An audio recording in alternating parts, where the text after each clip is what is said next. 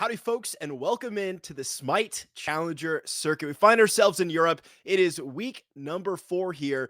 You got Dimes, you got Supersonic Blur, you got the Tanuki, and you got the Titans Blur. We're starting to wind down here on the SEC. Only a couple of weeks left on this Road to Worlds path with SEC teams fighting for their opportunity to play on the biggest stage. Indeed, it is, Dimes. We've got an interesting thing, like we've mentioned, winding down on things. We've got 5 weeks of play here. SPL, I believe, has 8 weeks, so they've still got a couple more weeks to stretch their legs, really get into the stride of fixing a lead or catching up. You don't got that opportunity here. You need to be winning these games if you are going to start securing things. For example, Tartarus Titans, they are 1 and 2 right now. If they have any shot of getting in, they really need to be looking at a 3-2 scoreline here, and even then, getting 2 O's would be the best look for them. On the other side of things, 2-1, Yomi Tanuki's coming off of a good 2-0 against the Olympus Bolts. They want to try and extend that, and a good 2-0 here, even a 2-1, I think they'd be happy with. Blur, let's kick it off with P's and B's here for game number 1 in this best of 3 set. Obviously, it's if you're in North America, it might be a little bit early for you joining us, so thank you so much for joining in. If you're in Europe, welcome. You can finally watch Smite at a normal time. Congratulations here. Yomi Tanuki and Tartarus Titans in this best of 3. As Camazotz taking off the board here. And don't forget that SPL coming right after this, and continue to join us after SPL, that is, for some more SEC action in North America a little bit later on today. Titans ruminating over their picks here as Raijin goes by the wayside. Now, typically we've been seeing like supports taken off the board here, junglers going the way as well. Is there any prioritization that you're looking towards for game number 1 here for either the Yomi Tanuki or the Titans? As it stands, these are starting to be the sort of meta picks that both of these teams are starting to look at. Camazotz has been very, very powerful in the jungle. One note as well on here, Yomi Tanukis have picked up the French Emperor, so Priel is not the jungle for Yomi Tanukis right now.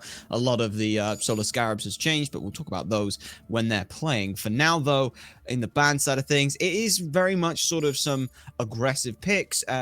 We are still seeing a lot of the sort of meta-defining ones, Chernobog being picked up, Freya being banned away, the Athena being banned away, Freya being left open is the big one to me. And I'm wondering whether or not this is sort of a bluff by the Titans saying, we've left it open, are you going to be prepared to pick it? And Yomi Tanukis seem to be more than happy to call that bluff. My question, though, is what are the Titans looking at to try and deal with this Freya? They've got very limited time in the early game. 2-3 items deep, this Freya is going to start being able to be impactful in fights, and more than that, she's going to start running the game. So we need early fights. We're thinking early pressure in the duo lane. We're thinking on hers. We're thinking high clear with Hachi. I'm thinking I want super strong jungle gank pressure for something like that. Now, Thor and Ratatoskr, both of those do offer that kind of aggressive dive in, but one of those is likely going to the solo side, so they're not going to be around to deal with the Freya much unless we're seeing some very, very early rotations. We've seen a lot of flexibility between Thor and Rat, kind of going to flip-flop in between solo and jungle, so we'll have to really get into game or let the rest of the draft play out to see how that is going to shake out. Looks like a Guardian in mid pickup here. And I mean, Thor and Rat, we've been seeing globals kind of dominate for like the last 5 weeks. SPL, SEC, globals have really been the name of the game between the Chernobogs, the Thors, the Rats, the Athenas, Giannis, things like that. So picking up 2 semi-global ultimates there immediately creates so much pressure across the map for the Titans. It's going to be the Ganesha, it's going to be the Baba Yaga lock, and already, I mean, this is a ton of magical damage off the rip. Freya, Baba Yaga can absolutely go nuts, and the Ganesh, deceivingly high damage character with those Dharmic Pillars. Yeah, Dharmic Pillars, I believe it was Innocent Rabbit a while ago, went through all the gods and sought the most damaging abilities. Yeah, Ganesh is just straight up there. If you can lock someone down on those pillars, you are taking insane amounts of damage, even just from a Guardian. It's surprising how many high scaling ults Guardians have.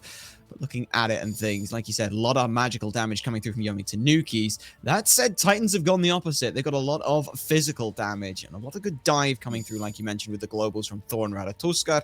It's going to come down to Ganesh really trying to be able to peel into the backline when the Titans can just go over the top of it. The Anhur, hopefully, though, this is the kind of matchup we're used to expecting now. If you've got a Freya in the ADC role, Anhur seems to be the go-to pick. High early aggression, good penetration with the passive. You want to be fighting like first item in, I wouldn't be surprised if we see the idea of just straight into RC and gas pedaling the entire lane.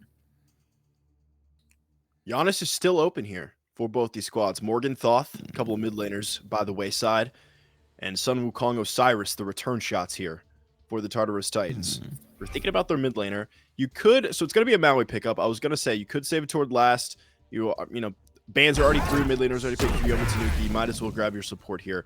I mean, are you thinking artillery style like an Agni, or more of a burst like a Poseidon, or pick up something like that Giannis and really cement that global pressure? What do you think would slot best here into the Titans draft? At this point in time, it is mainly going and trying to get into the backline. You've got a lot of great dive to get there. The Thor, Ratatoskr, both are going to do good. So you can make the argument, hey, let's go with Giannis because they can also follow through with it. It can be a little scary to get to them, though, and the Giannis hasn't been seen a whole lot, but the global presence, like you mentioned, has always been in the backline. But I like what Titans have done. They're looking to see the entire draft, how Yomi Tanuki's want to round things out, and they have opted for the Hercules solo, who has a very, very dominant lane presence, and also then into the team fights. The space creation they have is insane. And then follow that up with the Awilix. This is a god who is... I'm looking at this draft and I'm thinking, wow, that is interesting to see picked up. You haven't got a lot of knockups, but on the opposite side of things, Anhur leaps away. It's a fairly slow leap. You can pull Anhur out of that. And Maui, that solar swing, he just sits up there, right up in the air. That's a free target every time. And we've seen this idea before where the Awilix has been used to pick up some of the supports, just pull them in, get them out of their comfort zone, off rhythm, and then being able to just pick them off. And you mentioned Agni as one of these other artillery mages. I really like this because I think it fits sort of that middle ground. It gives you some long range with the Agni stuns, the Agni bombs. You can dump a lot of damage out very quickly, but also as well, it's not so close that you are concerned that you're going to get picked off when everyone else is diving. It's going to be the Agni lock-in here to round out the Tartarus Titans draft, and with 10 gods selected, Blur, we are ready to head into the battleground of the gods for game number 1 between the Yomi Tanuki and the Tartarus Titans here, kicking off this Saturday of Smite, bright and early. At least if you're in North America. It's about 6 in the morning here for me in the central time zone. But you know what, Blur? I don't want to start my day any other way than hang out with you watching two spectacular SCC teams. Now we can see where lestimics and MastKiII have elected to take Ratatoskr and Thor. And talk to me, I mean, you mentioned in picks and bans that this Hercules has just been a lane bully for the past few weeks. Been dominant. You see him take it into solo over and over and over. Talk me through this Thor matchup. Obviously not as tanky as an assassin. I mean, what is lestimics going to have to do to at least stalemate the pressure in solo? So as it stands right now, he's already got a little bit of pressure just being able to get to lane first, using that teleport early, knowing the cooldown is going to be fine. But as it stands, the big thing right now is actually just giving OgiBre a little bit of respect, giving them a little bit of space. Let minions do a little bit of the work. But even now, lestimics has gone into this going, hey, I am not here to just win the lane. I'm here to out-rotate, and I need to keep even. So if this lane stalls out and OgiBre can't get a dominant lead, that is already a win in my eyes for lestimics, and that's one of the big things. A lot of the solo lane comes down to knowing your matchups, and sometimes you got to have that ego in check. Yes, dominating the lane is amazing and feels great, but at the same time, you got to know what you're there for. Thor is a bit of a bully when they get sort of level 4, 5, because they can start getting a bit more ranged poke. But for now, it is all just about clearing the wave and not falling behind. Now, Blur, if I remember correctly, the last time we casted together with a Baba Yaga, there was like a first blood in 2 games in a row with the Baba Yaga. I mean, dominating the enemy jungler. Pikarino loves this Baba Yaga. I mean, even going back like several splits ago, I can iconically remember Pikarino picking up the Baba Yaga over and over and over, combining with the TheFrenchEmperor or whoever was jungling at the time and making things happen. Do you foresee Pikarino really putting the pedal to the metal in this middle lane, along with the TheFrenchEmperor on this Awilix, or is more attention going to be paid to this left-hand side where Bakú and this Anhur are likely going to have a little bit more pressure over their dual lane opponents? Well, as it stands, we did see MastKiII, just as you were mentioning all this, did end up getting the beats forced by TheFrenchEmperor, so it could very well be the case that that becomes a target. But right now, I do agree that I would like to see Bakú having a little bit more help when it comes to things. It is the Freya. We have mentioned before that, hey, Freya really needs to get behind early, or else she's just going to run away with it late. But as it stands right now, I mean, look at this duo lane. Calvìn is just absolutely shutting down anything that the supports want to do. Every time we've seen this, it's been just constant pressure for the Yomi Tanukis.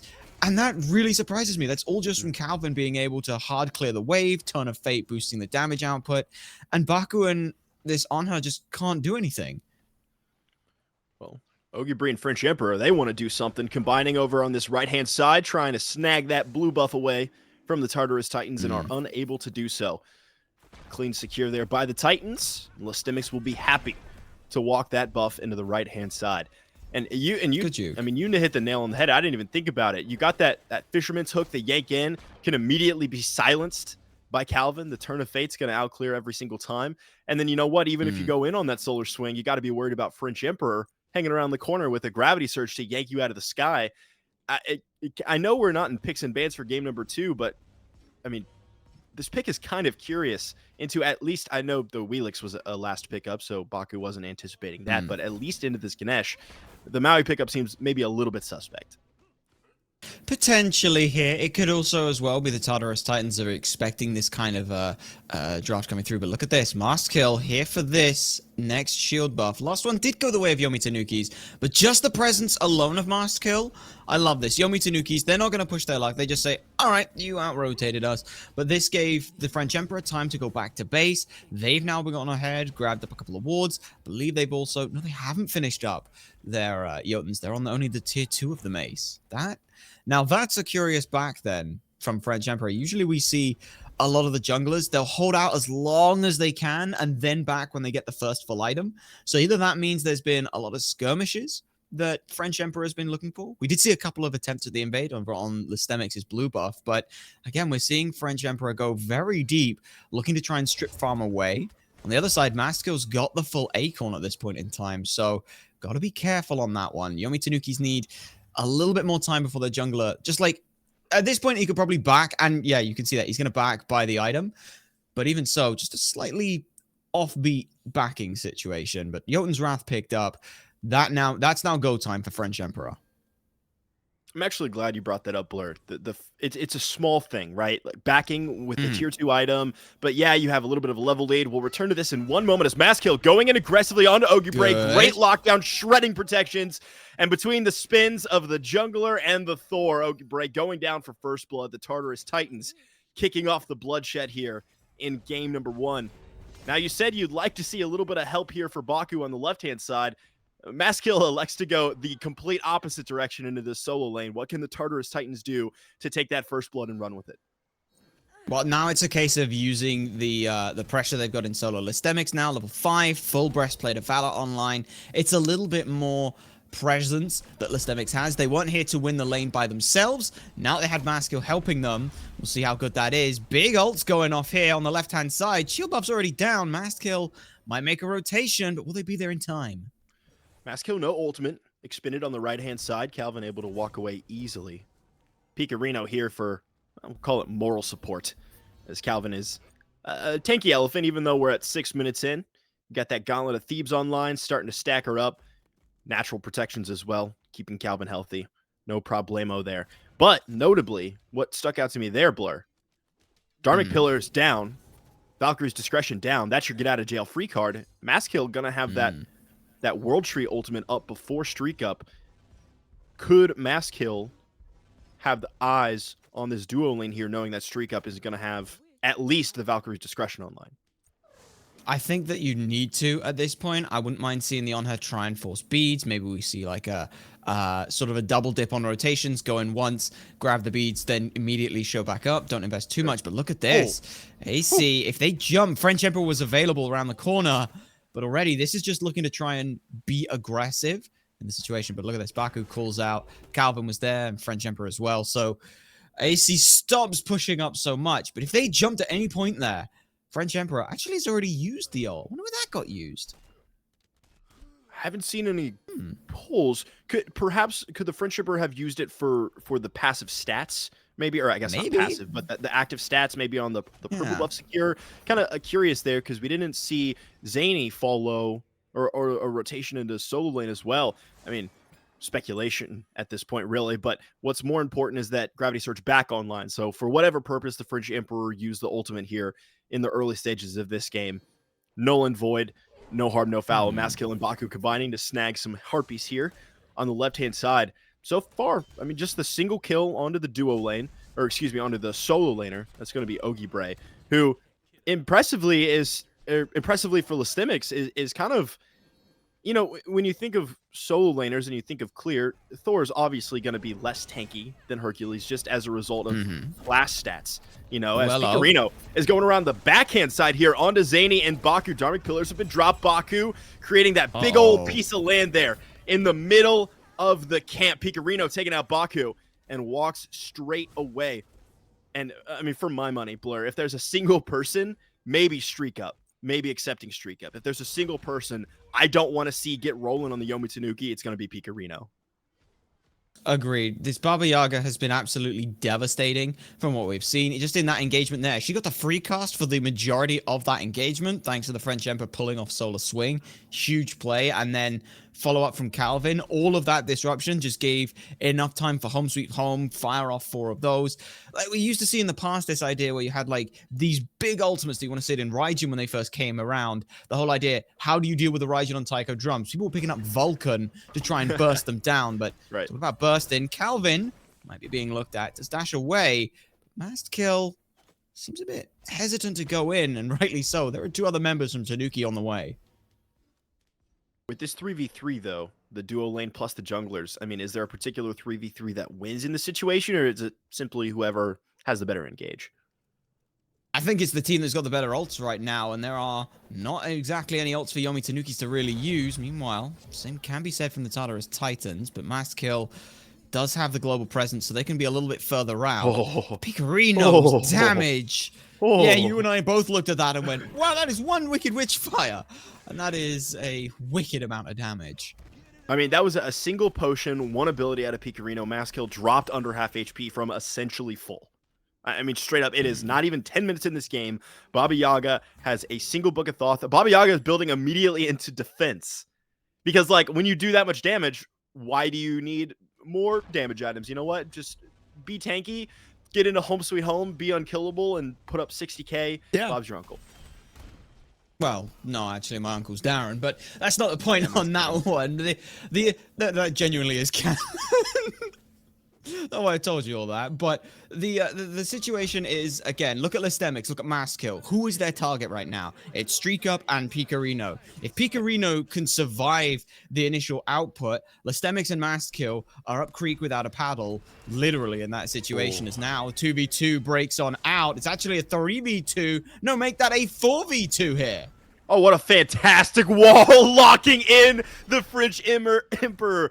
Playing geometry there. lestimics locking down the jungler. MastKiII falling low. OgiBre would love to follow up on the weakened jungler. Unfortunately, using the boulder to kick things off doesn't have that answer. But StreakUp and Calvìn do over on this left-hand side, and that's just Smite 101 right there. You have a big-time rotation on one side of the map. You answer on the other side. Pikarino forcing out AicyD here in the Home Sweet Home, and might as well throw a couple of those fire bolts on the Gold Fury for measure.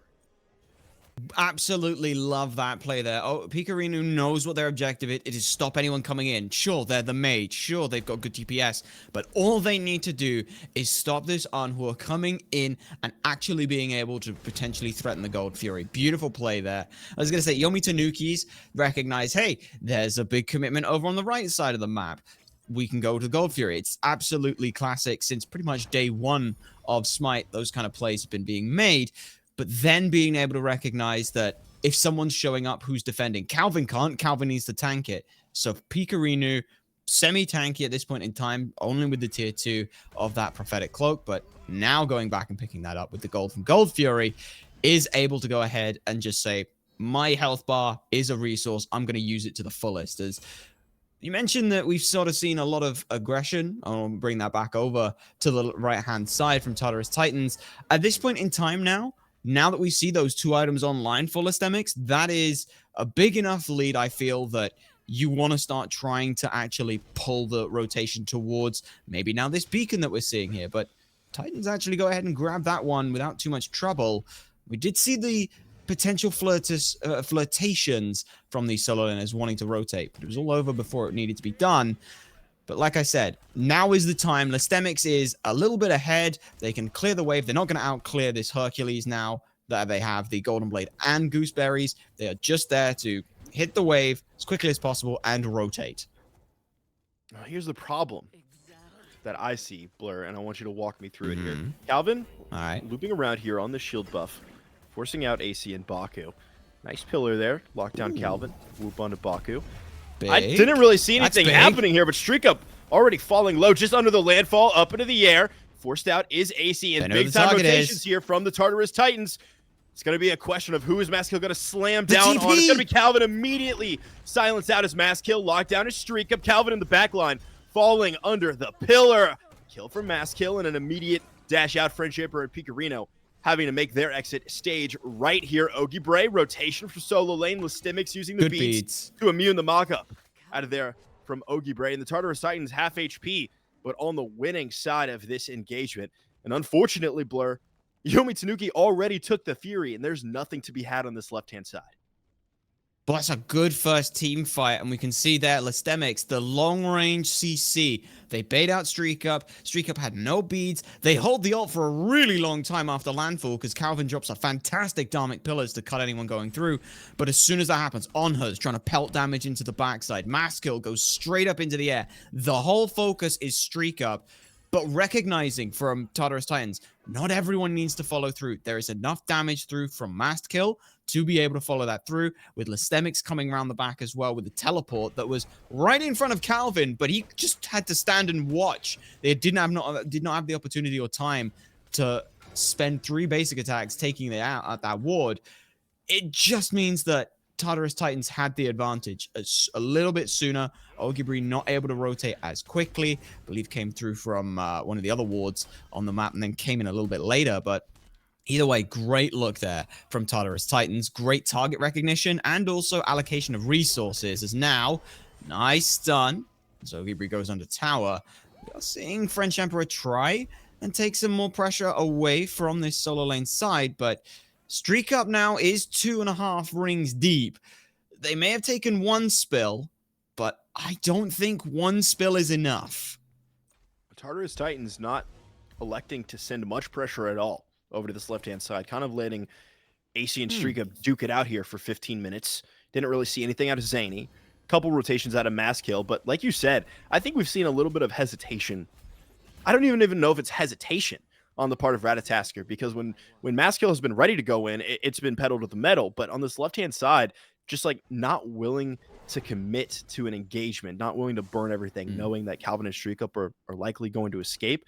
And like you said, that's resulted in only a single death here for StreakUp. And it's not like it's put this Freya behind it all, even with a lane opponent pretty much on par in itemization as well.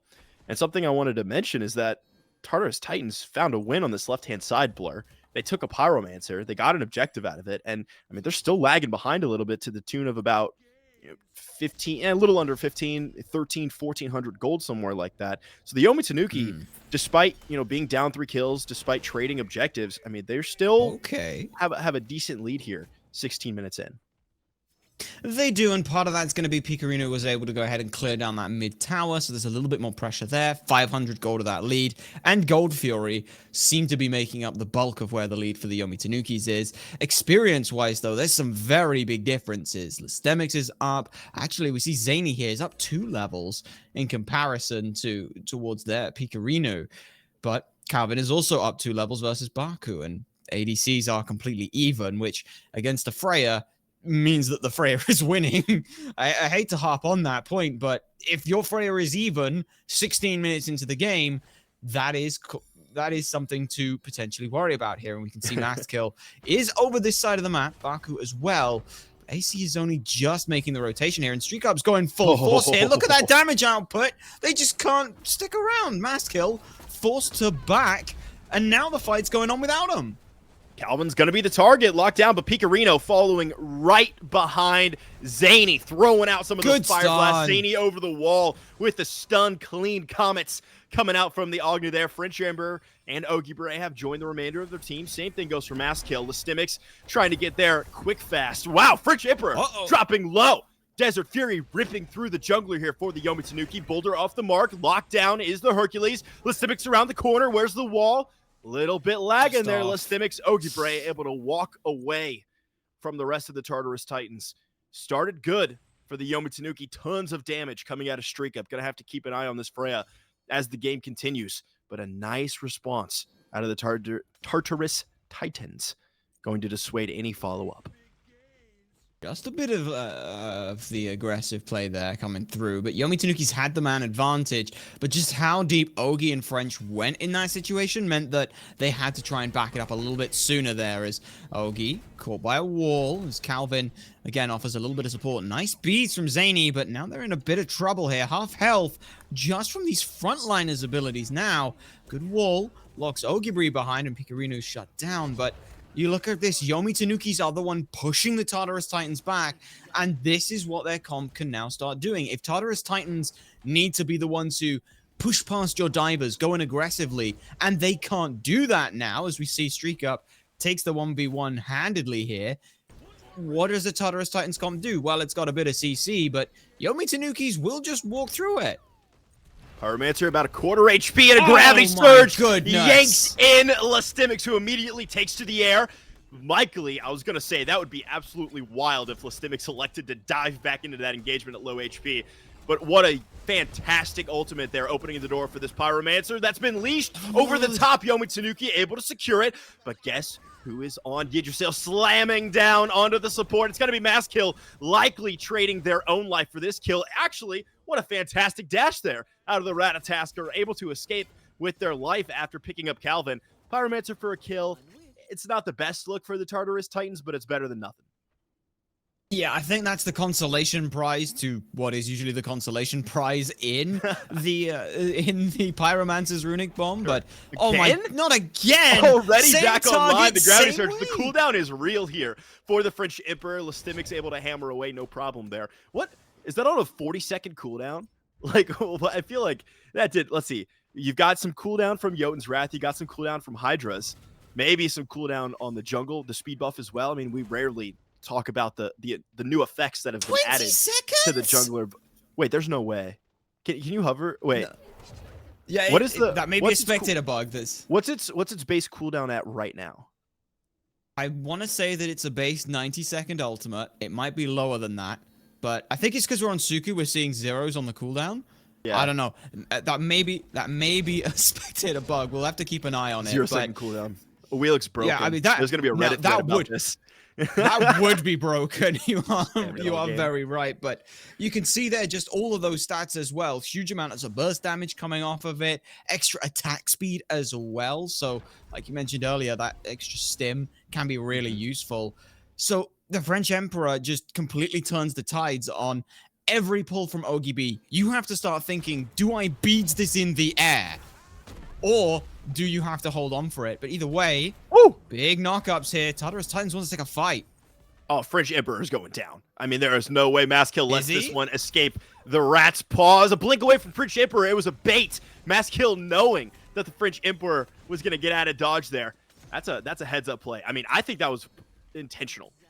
MastKiII probably maybe knowing the timer there on the blink. I'm serious. That looked because MastKiII could have gone in for a free kill there.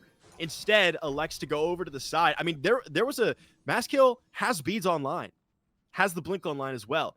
He could have gone in, gotten the kill, maybe with the acorns as well, and dashed out free with the CC immunity. I genuinely think that was intentional.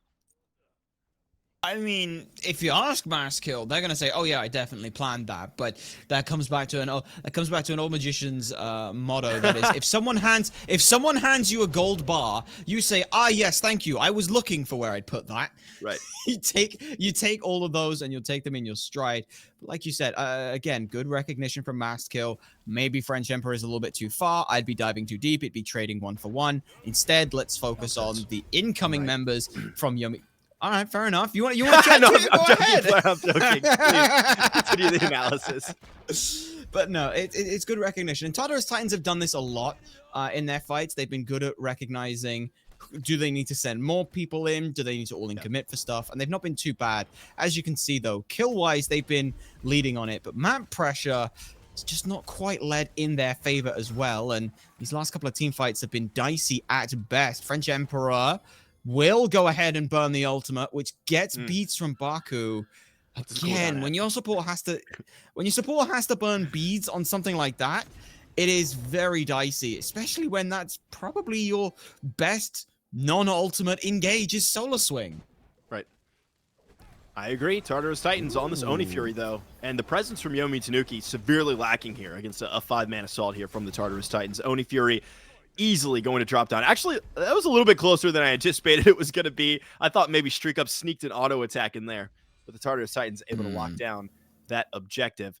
Here's something I want to talk about with you, Blur, and I think it's the story of this game so far, is confirmation. The Tartarus Titans, they get a target low, and then either MastKiII or lestimics are able to follow up. Even Zhainy, right, over the top with some of those fire bombs, right? Yomi Tanuki have dropped down the Tartarus Titans low every single time, but are unable to confirm. Tartarus Titans sneaking away the Pyromancer there. lestimics with a little sneaky hammer, able to snag that one, and that just goes to confirmation.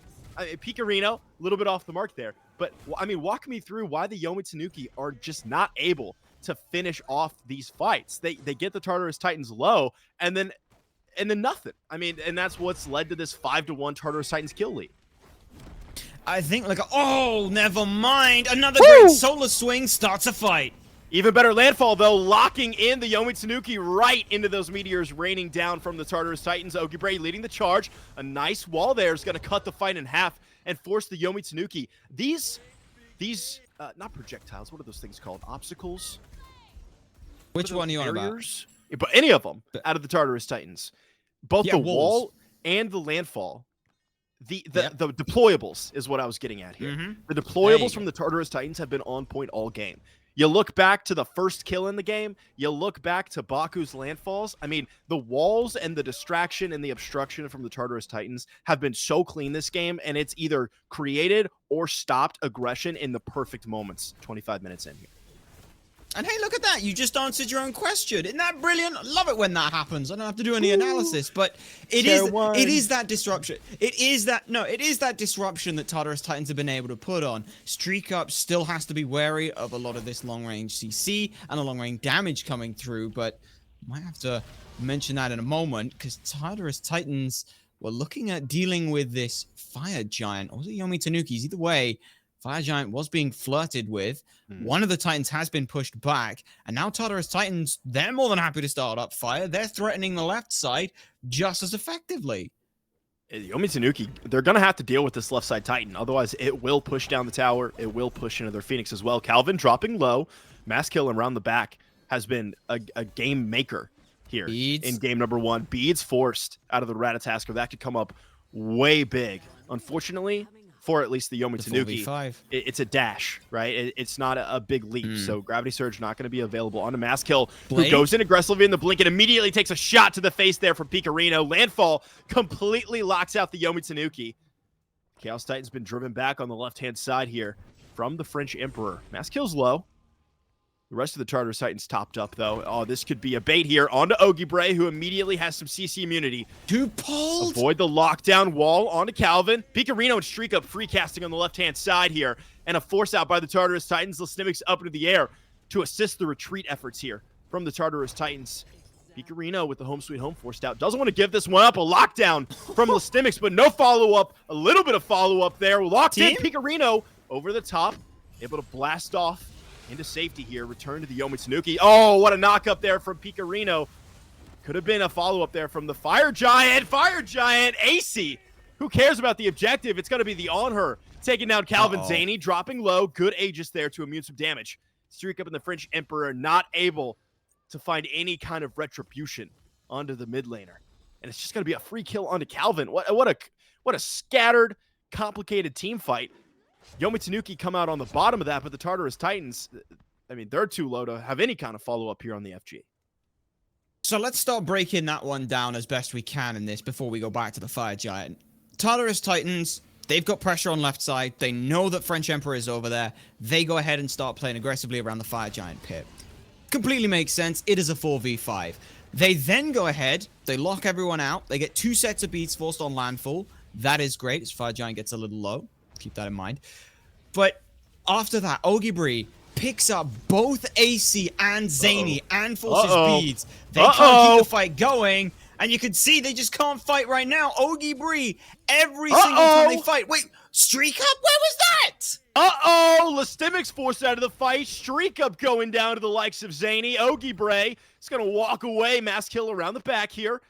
And it's going to be the FrenchEmperor, Pikarino, and the support on the back foot here as StreakUp's going to be down for 40 seconds. Pikarino locked down once, locked down twice. Raining fire onto Pikarino. The landfall not going to grab Pikarino. It's a full commit here. Aegis Force. There's a double dunk onto Pikarino. They want this Baba Yaga. Dead hammer off the mark. Lestimics, one more auto attack. Not gonna find it. Pikarino able to sneak out, but Calvìn might pay for it in the meantime. Lestimics going down to the FrenchEmperor Zhainy. What a kind of BM is that? Taking it down with those noxious fumes. A kill onto Calvìn with some lung issues there. Might have to go to the doctor. OgiBre and FrenchEmperor trying to stop the Pyromancer. Going to be able to successfully do so. OgiBre not quite done. Off the mark with the knockup. And Pikarino escaping that fight is a crime against humanity, against gods, against deities. I mean, what a shame there I think so. for the Tartarus Titans that Pikarino can't find the grayscale. Unfortunate, but that just comes down to that little bit of extra movement speed, the slow that they're able to walk through, and then as well, just that tanky stats from Prophetic Cloak. But now it's Tartarus Titans who can do Fire Giant. Calvìn, the only one who won't be able to be grabbing the buff, but unless Zhainy can drop it with the bombs, and they will be getting away with 4. Yomi Tanuki secure the Fire Giant, may pay for it with their lives. OgiBre dashing immediately into the fire bomb over the top there from Zhainy, who's not done. Noxious fumes, beads from OgiBre. Bomb off the mark. Little bit of healing, little bit of protections, and that's the difference for OgiBre, who's able to walk away with their life and put Fire Giant on 1, 2, 3, 4 members of the Yomi Tanuki. It is a great look for them, and this is the stage of the game, 30 minutes in, StreakUp practically full build, minus whatever they sell the Bountiful Battle for. They've gone ahead and upgraded the starter as well, so now you pop your Pulse, you pop your Irradiate, you're doing 17% more damage, you're taking like 15% less damage from Gem of Focus popping through. It's absolutely insane what these basic attacks can start doing with this Freya late game, and all 4 of the rings, Cyclopean rings, it's essentially just Soul Reaver on a cooldown that you set. It's absolutely disgusting there, as now we can see that gold lead the whole time. Kills have been in favor of Tartarus Titans, but every step of the way, Yomi Tanukis have had the gold lead, and that has been a key factor. Yomi Tanuki have taken these fights, recognizing, remember all the way back when we talked about lestimics in the laning phase, and it's how I'm not here for the laning phase, I'm here to show up late to the team fights. That is exactly what Yomi Tanukis have done on their entire team. We're not here to win this early. We're here to make it through to the late game without being too far behind, and they have succeeded. Tartarus Titans being undissuaded here from pushing into the Yomi Tanuki. But I mean, 5k gold lead, Yomi Tanuki, who cares about kills, right? We're at 30 minutes. We're level 20 across the board, minus this level 16 Bakú. I mean, that's something that the Tartarus Titans are going to have to focus on, getting XP the way of their support, capped out at level 20. It's going to be important here as we head into the later game, already kind of hitting late game here. But Yomi Tanuki biding their time this entire game, not looking for bloodshed, understanding they're going to scale incredibly. And now the Tartarus Titans on the back foot. I mean, this left side tower going to go down. Bird's going to be pressured. What's the defense look like here from the Tartarus Titans? Well, the good news is that long-range CC and their walls do make a good bit of disruption. However, the problem is that Yomi Tanukis, first of all, Calvìn can walk through those with remove obstacles, which means they don't matter about it. And also, OgiBre is always going to be a threat, and if they are leading the charge, every big pull pushes members so far back. And look at that. The faux defense holds for a matter of minutes. As soon as OgiBre and Calvìn walk up, everyone on Tartarus Titans is falling back. Because even Calvìn has a knock-up, I just realized. That remove obstacles, if it hits a target, 1, 2, 3, alley-oop, that's technically a knock-up French Emperor could pull off of. The French Emperor has been making use of the ultimate in unique ways. I love watching an Awilix player that is technical. Like, there is nothing, I think, cleaner than knockups over the wall, nice feather steps to immune damage. I mean, you can do so much with Awilix's kit, but one thing that I think is severely underrated is Gravity Surge being used as more than just an engagement tool, as a follow-up tool, using it for passive stats. And I've really thoroughly enjoyed watching the French Emperor pilot this Awilix this game. It's been impressive to watch for sure. Yomi Tanuki moving into this tier 2 tower. OgiBre, what's impressive is the damage that the Tartarus Titans can do to the enemy front line. French Emperor, no Gravity Surge online, already being used on Bakú, who used those beads. It's going to be a double dunk down. lestimics going to lead the charge here. MastKiII didn't get any value for hopping into that world tree. And the Tartarus Titans expending a lot just to make Yomi Tanuki walk the other way. The Tartarus Titans are going to have to, if that's what it takes for the Tartarus Titans to force out the Yomi Tanuki, I mean, what's it going to take for the Tartarus Titans to engage on the Yomi Tanuki, or at the very least, push a team fight forward? See, that was a bit awkward because, again, they wanted to look at Pikarino, who was home sweet homing, just throwing out damage. And the idea was, all right, MastKiII, I'm going to wait till Pikarino falls out of the ult, and then I can knock him up and we can pick up a kill. That never ends up coming into fruition. But then also as well, lestimics is also in the air. And the rest of Yomi Tanukis are just beelining down the mid lane. They're just too far away at that point. So either Tartarus Titans need to go, let's just pull the trigger, blow them up now while we can, and take the fight as best they can, which I don't, I'm not going to be like, oh, they should have done that, because it was against the Fire Giant team and a Freya. But MastKiII caught up for his own wall! The Thor player actually working in a 4v6! MastKiII up in the air, though. It actually gets a little bit of damage. Muted, gets pulled right back in. Is Bakú. Bakú able to solar swing away with just a tick of HP. Tartarus Titans with not one, but 2 miraculous escapes for the likes of MastKiII and Bakú. And French Emperor, Ogi, and Calvìn all using their ultimates expended. But once again, Blur, no follow-up, no confirmation from the Yomi Tanuki. That final tick of damage just isn't there for the Order team. lestimics up in the air and coming back down onto the back line. Fire Giant's falling low. It's going to be a coin flip. Yomi Tanuki able to secure the objective. But what kind of reprisal does the Tartarus Titans have? MastKiII is going to go down. So not just reprisal, but a little bit more for the Yomi Tanuki, who pick up a Fire Giant on all 5 and a kill onto MastKiII. On the back end of that, I see you just with your hand on your forehead in disbelief. I mean, that was a coin flip, and then I don't even know what to call it, a dive from MastKiII, a misplay? I mean, how would you characterize that? It's hard to say it's a misplay. MastKiII went in, and then, again, you all-in commit to that. If you lose it, you are wasting as much time as you can. Unfortunately, Blink follows Blink, so French Emperor is able to outrange at that point. My thing is, I'm looking at this thinking, MastKiII, if you're going to drop in, use the bombs, that is the only time you're going to get to use it, because now you're being sieged at your Phoenixes, and your mid laner is being demolished.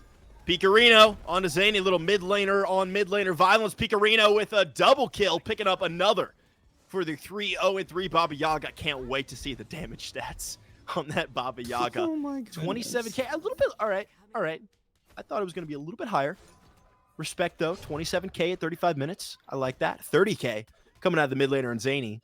I mean, we've seen the bombs connect more times than not here onto the Yomi Tanuki. Speaking of the Yomi Tanuki, heading into the pit here of the middle lane Firebird. It's 5v3 for at least the next 27, 26, 25 seconds here as Zhainy and Bakú nicely synced up. It's actually pretty satisfying to see those timers tick down at the exact same time. It's not satisfying for the Tartarus Titans, who are begging for their mid laner and support to get back, though. AicyD yanked in. AicyD with an Aegis. AicyD into the grayscale. Bye-bye on her. The French Emperor, one more for the jungler. MastKiII on the backhand side is getting handled here by Pikarino, who puts the finishing touches onto the poor little Ratatoskr. lestimics up into the air, crashing down onto the back line, but that's on to 2 members in the French Emperor and Calvìn. Were a little difficult to kill. The Titan gonna fall here for the Tartarus Titans and the Yomi Tanuki with, I mean, a relatively quiet game, Blur. It's not like they pushed the early, they snowballed it in mid, and then they had fireworks in late game. This was quiet from the Yomi Tanuki, quiet dominance the whole way through, and then just walk into the throne room and take the game nonplussed. It was absolutely beautifully played from them. You may have heard my slight annoyance. There are 3 runic bombs that you have. You've got to do something. Runic bombs, sure, it's a knock-up at best for these late-game team fights, but you gotta use something on that, because you saw how effective knock-ups were for Yomi Tanuki's. Every single time these big engagements come through, it's OgiBre pushing the heads really far forward, and then TheFrenchEmperor just able to pull whoever it is that's picked up so far into the back line of the enemy team. That last fight was all off of OgiBre walking into that mid Phoenix, and AC just could not backpedal fast enough because the Phoenix was going to fall. So you're damned if you do, damned if you don't on that. But this whole pick, I don't know whether leaving the Freya up was like calling a bluff, whether they had a plan for it, whatever it was. I don't think we saw it this game. The Freya was a problem. The Baba Yaga, it was a problem. Calvìn on Ganesha, issues. Hercules in the solo lane, Bit of a problem. Issues. You see the theme that I'm developing here. There's back to the drawing board for sure for picks and bans in game number 2. We'll see you there in just a few minutes. Stick around. Throw it to a quick break.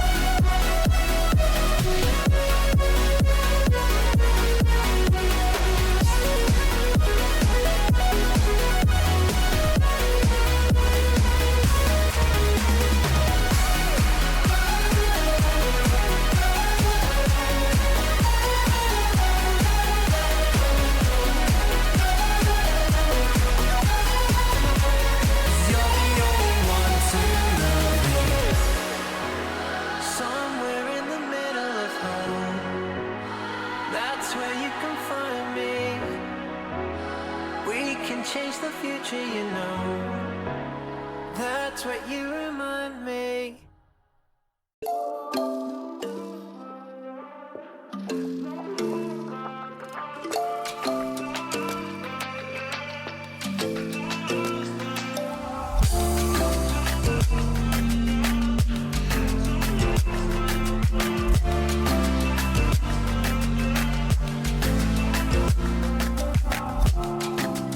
None of this seems right. What am I holding on to? If it could be black and white, with it to sunrise. 'Cause I'm not gonna stay for a second last chance.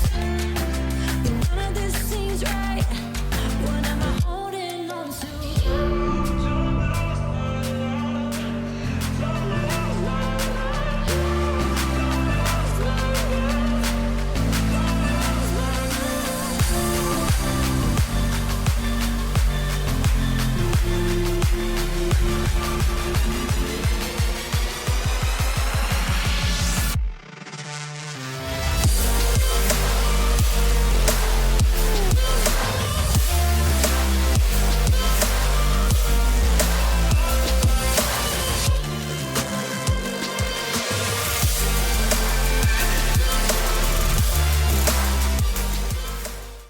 Howdy, folks. Welcome back into the Smite Challenger Circuit. We're still in Europe. I'm still Dimes.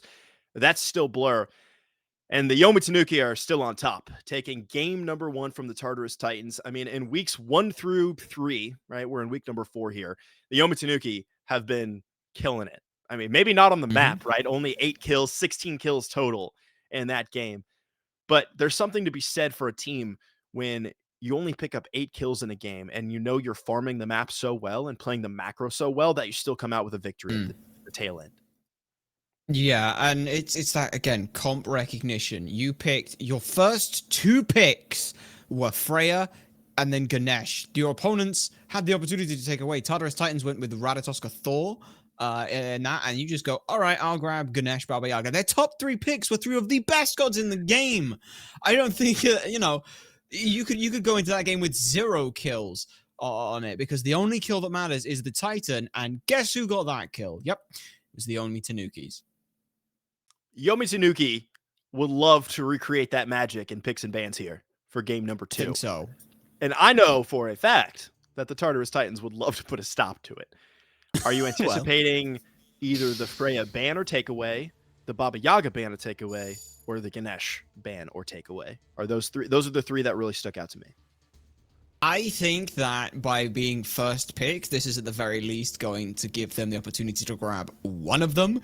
Yomi Tanuki may very well go ahead and change up their bans on this side of things, but Tartarus Titans, same ban, start off as they did before. The Umoja, the Raijin, both of these were banned away last game. No surprise to see that. But at this point now, it's Tartarus Titans. They're comfortable banning the same gods they did last time, because they are going to guarantee get one of the 3 gods that you just mentioned. And it's up to Yomi Tanuki's. Are they going to flinch? Honestly, I don't think they necessarily need to. They'll ban away the same gods as last time. I feel like at this point, Yomi Tanuki's are almost daring the Titans to do it, because, the 2 better ones, whatever Titans don't pick. Let's say they do take the Freya, which actually now is banned away. Titans will be the first to blink on that.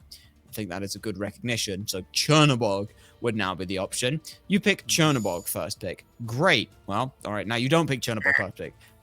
Please take the Ganesh. I think that the Ganesh is the bigger one. Calvìn just made every engagement so much easier for the rest of the team. It is so easy to build a comp around. But at the same time, when you see Pikarino play the Baba Yaga like this, again, there is no reason not to go ahead and take it. Zhainy had a fantastic game, not for, lack of trying and things. Their last game was very, very good. You mentioned you wanted to see the damage output.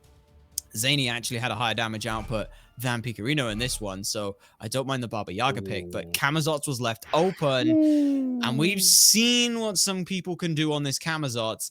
But Yomi Tanuki's also picking up the Thor. Okay. Is OgiBre trying to style on the Semix, saying, hey, let me play the Thor now? Because that might be what's happening. I mean, globals have dominated, right? We've made that very clear over the past few weeks here. You pick up the Camazotz because Camazotz is just unbelievable right now and able to dive on the Baba Yaga in the backline too. Once that blast off is done, Baba Yaga is just like a sitting duck minus, all of the damage. It's kind of like natural peel built into the kit. But it could be a killer matchup. On her locked in here. We saw the Sun Wukong go the way of the banning phase, instead being taken here by the Tartarus Titans in the first phase. Okay. But I mean, this Thor Camazotz is just already a killer 1-2 engage here from the Yomi Tanuki. If you're Pikarino, you play whatever you want. You save the pick for the last pick, right? And Calvin getting able to get that Ganesha again. I mean, this Anhur and Sun Wukong, I'm not knocking those picks at all. I think they're fantastic lane bullies. I think they scale great. More important than the elephant, that's a question mark. Yeah, I think that is the elephant in the room at this point in time, is you let that go. Oh, come on! You guys knew that! You literally set me up for that one! I could leave! I can leave, but anyway. I can leave, but yes, as I was saying, giving Calvin back the Ganesh, it is so good at this point in time. And now Yomi Tanukis are just going to ban away MastKiII, give them no opportunity to be impactful in this game. I'm not surprised to see that. We do see Zhainy start banning away. We do see Pikarino starting to get banned away, the Agni and the Yanis. Thought the Yanis there. Yeah, that's the big one. His Thor was banned last game, but... Okay, so production did whisper to us, it's time to party when the Ganesh showed up. Yeah, I mean, here's the thing. No, this is a troll. This is a Dimes troll. It's a Dimes troll for sure. Is it a troll? Yes, because sure? I've made my stance on AP very clear, and the producers are all aware of that. So, well, I wasn't. So, yeah. Oh no, I could write a thesis statement about my feelings for Opwash. Tiamat is going to be the lock-in. Tiamat is someone that I feel like is like this in the meta, where it's like highly prioritized #1 pick and looks fantastic on field, or is not prioritized and is a lower pick in the draft, but still looks fantastic on field. I don't think we've seen Tiamat in a space where she was really ever like ineffective on a map. Sometimes players have utilized her poorly, right? But I think Tiamat is a solid pick up here. Excited to see what the skilled mid laner and Pikarino can do on that pick. It's going to be a Maui Awilix here for the Titans. So it's almost like a revenge game. Like, okay, you know what? It worked for you in game #1. We're going to snag it away and see if we can recreate some of that magic. I mean, Baba Yaga, Maui Awilix on her. Looks good. I guess not. I mean, it's sort of a revenge comp. Both these teams have picked up parts from it. The thing is, this Awilix, again, it's this counter idea. The Camazotz wanting to be able to jump in and then use the ult to escape. The big one here is that Tiamat, the stance change, is the stance change here. That's the big one for it, is that you can't leap in. A lot of the times you think Paul, when you think Tiamat, when she was one of these highly prioritized cards, Paul would more than willingly go like second item Breastplate of Valor, jump into the middle of the fight, start things off with a huge ult, getting so many protections, getting so tanky, and just pushing the rest of the team back. Awilix now says, hey, you want to jump in? You're going to do it on my terms. But things are heating up here as Soul returns to the battleground. Another one of those super hot to super cold gods. It's aggressive into the Anhur, but with Ganesh there, I don't think you even needed to worry about it. We have a switch up here from the Tartarus Titans, stealing a couple pages from the Yomi Tanuki's playbook, and the Tanuki showing us a new brand of Smite here in game #2 as we head onto the battlefield. Tartarus Titans trying to make this a 3-game set. The Yomi Tanuki trying to close out another nice set of Smite and move on to 3-1 in the standings. And mentioned at the very top of the cast here, Blur, time is dwindling for these teams. And this is the phase that matters. This is the split that matters. This is they're fighting for literally an opportunity to fight into SPL teams, to find their spot at Worlds if they're able to make it that far. So going to 3-1, it's going to be huge for Yomi Tanuki. And if you're the Tartarus Titans, dropping yet another set is almost certainly going to spell a nail in the coffin for their World hopes. Yeah, at that point, you are playing spoiler to the highest bidder, or for the highest bidder, I suppose, at that point. But Tartarus Titans, not out of it just yet. Like you said, there are still potentially 2 games for them to battle it back to parity and win here. And the comp they've drafted doesn't exactly scream, we feel like we're out of it. This is, again, very much playing to their style. They want to play aggressive. They want to try and knock this home early. AC had a decent look onto the Anhur. It's just that the rest of the team didn't necessarily, I don't want to say it was the team's fault, but the team fights never happened around the duo lane a lot. And when they did, it was already starting to feel a little too late. We saw 1 or 2 major engagements, but in this game, we'll have to see whether or not MastKiII is able to make some rotations over there, or whether or not they feel the need to. Big switch up here. lestimics now the one with the lead in the solo lane, and exact same idea against the Hercules. This Thor not here to deal with them at all early, especially into a lane bully like Sun Wukong. So let's chat Camazotz. We've been seeing this Camo picked up in pretty much every game, or at least picked and banned in every game.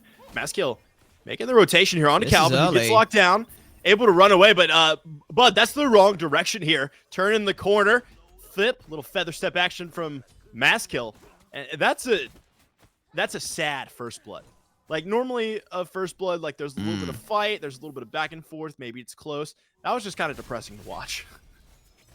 I think so as well. I think what's also slightly sad for the Tartarus Titans there is I believe the shield buff may have been stolen by StreakUp. But at that point there, Calvìn, I mean, usually you don't want to burn your beads when you're like, oh, I'm dead to rights anyway, but the beads burn was to enable StreakUp to fully clear out the wave, start pushing it in towards the tower, and also grab one of the bastions. So they got a lot of compensation, shall we say. StreakUp got a lot of compensation. Calvìn, though, unfortunately did not, is now down half a level or so to Bakú, but already big switch up there as now we might be seeing the Camazotz try and take this 1v1.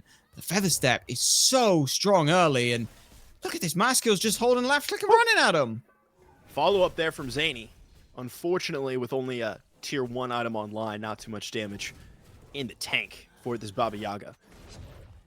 Do you anticipate seeing MastKiII work into the deep jungle like we just saw, taking those 1v1s and looking for early kills on a FrenchEmperor, or is that going to kind of pan out here as we take over to 3 minutes and start getting deeper into game number 2 here? I think you gotta play the hand that you're dealt here, and MastKiII wants to go super hard, aggressive early. We saw them already pick up an assist onto the left side of the map. Now, looking to extend that lead here. This also as well puts OgiBre slightly behind here. Thor is not the most mana savvy god, shall we say. So having that extra mana sustain an MP5 would have been very, very useful for OgiBre. Now having to back, they have upgraded their teleport, but I believe in doing so, it does mean they're on only a tier 2 for their breastplate here. So at this point, MastKiII is running the game on this god. And to be fair, if you can get Awilix off to a good early start, Awilix can be one of those gods that goes from I am a counter pick, I am here to stop you dashing in aggressively, to I am now going to make your life suffer. If you jump away from me, I kill you. If you don't jump away from me, I burn you down too quickly for you to be able to deal with me. Desert Fury, wave clear. Okay. It's the optimal use for the ultimate. 4 minutes into this game, I mean, MastKiII and Zhainy combining to clear out the middle lane. But hey, man, when you Blur, when you got to get to base, you got to get to base. Like, you got to get to base right now. I mean, you got stacking to do. It's important. You got to go get those dev skills online. There's no time to waste. Exactly. I mean, solo laners get to do it. Why can't ADCs get to do it? Why can't mid laners get to do it? I mean, we know why supports don't get to do it, but those ults, not exactly wave clear material. But I do agree. Like you said, it's the perfect use for it this early in the game. What else is going on? AC's got the stacks going. MastKiII's already got enough damage output where it's not going to be needed. You've got good CC to support the rest of it. At this point, it is just a slightly longer range basic attack and extra set of beads for you. So use it while you do. It's why a lot of the times we'll see in situations like this, let's say OgiBre up down. Oh, never mind. I was gonna say, let's say Ogi had beads, they'll use the ult first because it's a lower cooldown.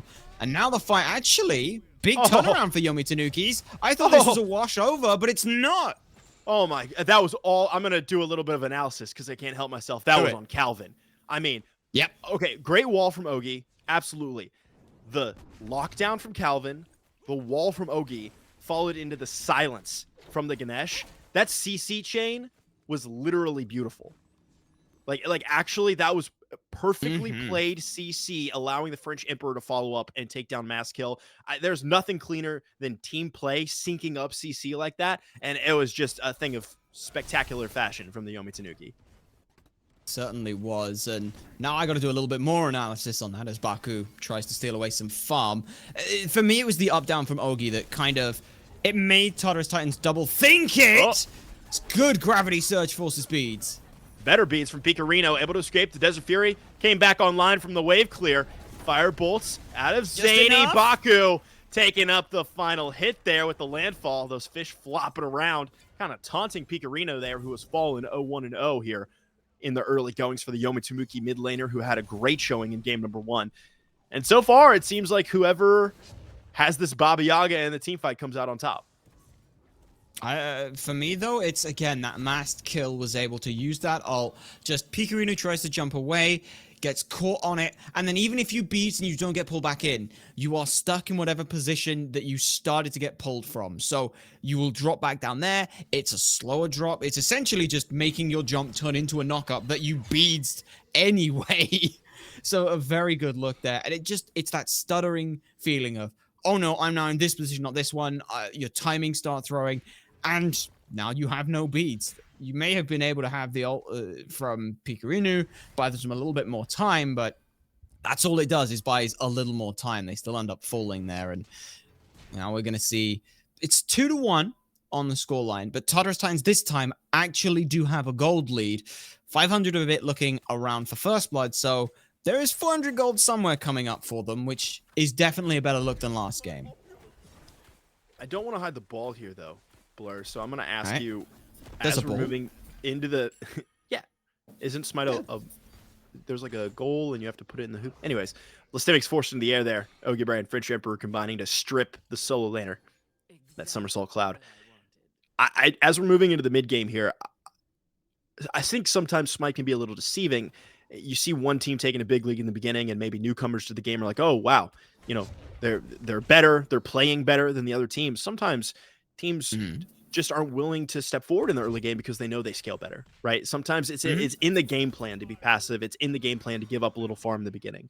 So I want to talk that with the Yomi Tanuki here, who have fallen to a bit of a deficit here. Looking at these two squads kind of in totality, is there one that scales a little bit more?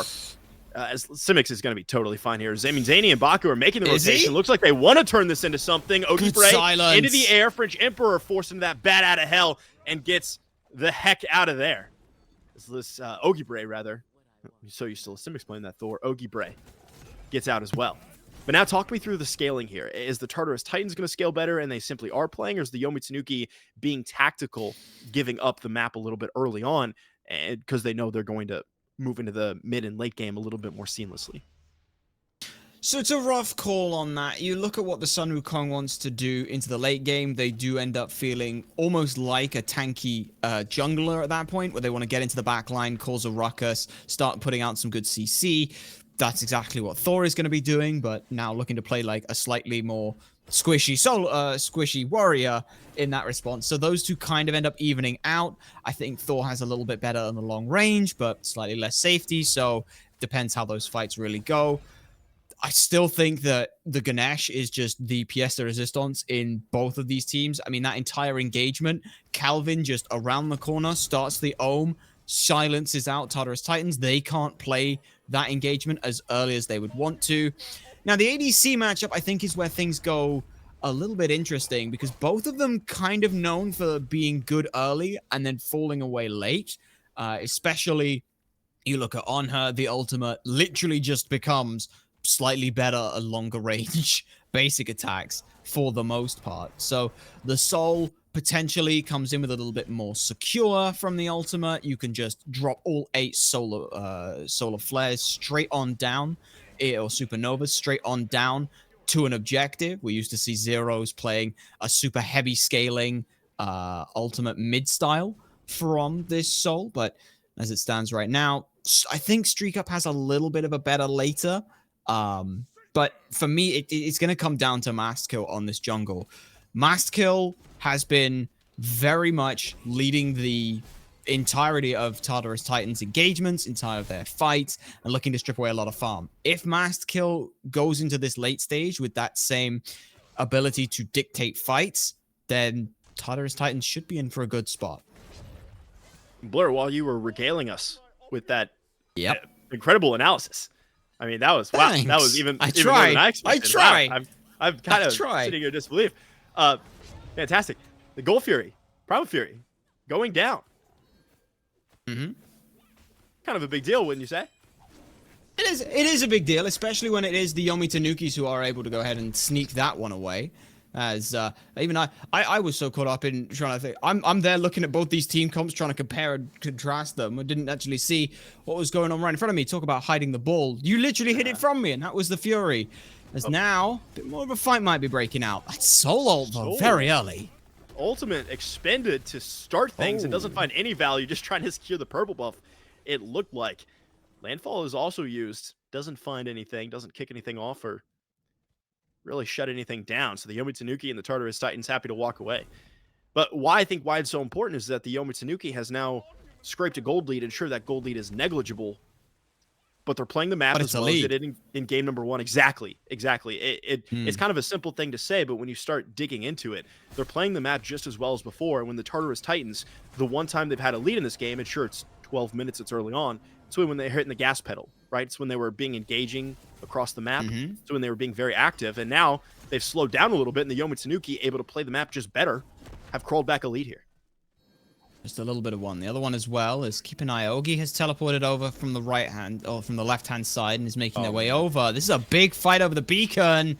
And Calvin eating a lot of damage. OgiBre in the air. It's going to be a slam down onto the back line, taking out MastKiII to kick things off. Calvin able to get away as well. Perfect control of that health bar. Bakú at about, call it just to tick over a quarter HP. lestimics leading the charge. FrenchEmperor is not done, combining with OgiBre to knock down the Baba Yaga. Communication out the wazoo here from the Yomi Tanuki. Spells 2 kills for nothing. Might as well grab a beacon on the back end of it. And the Yomi Tanuki have cemented their status as the leader in this game, number 2. Didn't I say if MastKiII goes into these engagements dictating how they're going to go, they'll be able to have a good look, they being Tartarus Titans. In that fight, MastKiII gets poked out, jumps over a wall to get away. Guess who follows them through? OgiBre from around the back on the teleport. Absolutely beautifully positioning themselves for this engagement. And then Yomi Tanuki's able to just run away with it. FrenchEmperor more than happy to dive under the tower with Ogi. Just put out a double kill. Follow it through. A really nice look from the Yomi Tanukis. But that just goes to show what these two solo laners are looking to do. lestimics, if they want to get into the backline to cause a ruckus, they're going to have to walk there or ox-form through or take a longer path to walk around it. Thor, just straight up and over. Bakú and Calvin, a little bit of a boxing match. Something that really drew my eye. Kills are not the end of the world, obviously, and they're not a great indicator of success unless it's like, 30-1 at 10 minutes. That might be a good indicator of success. But 3-0-0. Just a little one. 3-0-0 for Ogi at 14 minutes as a solo lane Thor. I mean, usually when you see it's high for 14 minutes, 3 kills. Normally when you see higher kill counts on solo laners as wow, StreakUp has to go down for all of this expended from the Tartarus Titans and is going to do so. Not sure what kind of follow-up you have on that. I mean, Fury online, Pyromancer going down to the Yomi Tanuki, and the Tartarus Titans not really in position to take out this Fury. But, I mean, committing to StreakUp with everything in their body. They do find the kill, and then now moving on to this Fury. Pikarino, Calvin, FrenchEmperor making their way around. OgiBre's joined the fray as well. It's going to be a 4v5 here with StreakUp in the ground. Pikarino solo. Pikarino, a little bit off the mark there from Bakú with the stun. A nice wall from OgiBre separates the support, who's able to pick up the mid laner. The tail end of that engagement. 2 down now for the Yomi Tanuki with StreakUp out of the grayscale, back online, heading back into the fray. No ultimate, though, for the soul. We've got a home sweet home out of Zhainy. We have lestimics in that somersault cloud as well. And that's going to be it here from the Tartarus Titans, at least as far as ultimates go. OgiBre with the lockdown on a MastKiII. This is a quiet one here from the Tartarus Titans. They want the fight. They want more. but they're just not committing. That's it. a commit. A leap in from AicyD, knocking up 2 and finding at Huge. least 1 StreakUp, falling for the 2nd time in a minute. Poor soul. French Emperor forced out of the fray as well. lestimics not willing to give up on this one. That bird form goes forever. Turn around from the French Emperor. A slow, a heal, an echo location there. lestimics just forcing French Emperor out, allowing the Tartarus Titans to take out this Primal Fury. Delayed engagement or re-engagement from the Yomi Tanuki. The Tartarus Titans hitting the go button and come out big. I was really concerned in that engagement that with OgiBre teleporting in, lestimics was going to have to walk. I thought the entire fight would be over. But Tartarus Titans recognizing, let's just slow this down. Let's make sure that we don't overstep or overcommit. We can't afford to lose another Fury in this objective. So a really, really great look from the Titans of that whole engagement. The thing that I find interesting is the fact that they invest so much into StreakUp. Where was that last game, first and foremost? But it's then the fact that they recognize, even after that investment, they can still potentially look for a big fight on it. MastKiII has a good bit of CDR on them. Bakú still has a good bit of engage. And AicyD doesn't use any of their ults, doesn't use beasts, and use Aegis, so they're safe. Worst comes to worst, you overstep and you say, we traded out our support for an ADC in a super long extended engagement, and that's looking with a little bit of copium. You overextended and got punished and lost 1 for none. But in the hyper extended copium world, it's a 1-for-1 trade. I say in inverted commas. 1400. That's the gold lead for the Tartarus Titans, as we're about 5, 4, 3 seconds away here from 17 minutes. Still light on the kills though. I mean, in game number 1, there was 16 total in a 30+ minute game. We're sitting at 9 here, 6-3. The Tartarus Titans on top in the kill column as well. 17 minutes in, and it's going to be quiet for a minute. I mean, neither one of these squads seem really prepared to try to tackle the challenge that is the Fire Giant. And with both neutral objectives and the Pyro and the Fury down, really the Tartarus Titans, I mean, what's the next step here? You can't take Fire Giant. You got a while before a neutral objectives come back online. How do you keep pressing forward? I mean, that's a great start. Forcing out Pikarino. Beads down as well. OgiBre, a little bit off the mark there with that ultimate, just trying to clear the distance and save Pikarino. But the next thing that's going to be coming up. Please, take it away. I was going to say, well, the next big thing that's coming up is you've got your map pressure. The mid tower is a good one to look at. Always nice to have that taken off the board. Answer back some of this other gold that Yomi Tanuki's have. The other one is the beacon fight, and that is a great landfall to start it off. Pikarino looking to hop over the wall. Isn't going to be able to do so. Able to escape the fight for just a second. There's the leap that we were looking for. Zhainy out of the home sweet home, knowing there's no more value. He's still here. French Emperor leaping away. Pikarino just walk away. But lestimics was cutting off the escape route. Maybe a ward, maybe OgiBre calling that one out. Calvìn able to survive for a second before lestimics slams down that Jigu bang onto the elephant. French Emperor away for the moment. lestimics playing backline diver here, doing the solo lane job to a T. Picks up 1, forces out another. Tower goes the way of the Tartarus Titans, opening up the tier 2 to their ire and fury whenever they feel like stepping forward onto the Yomi Tanuki side of the map. Pyromancer started up here by AicyD. lestimics around the corner, but OgiBre, at least the solo lane are enough to dissuade a step forward here from the Tartarus Titans, who find yet another win at 19 minutes. And a pretty big win for them as well. This game was starting to feel a little bit like game 1, like Tartarus Titans get off to a really, really good lead. They get themselves a bit of a gold lead, but Yomi Tanukis can start battling back with better map pressure. But now they've lost tier 1 and 2. Have Yomi Tanukis in dual lane and in mid lane. Dual lane has answered itself back, but Yomi Tanukis are having to play a little bit further back right now. As sorry, I got distracted. Dimes just picked up a cat off screen. I know no one can see this, and if we could go to cast a double, I would love that. But we got a game of Smite. We got a game of Smite that's going on here. As 20 minutes in, Tartarus Titans have wrestled back a little bit more control for them. Zhainy working now on getting that little bit of protections up with the prophetic cloak. Now also, after this, it's going to be Soul Reaver, so their damage output is going to skyrocket. But we are moving into more team fight orientated moments, and it's going to come down to MastKiII. The threat of activation on this ultimate, on Gravity Surge. How much do Yomi Tanukis feel it's going to matter, and where is the follow-up coming through for Tartarus Titans? Right now, it's kind of all really on Zhainy if you need a big burst for it, but if it's one of the squishies, MastKiII might be able to just 100 to 0 them, which would be great, but this Pyromancer fight going down, you can see it's all just about poke right now. OgiBre up into the air. Not sure exactly who you can crash down on. It's 3 members! A 3-man My goodness. OgiBre ultimate and slammed up, but there's just no follow-up. Out of Yomi Tanuki, you can't step forward into the Tartarus Titans and get potentially locked in by the landfall. What an anvil of dawn. Locking down 3. Unfortunate there that the Yomi Tanuki have absolutely nothing to step up to. Pyromancer back online. Same thing goes for the Gold Fury. Neither one of these squads really willing to commit. Pyromancer getting started up. It's just a heat check, though. Pulling in StreakUp, pulling in Calvìn.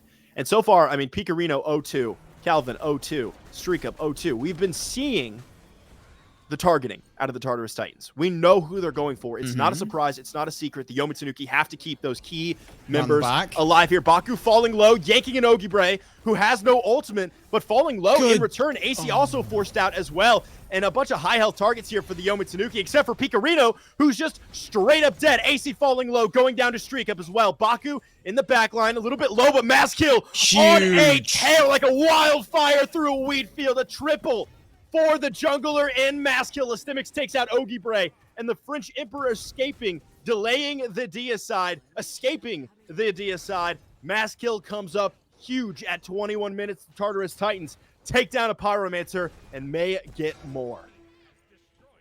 Absolutely phenomenal break on this situation. AC, this Anhur for them is being played to absolute perfection. Every time they leap, it is knocking up at least one, maybe 2 members in these engagements. It is buying so much more time for them. It is almost acting like a support kind of engagement. It's just a great knock-up that's being used aggressively and defensively at the same time. AC is jumping into the middle of multiple members on the team. They sap through Supernova with the Aegis perfectly timed, so all of StreakUp has to push so far forward deep where they immediately get turned around to trade a 1-for-1. It was so great to see from the Titans. And again, MastKiII gets to free farm the entirety of that fight. A triple kill. Was it, you said it was like a wildfire through a wheat field? That is entirely what it was for MastKiII, because there was just no way for anyone to get back around to them. They came in at the perfect time. You want some of these junglers to be starting the engagement, some of them to finish them.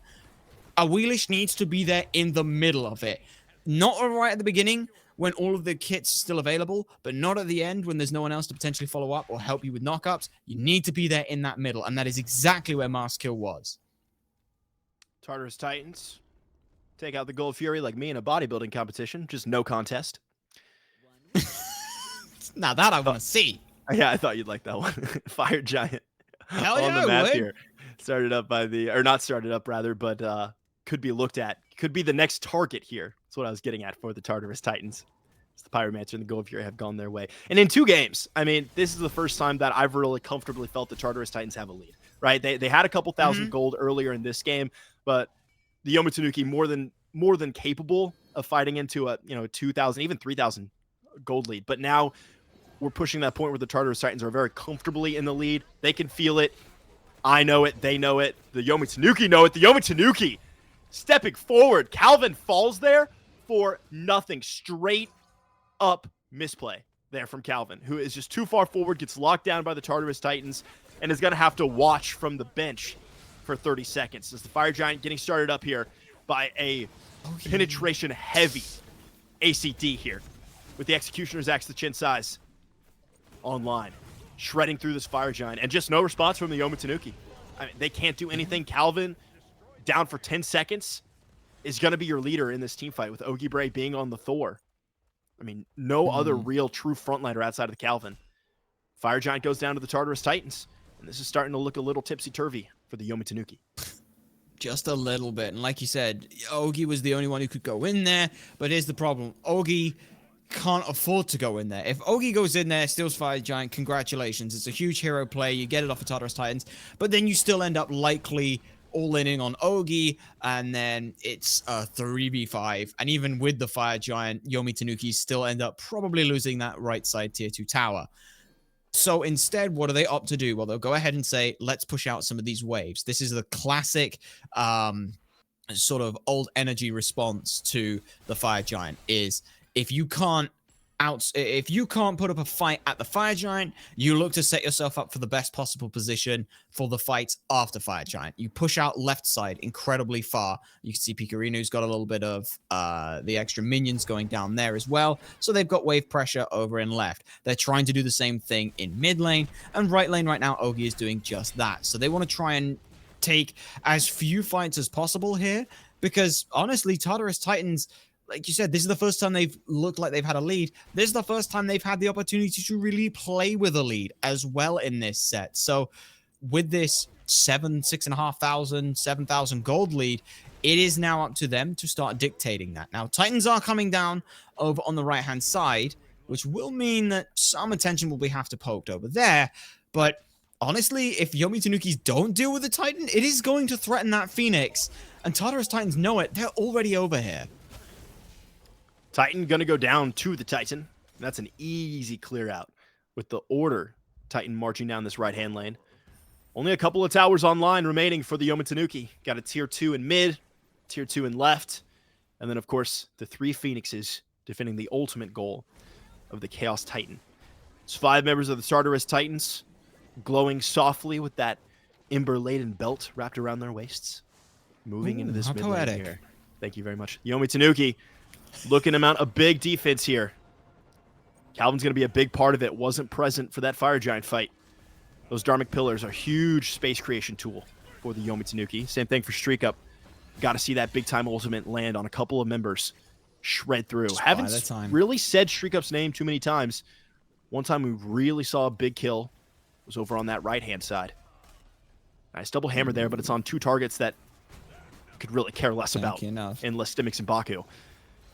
Order Titan now on this right-hand side. Stripping away a little bit. OgiBre crashing down with a double dunk onto AicyD and a double hammer onto the Anhur as well. Phoenix not going down quite yet. About a quarter HP. What a landfall! A 3-man ultimate from Bakú. A yank-in from MastKiII and a grayscale kill. There we go. For Zhainy. AicyD follows it up onto Calvìn. The right lane Phoenix falls. It's 5 members of the Tartarus Titans and the Yomi Tanuki low and having to backpedal.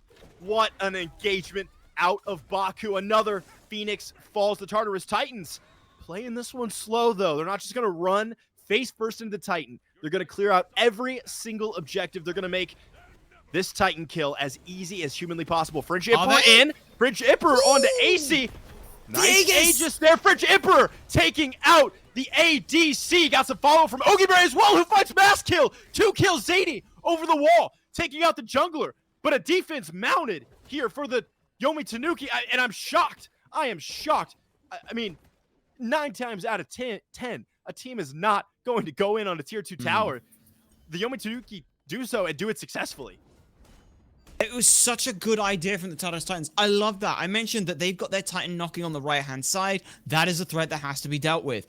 Instead, Titans kind of shift their focus from this mid lane to try and support the Titan as it marches in. They get caught out a little bit, and I thought the Yomi Tanukis have successfully hold. Then we get that knock up, and everything just goes to absolute hell. But Yomi Tanukis recognize that Tartarus Titans got a little bit too caught up in their own momentum, and what goes from sort of this nice tuck and roll ends up falling into a faceplant under the tier 2 tower because they realized that everything had been used from the Titans on those last 2 engagements. So sure, they've got Fire Giant. Sure, they've got a man advantage. But what they don't have at this point is the tools in their kit needed to just keep members away. OgiBre's CC from long range is great. FrenchEmperor, we've said time and time again, Bat Out of Hell is so ridiculously difficult to deal with because you just can't hit him. It is straight up taking damage that you cannot answer back at that point in time. So FrenchEmperor gets to sit on the Bat Out of Hell, forces Aegis, and then continues to keep the chase going. And it's under that tier 2 tower. If they buy even just a moment of extra time, that tier 2 tower will start doing more damage, and Tartarus Titans cannot answer back. Now, they do still have themselves a 10,000 gold lead and a very good position at this next Fire Giant. Let's not pretend that Yomi Tanukis are back to an even state, but it is, at the very least, the difference between Yomi Tanukis have to defend this Fire Giant, or rather Titans have to go for it. But we may not have to talk about that. Mask gets a huge pullback in on the StreakUp, and they're out of this fight. able to disapparate, and a yank and a pull in, but the landfall just a little off the mark. lestimics able to finish off the soul. Big pickup here in game number 2. Pikarino going to fall as well to home sweet home. That is 2 down. Meanwhile, FrenchEmperor trying to finish off at the very least one. AC going to fall here. FrenchEmperor going to be right behind him, though. Only 1 down for the Tartarus Titans every single time. AicyD, the scapegoat here for the Titans, but more than happy to trade his life for a couple more. The FrenchEmperor and Calvìn, the only remaining hopes here for the Yomi Tanuki, as fire minions are pouring into the base of the Chaos Squad. Zhainy joins MastKiII here in the middle lane. Bakú right around the corner as well. lestimics taking out the FrenchEmperor. And SSB, we're going to a game number 3 as the Tartarus Titans charge into the base and knock out Yomi Tanuki. Game number 2. It was a very good look, and like you said, it was a scapegoat play.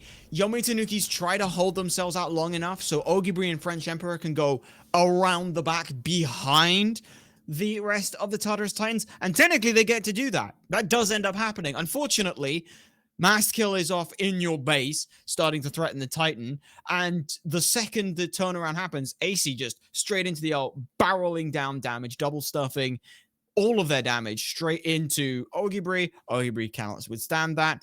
FrenchEmperor is able to answer back, like you said, but it is a scapegoat at that point in time because they're stuck out middle of solo lane, unable to get back for a base defense, and the Tartarus Titans can just walk in. Sure, they lose their ADC, but you don't need the ADC when MastKiII is already there and you've got minions on the way. Baba Yaga 4-1, lestimics 4-0. Even Bakú put up a heck of a game there. It doesn't feel, I mean, Yomi Tanuki had a pretty nice grasp in game number 1. Same thing could be said for here in Tartarus Titans in game number 2.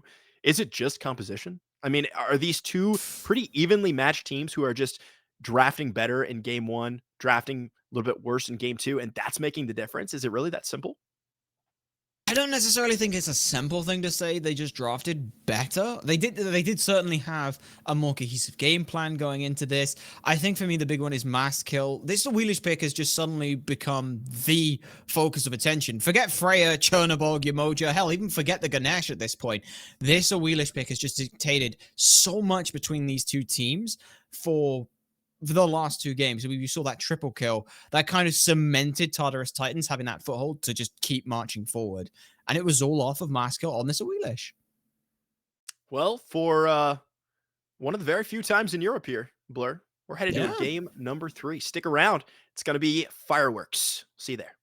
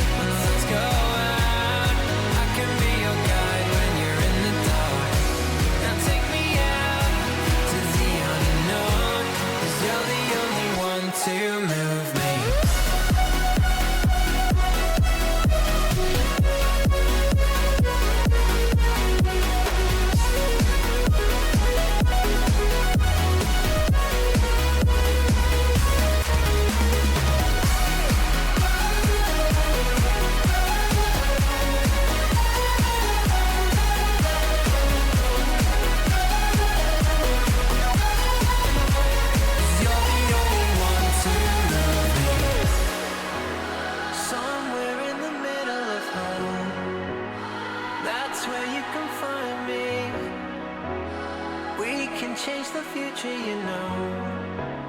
That's what you remind me.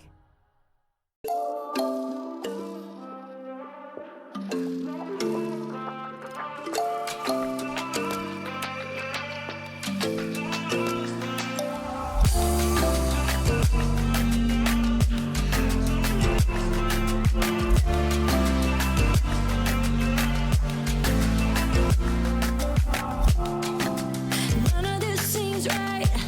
What am I holding on to? If it could be black and white, with it to sunrise.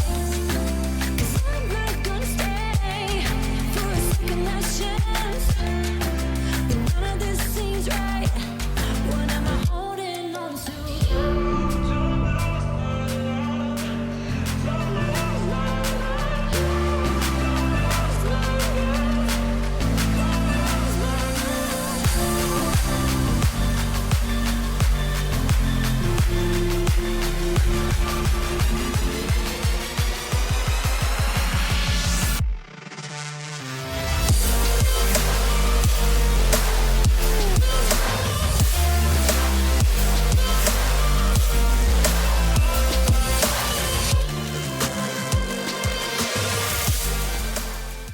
Howdy, folks. Welcome back in for the final time for us, for Dimes and Blur, to the Smite Challenger Circuit. The final time today, I should say. That's not like a retirement announcement or anything. Yeah, well, like, surprise! time This this is it. morning. Yomi It's a hell of a Tanuki, way to find Tartarus out. Titans. Let's focus in. 1-1 here. We're going to a game number 3. Tanuki take down game number 1. Tartarus Titans with an impressive fight back in game number 2. Let's just hop right into it. Adjustments for game number 3. For either side, you can start wherever you want, Blur. Man, that is a difficult one to throw out there because originally, like going in from game 1 to game 2, it was, oh my god, this Ganesh pick is absolutely insane. It's running away with things. I think for me, dropping the Thor is a big one. If you need someone who can dive into the back line, Thor just isn't quite cutting it in comparison. It's doing good, but there's never been enough follow-up to justify this pick. The Tiamat as well was a bit of an iffy one. Admittedly, it did get counterpicked by the Awilix afterwards, but I think that there were still some great ones. You mentioned Toth would have been absolutely fantastic for super long range. It would have paired up with the Thor fantastically as well. So for my money, maybe it's the mid solo. I don't think that just because the Ganesh lost immediately, that is grounds to just get rid of it. But I'm thinking maybe Sol, drop that out for something a little bit more traditional. There's a reason we haven't seen Sol in a while, and I think that demonstrated it, is she can kind of very quickly just go from very great presence to none whatsoever. The last team fight showed exactly that. Yomi Tanuki looking to change it up in the ADC, maybe the mid, maybe the solo here in picks and bans for game number 3. I agree. Mid lane is where my eyes went. I think StreakUp is fantastic. I think StreakUp can absolutely carry a game. I think StreakUp comes in clutch in the late game. But anytime I look at the Yomi Tanuki and I think about who they play around, I think about who tops the damage charts, I think about who's making, big clutch plays. It's Pikarino. And I want Pikarino on someone who's able to free cast in the backline, able to put out like 1 or 2 big shots, right? Giannis ultimate, Thoth ultimate, even like an Agni, where you're just like dropping big bombs, you're casting, you're making a big impact, and then you're able to walk away and work back into it. I think the Tiamat's a little bit more persistent, right? You throw out lots of abilities, you switch stances, you throw out some more. I like Pikarino on these big explosion mages where one big play can make all the difference, because I think that's what Pikarino excels at. Hopefully, Yomi Tanuki recognized that here in game number 3. Bunch of tanks off the board. I mean, 3 supports immediately knocked away. The Sun Wukong was a big problem. It looked fantastic. lestimics was putting in work in the back line. I mean, in the last fight, you saw lestimics like all the way up the lane, like pushing towards the Phoenix while the rest of the squad was by that tier 2 area. I like getting rid of that as well. Freya was a huge issue. Gone. Baba Yaga ban. Finally, Yomi Tanuki is the first pick. They're going to pick Baba Yaga. You got to let that one go. But that does leave the Raijin on the board. And I'm totally fine with that for Pikarino. It's kind of in the similar vein. Been a dangerous character here for 4 weeks in the Smite Challenger circuit. Camazotz on the board. Thor on the board. This Anhur and Hercules, both on the board. There's a lot left in the tank here for both these teams with those bans coming out. There are, and I really like this idea of going to the Anhur. AicyD has had a very solid look on it, and it's very difficult to bully with them. Sure, their late game falls off, but you don't have that presence to really fight them early unless you go for you have to like outclear the wave, i.e. what the Soul had tried to do. But picking up a Hercules as well, we saw how fantastic this was. It also sets up for the threat of, do we go for picking back up the Awilix from MastKiII? Because we've now got two fantastically good knockups to follow it up. But Yomi Tanuki's grabbed the Raijin. This has been banned away from them both games. As you mentioned, it works very well with Pikarino. Could technically go towards the solo lane, but I don't think that's necessarily going to end up happening, especially now that the Thor gets picked back up. But Chernobog to join them. This is some serious global rotation coming through from the Yomi Tanukis, and the Chernobog Vicious Barrage on like a 7-second cooldown. It's got like 5 seconds of duration on the buff, so that is a 2-second downtime when you are not using Vicious Barrage, which is just absolutely insane to think about on this one. So Yomi Tanukis have got a very good control where they can swarm in and get to the backline. The Raijin can also at the very least follow up effectively. But as I said, you have some absolutely phenomenal knockups potentially. Throw back the Awilix. MastKiII looked absolutely phenomenal on it. And in Ban's phase, we are seeing both of those two supports being taken away. Calvìn is not going to get this Ganesha, which has always felt comfortable on. And the Maui, while hit or miss, when it does hit, hits very big. And again, we've seen Galadriel has had a super solid, comfortable time on this Maui the whole game. Now they're going to have to change it up. Obviously, the Titans do not think that Thor is headed into the jungle with the dodgy ban. It's going to be a Cerberus look here. Curiously, Terra still online, not taken away. And the Titans not looking at Terra. Instead, going the way of Cerberus here. Hercules, of course, slotting into the solo lane. Cerberus going into the duo with Anhur. You're rubbing your chin thoughtfully. We'll talk about that in a little bit while the Yomi Tanuki consider their options. We've got Terra online, got an Ares online as well. And as I say it, it's being hovered along with the Osiris being banned away in game number 1. That Osiris into the Hercules matchup, that's going to be one to keep an eye on here, as the Ares is indeed locked in. Got a lot of CC immune ults on the other side, though. Yeah, but the Ares as well, it also as well shuts down a lot of what Awilix wants to do. Feather Step, I believe, technically crippled out as well, so you can't use all of your major damage sources. It also as well just shuts out so much. Hercules can't push someone, they can only pull. Anhur cannot use that engagement or use that disperse to set up Awilix anymore. Cerberus can't do the same thing. And sure, there are a lot of CC immune ults, but if you're getting 2+ ults for Ares ult, that is a win. The Osiris now, similar vein towards the Hercules, and I've mentioned this a couple of times when we've seen the Osiris, wants to be a super strong frontline wall that takes forever to chew through the health bar. You've got damage mitigation coming through on the Judgment Tether. You are there to slow people down. You are there to speed yourself up and be a wall that is difficult to chew through, while the rest of Yomi Tanuki's either isolates a single target and blows them up, or runs through your backline with this bolstered defense and the Osiris as well. But looking at the last pick here, Morgan Le Fay. Now, if anyone has watched a Hazer stream, you know Hazer's opinion on the god. And I gotta admit, I'm kind of looking at this and thinking, there was Agni available, why not go back to that? But yeah, the Morgan Le Fay, sure, it has a single knockup with Dragonflight, but I don't think you were picking it for that. This may just be Zhainy feeling more comfortable on the god and the slightly longer range ultimate. It's going to be on-field play that tells the tale here, Blur. As the Tartarus Titans finish out their draft, Yomi Tanuki run down the meta tier list here in game number 3. See how it all shakes out. See who's going to walk away with the crown in this best of 1 here, as both of these teams have won a single game. Taking us to the final set. Tartarus Titans, if they win this, go to 2-2 on this split. The Yomi Tanuki, if they take it down, will move to 3-1, and their hopes for Worlds stay alive. OgiBre with this Osiris. We said we were going to talk about it.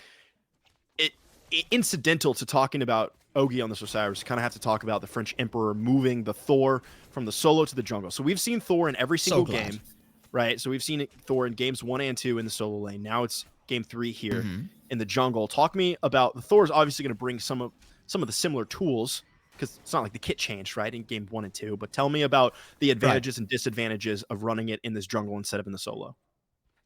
So now you kind of have the idea of you are your own setup and knockdown. The damage output you have really solidified in that situation. You may end up trading yourself at 1-for-1, but with the stuns that you've got, with the ultimate and the Anvil of Dawn, with the Tectonic Rift, you can usually buy yourself a little bit of time for the rest of the team to show up as well, which comes in very, very useful, especially when you do go for more damage. You could still see them opt for like a single pseudo defense item, like Runeforge Hammer has been quite a popular pickup. The CC it procs very nicely with and lets the rest of the team do more damage. But at the same time, what FrenchEmperor is looking to do from the aspect of a jungle Thor is be a threat with the ultimate. Right now, it's a little bit of poke, similar, but instead of having to worry about clearing lanes, it's clearing jungle minions, which Thor is much better at dealing with. FrenchEmperor and MastKiII hanging around this middle lane. Pikarino going in. Zhainy locked down. Spin to win. That's a lot of damage, but not quite enough follow-up. MastKiII returning it here.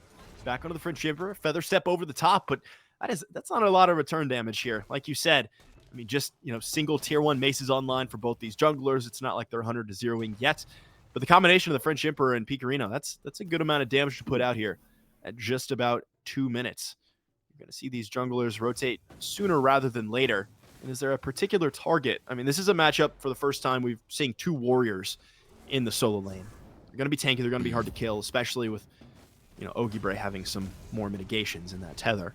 Is it going to be dual lane and mid lane all day long, or is there even a thought about looking at this solo lane from these junglers? I think you can look over towards the solo lane if you really feel like it, but it would be more about one of those two being low in the first place rather than actually going over there to try 100 to 0 them. There's not very much threat to kill. Duo lane is always nice to look at because you have the option of the shield buff as well. And with how aggressive Calvìn needs to be on an Ares, if you do end up falling behind, chains don't feel quite as impactful.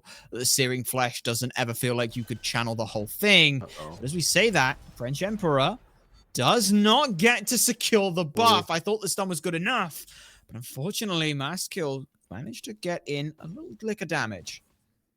It's tough. Osiris going to be stripped away from the blue buff.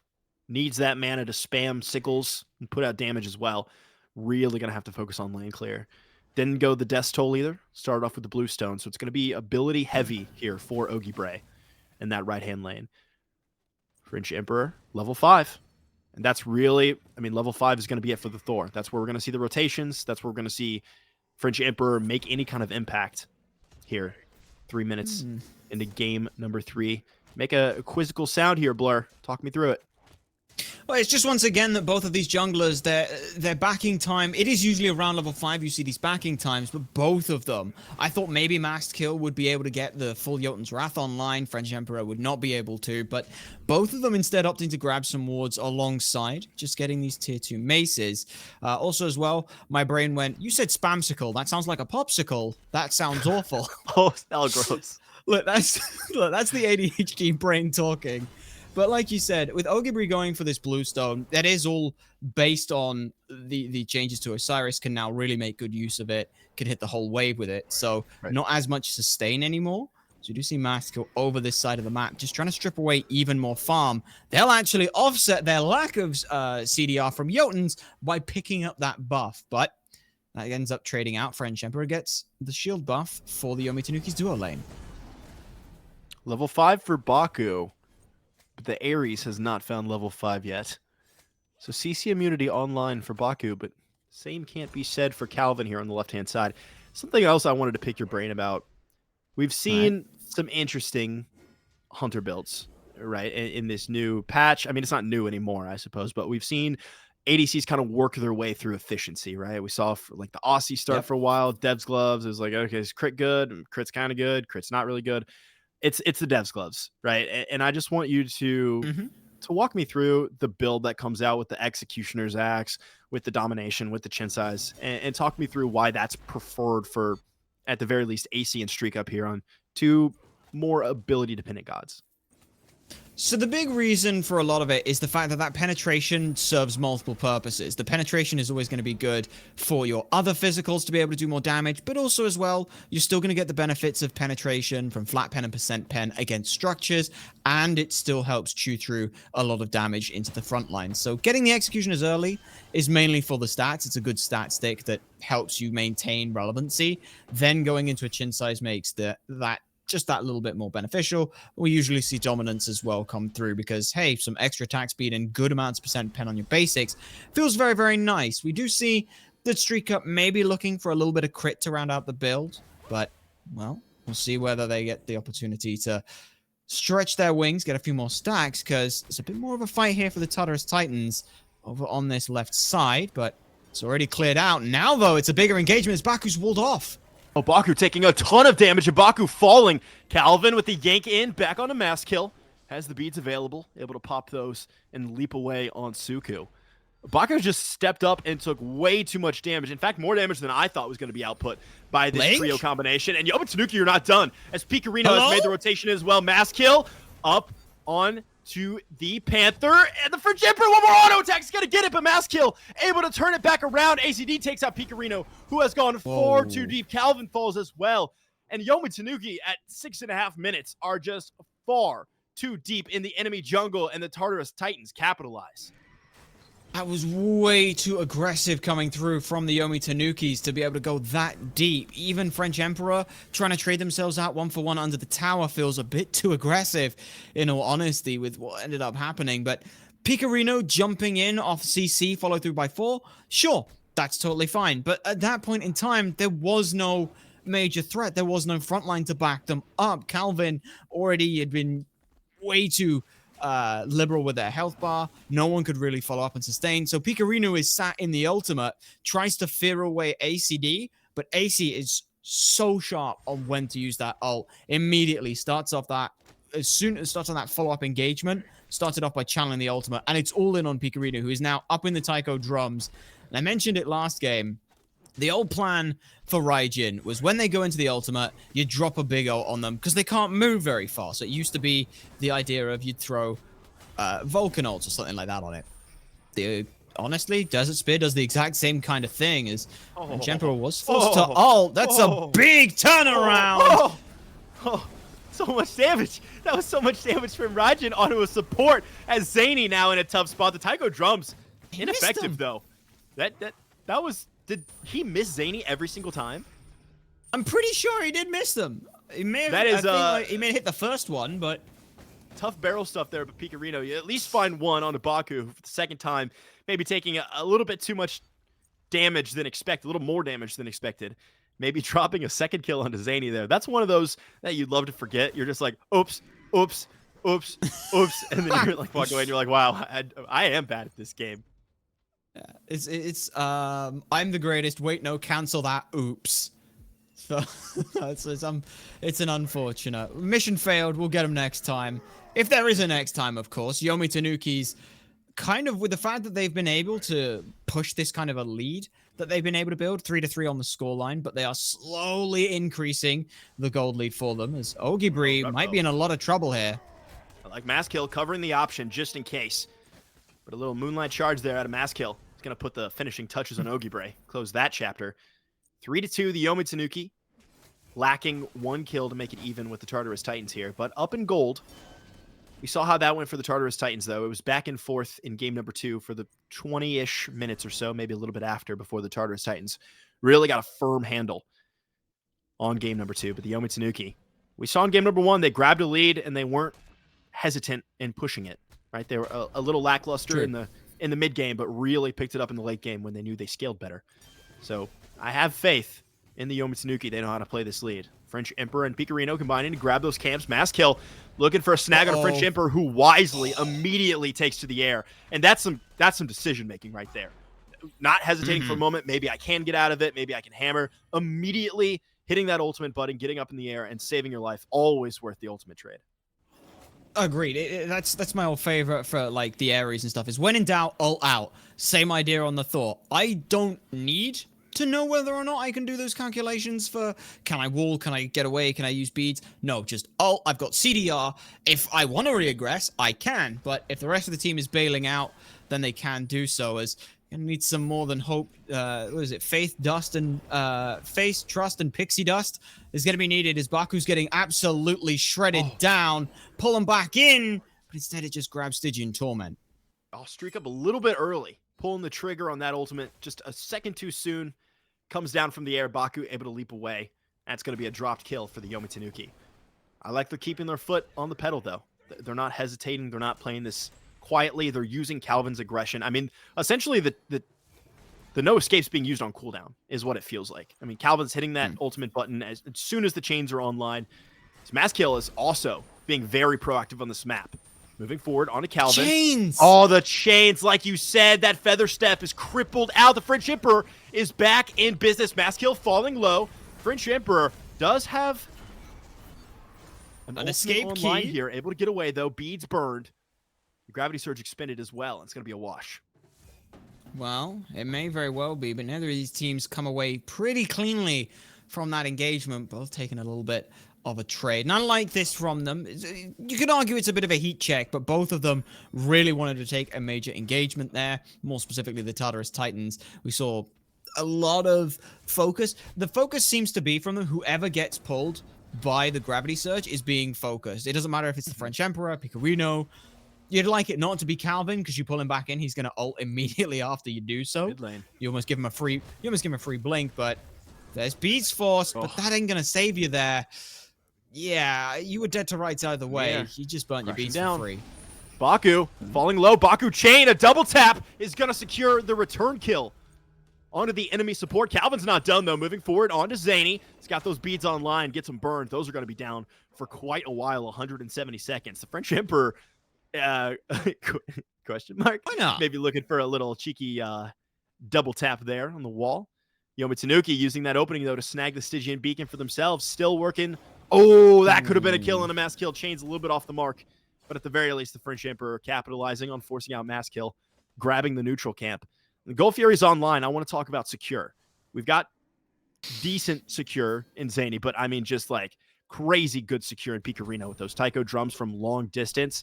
Talk me through objective pressure for both these squads and who's going to have the advantage once they step up.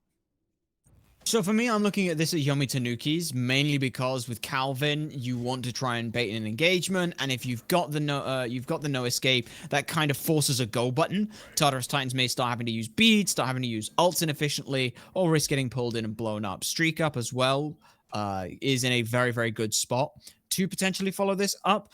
With Dominance online now, they want to try get ahead and get the Fail not online. That'll give them a bunch of CDR, a little bit of crit in the tank as well.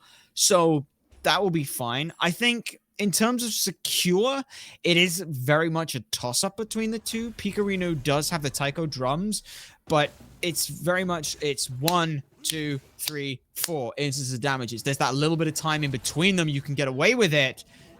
Of potentially sneaking away is, where is StreakUp going? It's over to the solo lane where they're forced to Aegis immediately. Hey, at the very least, StreakUp escapes with a life. It took an ultimate, it took all of the relics, but they are alive on the map. It's Calvin and Pikarino, TheFrenchEmperor combining. Pikarino goes in aggressively here, knocks down Zhainy to half HP, keeps most of their HP for themselves. TheFrenchEmperor over the wall, snags MastKiII for at least one. And this combination of the Yomi Tanuki is pretty deadly. Calvin, Pikarino, and TheFrenchEmperor, that's a brutal combo as AC has made the rotation as well. Tartarus Titans not backing to base. So they're at half HP. Calvin, no ultimate. Pikarino, no ultimate. TheFrenchEmperor has an engagement here. AC locked down. AC forcing the beats. TheFrenchEmperor up in the air. And it is no shock exactly who the TheFrenchEmperor is bouncing down on. AicyD with the Aegis, though. And Bakú returning at AicyD with the Desert Fury. Not a clean engage here from the Yomi Tanuki, but a lot expended from the Tartarus Titans to escape death. See, that's weird. The first time they chase under the tier 2, between the tier 1 and tier 2 towers, they barrel stuff all their damage and lose for it. Yomi Tanuki's, though, this time try and not do the same thing, but they'll go back towards the Gold Fury. They do grab it, at the very least, recognizing that that was up, and a better fight for them, but they still could have potentially taken that fight around the tier 1 tower. It may not have gone towards the Gold Fury after, but I do like this from the Yomi Tanuki recognizing, whoa, pump the brakes. We already got AicyD's, we got AicyD's ult, we've got AicyD's beads. They can't really come into the engagement. We won that fight.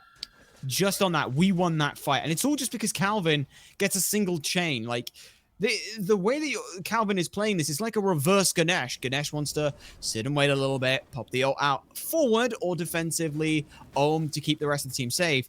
This is the exact opposite. I'm going to be ulting on cooldown. I'm going to be chaining everyone. If my abilities aren't on cooldown, they need to be being fired directly into the line of anyone on the enemy team. I am dictating the pace of the fight, not the other way around. So Yomi Tanukis are starting to build up that momentum, and now that they're starting to burn beads and get these ults, it's the cooldown on those ults and those beads that are really going to start mattering. FrenchEmperor's got 30%, Calvin's got 20% online now. They also have Blink, so now if they're out of combat, they are a danger and a threat, because every time they have Blink up, they can Blink ult. Every time they have their ult available, someone on the enemy team is going to get pulled unless they start matching the CDR. Pyromancer's online here. It's the one remaining neutral objective on the map that both these squads can look at successfully. Be kind of mental, as you would say, to pull a Fire Giant at 1630. Just a Tartarus bit Titans moving their way into the left-hand side here. StreakUp's been the target more than once, but I mean, that getaway button is crazy, and it's part of why this Chernobog has been such a high priority pick. You head up into the air. Not only do you escape damage for however long you're up there, but you can also come swooping back down as Bakú's health bar is swooping low. 0-3 and 2. The Yomi Tanuki have made no secrets about who on the Tartarus Titans is the target of their ire, right? It's Bakú over and over and over. And Pikarino going in aggressively, been using this Thunder Crash to kick things off. FrenchEmperor looking for a double tap on a Bakú, forcing out the support as well. What can the Yomi Tanuki really do with this, though? I mean, Pyromancer sure online, Tier 1 tower at half HP, but Zhainy is here for a pretty decent defense in the Morgan Le Fay. Stygian Beacon online. Could be the next move here for the Yomi Tanuki. And I don't mind that. They do take the fight a little early towards it, but it forces people to back, so it's not too bad. But this triple threat from this mid lane, the CC is so good, and there's so much threat of damage from every single member. And like you said, Bakú, they don't care that Bakú's, don't focus the support. Why not? They're level 11. Everyone has at least a 2, if not 4 level lead in that 3v3 engagement here. MastKiII isn't showing up over in towards the mid lane. They're looking elsewhere as Thunder Crash in place, starts off a fight, and Bakú's gone immediately. Oh, Bakú locked himself in place there with the ultimate, just trying to get something off before falling. I think Bakú knew they were dead to rights, trying to put off a little damage, a little CC, something, as OgiBre's made the rotation. Same thing could be said for lestimics, though, who's looking pretty big. We got a regrowth online, a little Golden Blade action, a little bit more defense as well. A lot of anti-heal coming out here for the Yomi Tanuki. Got a Pestilence online, Brawler's Beat Stick, Divine Ruin in the kit for Pikarino. I like the itemization against the healers here from the Tartarus Titans. Pyromancer going down to the Tanuki, who extend their gold lead to call it 4,000. Look at this, StreakUp sticking around with Ogi. lestimics is there as well, but as you mentioned, there is a lot of anti-heal right now, and I'm pretty sure that is aimed squarely at lestimics, because if you look at both these solo laners, they want to do similar things. On paper, it is zone control. It is also as well, they need the health bars to be able to deal with it. Now, OgiBre, it's all about mitigation. They widen their health bar by making it harder to actually do it. If you have 25% mitigation, you essentially extend your health bar by 25%. lestimics, on the other hand, says, yeah, what if I just healed 25% of my health bar through mitigate wounds, if not actually more, with what they end up taking? All of that anti-heal is there to make sure that doesn't happen, so lestimics has to just be pull-push, which then, when they start getting low on their health, they don't have any opportunity for a major engagement. But speaking of, FrenchEmperor clips MastKiII and takes him down to a 3rd already. MastKiII already using that Suku leap. Chain's a little bit off the mark here from Calvìn. What kind of lockdown does FrenchEmperor have? MastKiII able to dash away successfully. Pikarino over the top. Little bit out of range though, but Zhainy caught in a bad spot here in the backline. Gonna throw out some ultimate shots just to delay their own death for a second longer. Pikarino taking out the enemy mid laner. Bakú and lestimics here to play frontline, but frontline for who? The rest of the backline has either retreated or died. here as the Oni Fury has come online. It's a 5-man stack for the Yomi Tanuki heading straight for this neutral objective. Oni Fury going to fall here. Certainly. Might be a matter of who it goes to, though. MastKiII is around the back. Calvìn trying to keep away 3 members of the Tartarus Titans here who aren't letting up despite being down a crucial member in Zhainy. Calvìn falling low, throwing out the shield, though. OgiBre is also falling low. Same thing could be said for the support. And that's enough. The Tartarus Titans have stepped forward and dissuaded the Yomi Tanuki from grabbing this Fury. So at the very least, they're not going to fall any further behind than the 5K they already are. Yeah, and that's, I think, good work from Tartarus Titans, recognizing they don't need to give up the objective. They've still got threats available to them, even if they don't throw them out. And we're going to talk about break down the fights, because Emperor's doing what they did before, just looking at MastKiII. Oh, catching MastKiII. One more shot over the top of the damage. It's not going to be enough. FrenchEmperor is there, though, with the auto attack to finish it off. Pikarino turned around by Zhainy, who's able to escape no problemo. StreakUp ulting in. Doesn't catch anyone, though. It's going to be a 1-for-1 trade. MastKiII going down for Pikarino. Pikarino's got a lot of damage in the tank. May not be a healthy trade. AC keeping Chernobog locked into the wall. StreakUp able to dash away successfully as well. If games 1 and 2 were a little slow, 21 minutes here in game number 3 has become an absolute bloodbath as Bakú is out of mana now. Locked down. OgiBre ultimate. There it is. Go for Little it. root action onto Bakú. Calvìn following it up, but lestimics is around the corner. CC available. Calvìn could be a big-time yank back in onto Bakú. Down goes one. lestimics falling low. Anti-heal coming out from the Yomi Tanuki. A dash away from lestimics. Locked down from the tether, but just so tanky. Boulder comes out, catches 4. AicyD able to snag one on the back end. 2 down for the Tartarus Titans. Yomi Tanuki only give up 1, but it's going to be in the TheFrenchEmperor.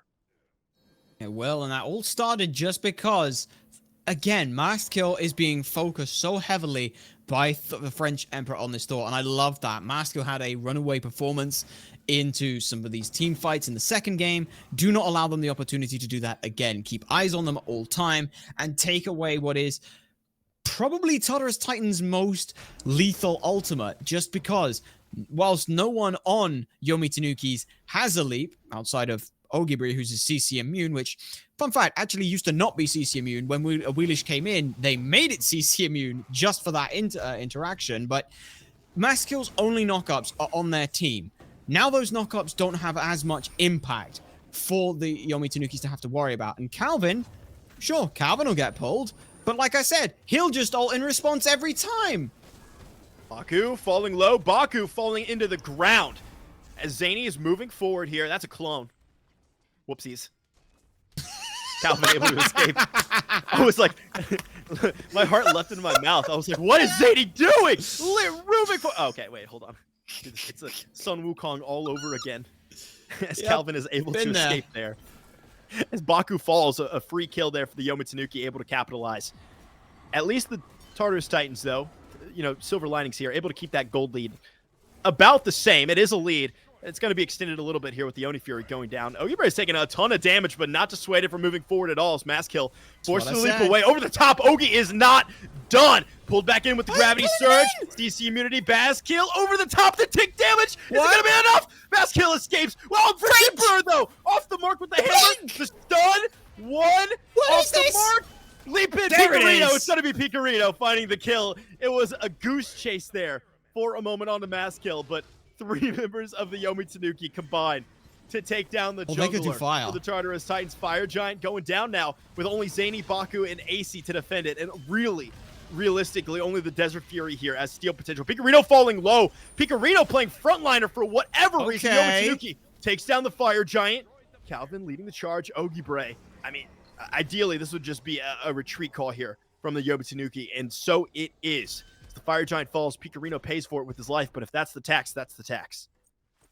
Yeah, admittedly, Pikarino probably didn't need to be the only front, or didn't need to be up there. They could potentially just try and 50-50 that, burn it down a little quicker. But at that point in time, the option was OgiBre, who was too low, Calvìn, who needed to tank up fire, or have one of the, or have someone else try, like, StreakUp, try and tank the Fire Giant, but then you lose DPS. It's a rough call, and I don't mind the idea. Pikarino's zoning is, I'm going to blow someone up if they show up. Unfortunately, Tartarus Titans all peak at the same time, which is nice from them, from 3 different angles, and as a result, Pikarino ends up falling. But Fire Giant on 4 of the Yomi Tanukis. And that whole engagement starts because, first of all, Yomi Tanuki's getting the Fury. Tartarus Titans over trying to get Pyromancer. OgiBre does exactly what they need to do here. And that is just take too damn long to die. That engagement, it was a 1v like 3 for it. And they just say, all right, I'm a ult. I'm a drop Judgment Tether. You can't kill me. I'm gonna stun you if you stick around. You do less damage. Oh, also as well, StreakUp is now here as well. And the rest of the team is able to follow. So it's a fantastic look for Yomi Tanuki now. They find themselves up 10,000 gold with a Fire Giant. Titan, unfortunately, didn't do much more, but it opened the floodgates towards these next 2 towers being looked at, or next tier 2 towers, I should say, as 300 damage a pop from basics is pretty good, and Calvin's got a no escape. It only pulls an ult, but they might look to try and keep going off of that. Not a ton of value there from the no escape, but at least trading support ult for support ult. Got some cooldown reduction online as well, so Calvin's and Bakú's ultimates are going to be online quicker rather than later, as the Yomi Tanuki are still up about 10k. Whoa, where did that lead balloon from? 10,000 Desert Fury being used from AicyD just to clear out the wave here. Ultimates down from the culmination here of the duo lane, the combination, I should say, of the duo lane from the Tartarus Titans, who are electing to give up the tier 2 tower for free. Smart call at 26 minutes. Throwing your lives away for a tier 2 tower might just spell the end of game number 3 here. Got to play kind of slow. The Yomi Tanuki happy to take objectives, back off, clear the map. Speaking of playing slow, I respect this. I respected the aggression in the early game from the Yomi Tanuki, pedal to the metal, keeping it pushing. And in the same vein, I'm respecting the reservation now from the Yomi Tanuki, making sure they're almost like playing this like a checklist, right? Like grab this objective, grab this objective, grab this objective, back, right? You don't need to press it. Just grab what advantages you can, bring it all together, 5v5 fight. We're winning every team fight. Let's keep it pushing. And look at this as well. It's the old expression I know is comes back from Emilzy, which is when you got the Fire Giant, is you got to back up, buy up, and set up for these engagements here. StreakUp backs, sells off gooseberries. What do they buy? A full Deathbringer. That has set them up. You know, you back up, you've bought up, and now you set up. What are you setting up? Well, you're going for the next siege here. This Fire Giant is, yes, a timer. You've got 40 seconds here. But Yomi Tanuki recognize we're not, you know, we've already got a substantial gold lead. This will just help us get towards the Titan. So this first Fire Giant isn't we have to break the base, we have to win the game off it. It's we need to set up for a better position. Then we will back up and we will buy up for the next Fire Giant. There's there's a Primal Fury we could look at if we wanted to, but for now, Pyromancer's on the call. This lets us set up for the next major objective. All of these objectives on the map are focused in on one goal, and that is get the Titan. So Primal Fury helps you get the Fire Giant, helps you get the towers, helps you get the Phoenixes, helps you get to the Titan. That is kind of this checklist, like you said. Titan is #1 priority, but you can't just walk in and take it, unfortunately. You've got to go down that checklist. So all of these things that Yomi Tanuki are doing has set themselves up a phenomenal position. I usually say, like, it's a springboard. Honestly, at this point, it's just a cannon aimed directly at Tartarus Titans, and every single member from Yomi Tanuki's is getting in there. It's not every day you see a 13,000, Yeah. Yeah, that's quite. Well, the maybe difference you here. don't. Oh, this could be something though, as the Tartarus Titans have positioned aggressively, I like it. right around that blue buff, deep It's in the good. enemy jungle, around that Fire Giant. They know that the Yomi Tanuki are going to have to wrap around there to get the Fire Giant, maybe take a surprise engagement here. But I mean, the pathing by the Yomi Tanuki is shutting that down completely. Incredible. They're not pathing That's up so near that tier good. 2, and I wonder, makes me think maybe the Tartarus Titans were spotted out on a ward. Maybe. Or somehow spotted out, because the Yomi Tanuki have completely circumvented the Tartarus Titans here and are now looking at lestimics, who's walking away. Oh, but the rest of the no. Tartarus Titans are not moving in. They're continuing to stay there as they watch lestimics be engaged upon here by 5 members. And now finally they Help? walk down the lane, but lestimics has already What? paid for it with his life. Guys, come on. I understand the trick play. I understand, as the French Emperor understands, only damage crashing down into the Tartarus Titans, able to hammer away as well. Does force the Aegis. MastKiII going to be yanked back in to 4 members of the Yomi Tanuki. Now 2 down. Still going for the Fire Giant, though. The Yomi Tanuki, even with 2 down, not willing to put their neck on the chopping block, trying to take out 3 Phoenixes. OgiBre just gets to box 3 now, knowing that's a fight that they can take. Pikarino and OgiBre aren't even on the Fire Giant, leaving that up to Calvin, StreakUp, and the French Emperor. Fire Giant going down. Probably this right lane Phoenix going to be the next setup here. Blur, I mean, I get it, right? Kind of a Hail Mary, maybe find an interesting engagement, but as soon as lestimics gets looked at there, you got to start moving, right? Yeah, like, I call this like a gambit. It's this idea of you're trying to trap someone in. It's a Hail Mary play, but as soon as you know it's not working, you have to stop. You can't just go, oh, maybe they'll fall for it. No, they're blowing up one of your members. Oh, you have to change your game plan there. If they're not falling for it, it was worth a shot. That is exactly what ends up happening there. Is now Yomi Tanukis find themselves all 5 with an enhanced Fire Giant, bear in mind, so they can just walk in and take these Phoenixes even easier at this point in time. As 30 minutes in, the game is now pushing towards a 20,000 gold lead. You mentioned 10,000's not one we usually, or 13,000's not one we usually. I think I can remember like maybe 2 times I've ever seen a 20k gold lead that isn't a ranked game that I'm suffering through. Yomi Tanuki, I mean, they are closing out this map. They are clenching their paws. What are Tanuki? They're like little raccoon dudes, right? Yeah, well, they're Tanuki. All right. Yeah, Tanuki is Tanuki's an actual animal. There. Are they really? Yeah, Tanuki's an actual animal. Okay, we'll talk about that later. About Tanuki's a real thing. Yomi Tanuki clenching their paws around this lead and just digging in. Furies, Pyromancers, Fire Giants, only snagging 1 Phoenix. Maybe a little bit curious there, but when you think about MastKiII and the remainder of the dead Tartarus Titans coming back online, makes a little bit more sense as the Yomi Tanuki have paced this mid to late game here. Now I mean, what's left? Push up middle lane, push up left lane, snag these Phoenixes, and grab the win. Tartarus Titans, I mean, they've got Zhainy on defense. Bakú is 0-6, still level 18, still has 2 items, really. I mean, realistically, before it's a final build, squishy, what can you do there? I mean, eyes go to MastKiII and AicyD to put out the damage and lestimics to tank it up. It looks like that's going to be a bit of a split here, but Calvìn already goes in with no escape. Only pulls beads and ults right now. And just a quick lull. A Japanese raccoon dog is what a Tanuki is. So it is a raccoon and a dog. Nice. Okay. Is the actual answer.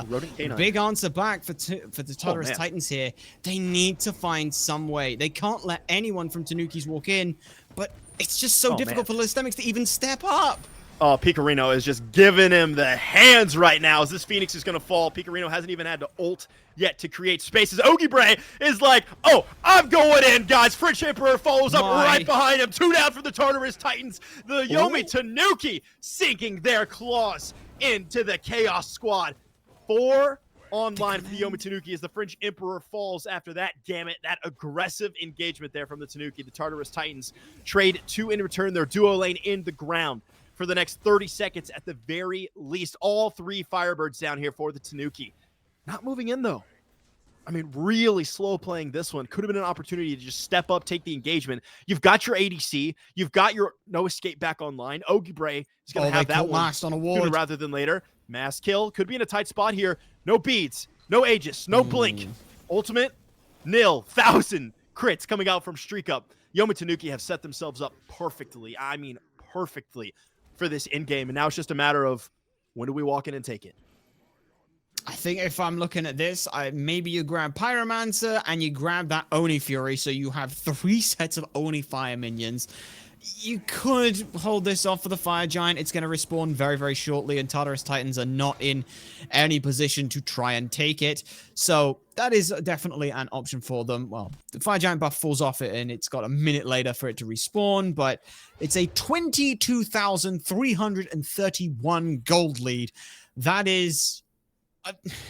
Now, there's a casting thing where you're not supposed to say something is insurmountable because it kind of moots the rest of the point. But honestly, like, unless members, like multiple members from Yomi Tanuki's DC, like Tartarus Titans are in that position. Their left side Phoenix, right side from the map perspective, has respawned. So at the very least, they've got that.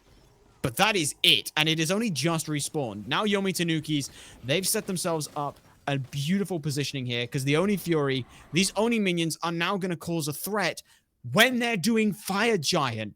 Multiple members from Tartarus Titans are not going to be around to defend on fire. They're going to have to clear the waves because if not, those minions alone, if an extended engagement happens for about a minute, 2 waves of fire, those 2 only fire minion waves will end the game. That's not like hyperbole. They will end the game. Phoenix, like, fire minions can already end a game. You give them the Oni buff as well, it is guaranteed.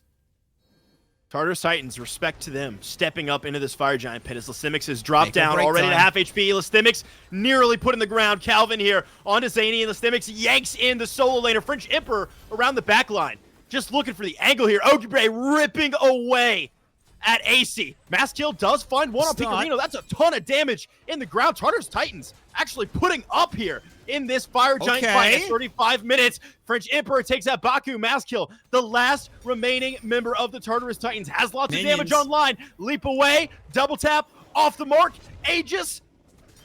Final shot to FrenchEmperor with a big-time triple. Tornado through a trailer park as the fire minions pour into the Tartarus Titans base. And it's a question, are the Yomi Tanuki even need to go to step up? The Tartarus Titans. No, they are! Titan, fall, fire, minions, MVP! MVP! Fire minions. What did I say? If an extended engagement goes and those Oni minions get in, that is it. Yomi Tanukis, they knew if that fight goes peak tong for them, at the very least, they are still in a position where they are threatening to end the game, which is absolutely insane to think about. You could deicide a fight, as long as it takes long enough, you win the game. That is the best way you could end a game. Just sure, it's a 2-1, a 2-0 would have been amazing, but if you're gonna end a set, do it in style like that. Man, FrenchEmperor with this Thor, I know 9-3 kills and deaths aren't all that matter in Smite, but I love the positioning, I loved the ultimates, I love the decision-making on this Thor. FrenchEmperor made me feel like Thor should be in the jungle a lot more often. I mean, solo lane Thor, fantastic, but the FrenchEmperor making this one look great. Loved the damage coming out of Pikarino. This Ares more powerful than I think a lot of people are anticipating. And then StreakUp demonstrating exactly why Chernobog is the first ban you load up when you enter a game of Smite. Agreed. The way that Yomi Tanuki's played this whole pick felt so good for the rest of it. Pikarino maybe felt a little bit too aggressive with this Raijin, but at the same time, you kind of always end up in this situation where Raijin's kind of considered like a magical Ulra. If you are not spamming every ability and going in aggressively, why did you not just pick something else? So I don't mind seeing that. Couple it with OgiBre as well, felt absolutely incredible, because OgiBre, again, just didn't need to ever die. And Calvìn, like I mentioned before, Calvìn looks so good on this Ganesha. Why are we not taking it away? At this point, Calvìn just looks good. Like, straight up, you give him a god, you give him a team to play around and with, he will make a god look good. And that's the beauty of the SEC, right? Like, these teams, they're not in the SEC because they can't make it to the SPL. You know, they're looking for their shot, they're looking for their opportunity. And the Yomi Tanuki with an opportunity, moving to 3-1 now on this split, with their eyes set on taking on an SPL team to earn their way to Worlds. And Blur, I know this was a 2-1. They've got some stuff to clean up, but that last game, the way they clinched it out, the way they tightened their grip on the Tartarus Titans. They look like an SPL team. Wouldn't be surprised if they could take it to a pro league team. That's going to be it for us here to kick off the SEC on this Saturday. Thank you so much for joining us. Make sure to stick around. We've got more SEC matches coming your way in just a moment, as well as the SPL and the North American SEC later on this evening. We really appreciate you tuning in. I've been Dimes. That's Blur. For everyone here, for our wonderful spectator Raptor and our producer Phoenix, we'll catch you next time. Stay hydrated. Take care.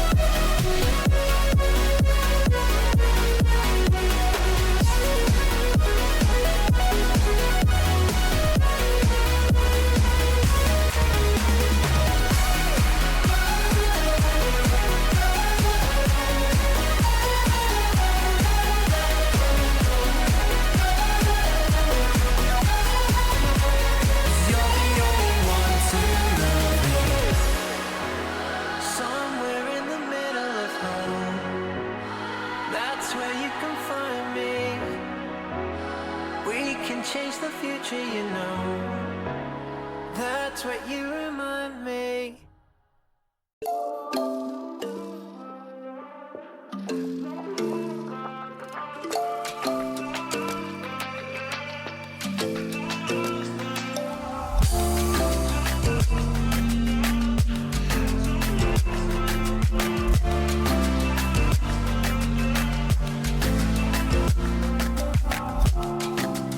None of this seems right. What am I holding on to? If it could be black and white, with it to sunrise. 'Cause I'm not gonna stay for a second last chance. But none of this seems right. What am I holding on to?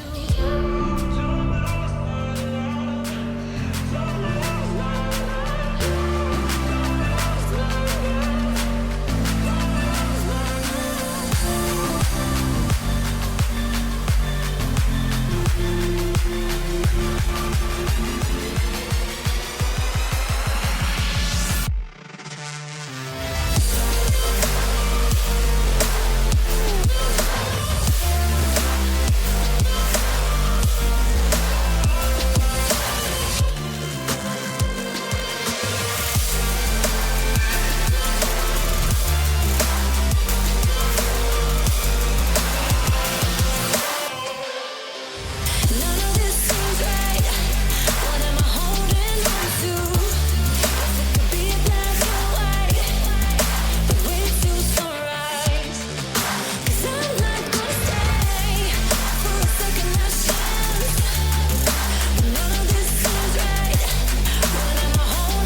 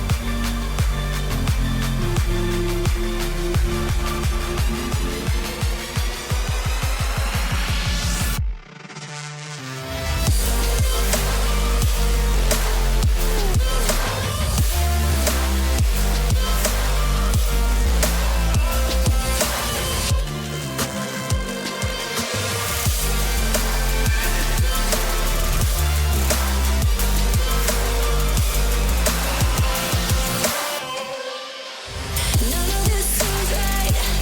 What am I holding on to? If it could be black. And welcome back, everybody, to the EUSCC for phase number 2. This time with Judas Priest, the Kaizo over here, and we are now bringing you the Solar Scarabs versus the Olympus Bolts. And these are two teams, Kaizo, that are sitting at the bottom of the table. In fact, the Olympus Bolts still hunting for that first victory of the phase.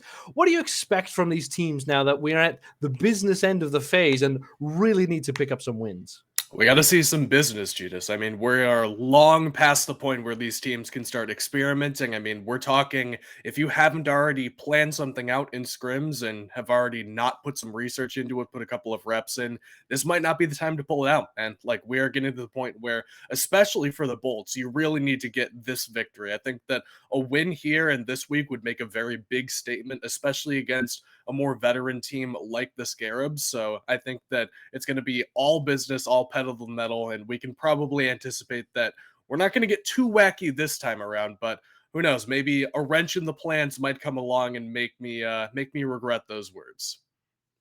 You will regret those words as we head on into picks and bans for game number 1. Now, interestingly enough, Kaiser, Solar Scarabs versus the Olympus Bolts, an SPL game of years past, but not happening anymore. Of course, these teams both this time for this year in the SCC, but both sides looking to just at least put some pride on the name. Unfortunately, the Solar Scarabs, somewhat infamously, never having a good run at it. But Phase 1 for the Scarabs was pretty good. Phase 2, though, not looked so good despite the star-studded lineup on the roster sheet.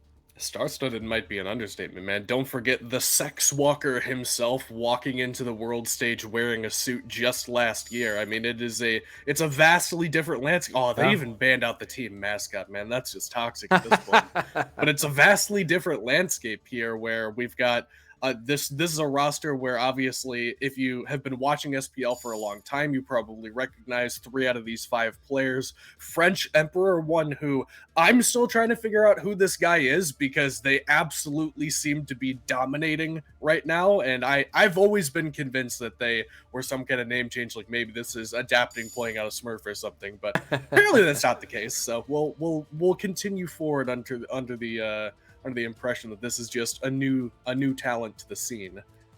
We see these bans come out, Judas. I'm keeping my eye on particularly the Bolts bans because, well, first of all, they've banned Athena twice now, but second of all, because these support bans are going to be very critical to what the Solar Scarab support is going to be playing.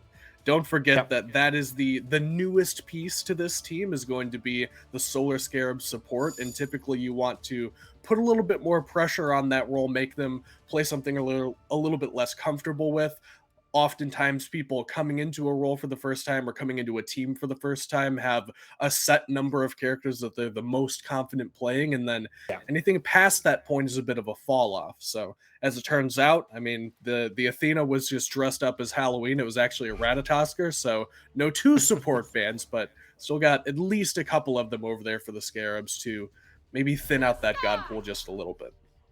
Yeah, it was mentioned, I think it was Mifflin said in the SPL last night, that picking up a support like an Athena, where it's very simple, right? Straightforward gameplay. It's always good for a team that are struggling, as both of these teams would find themselves. You know, if you keep the team fight simple, you know, it can only go so badly for you. But no Athena available means that it is a Freya being top picked by the Solar Scarabs. A god that we actually saw overlooked in last night's game, Baba the Yaga. NASCC. So interesting to see that some teams don't highly prioritize the Freya, and yet other teams are putting it at the top of the tree. At the top of the tree for the Bolts, understandably the Baba Yaga, but Horus coming in. What do you think of this Horus pickup?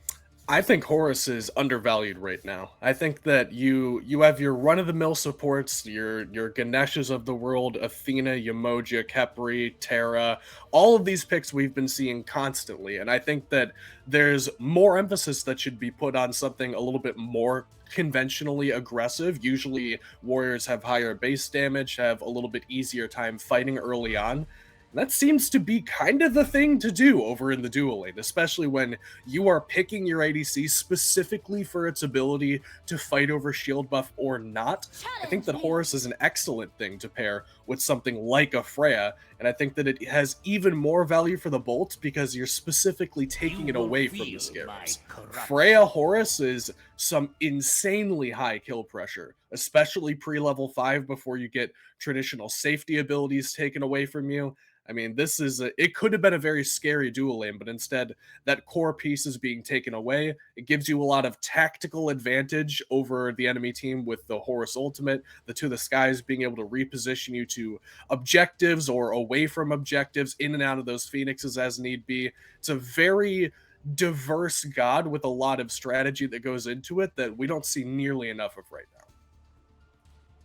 I'll have to keep an eye on who this third pickup is for the Bolts. Looking at the Soul at the moment, it seems to be something that, you know, we've seen plenty of in this phase. The current meta is just magical ADCs being highly prioritized. However, generally, the idea has been to put pressure onto the Freya, and Soul maybe doesn't do that quite as well as certain picks, such as the Anhur or the Ishtar being picked up, but it looks like Soul is what the Bolts are going to go for. Would you agree that this is a pick that they can still pressure out this Freya with? Oh, absolutely. I think that if you're being forced to play against a magical ADC, if you don't have something like the Anhur that you mentioned, or something to at least match the late game prowess like the Chernobog, you almost always want to go for another magical ADC. I think that Soul is an excellent matchup into Freya in particular, just because she has a very consistent way to match the damage output that Freya has. The pulse makes Freya kind of toggle on and off whether or not she's a real character. and Sol just gets hers all the time. I mean, as long as she's auto-attacking, using abilities, doing something productive, she still gets an additional auto-attack damage. It's comparable wave push, which is pretty important right now, especially in a meta where it feels like dual lane can be pretty much decided based on whether or not you get the very first shield buff. So being able to pressure up that first, second, and third waves is actually incredibly crucial right now. It also has very high kill pressure, as mentioned previously. The Freya Horus is a very good kill lane, but Sol Horus also no slouch in that regard either. And matches at least some of the safety that the Freya has to offer in the late game. Not quite as enough. I mean, we're not talking CC immune self-banish that does damage, but CC immune knockup that does damage is also not bad either. So it's definitely not a one-to-one. I think that Freya edges out Sol in most cases, but it's not by a whole lot. The margin is actually pretty thin.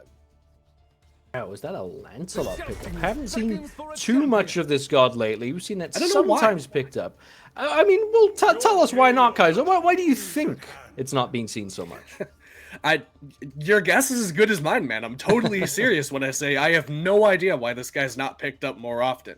It has fairly reasonable early fight, and it's a character that comes online and becomes a true titan of the mid game. I mean, this is a character you do not want to run into in a dark jungle corridor by yourself or in an alley or anywhere else. He has very good safety against a lot of compositions, just because when he's mounted on the horse, the only thing that takes him off of the horse is a stun. Nemesis. Anything else, Athena taunt doesn't do it. Kepler grab doesn't do it. He's so incredibly safe when he's mounted up on that horse. And then he gets more abilities than you, just because of the way that the ultimate ability works to put him, wouldn't you guess it, back on the horse, Judas? I mean, it's very good utility. It's a defensive pick as well. High burst damage. It does what I would consider to be everything I want a jungler to do, but apparently people don't want to play Lancelot. They want to play Nemesis, Judas. Well, Nemesis coming in. Let's see if they could chase down that horse as Lancelot rides on in to game number 1 between the Solar Scarabs and the Olympus Bolts. Now, interesting you were to point out all of those stuns, or the fact that only stuns can knock a Priel off the horse.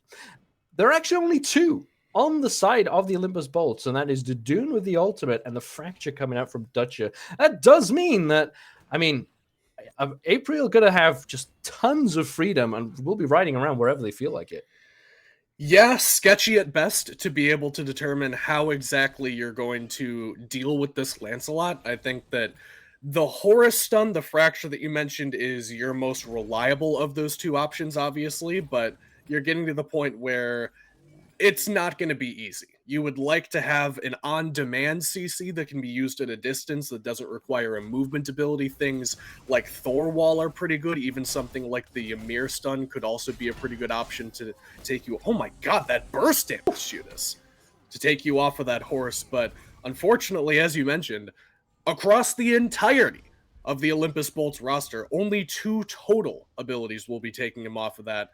And it's ones that you would like to hang on to. I mean, you'd like to keep the Fracture for Peel if Deduin goes in, if Deduin goes in as well, or Deathwalker goes in rather. It's a little bit sketchy, and I'm gonna keep my eyes on Dutcher in particular, just because he's the one that's gonna have to do the dirty work more often than not. But we'll see how it ends up playing out.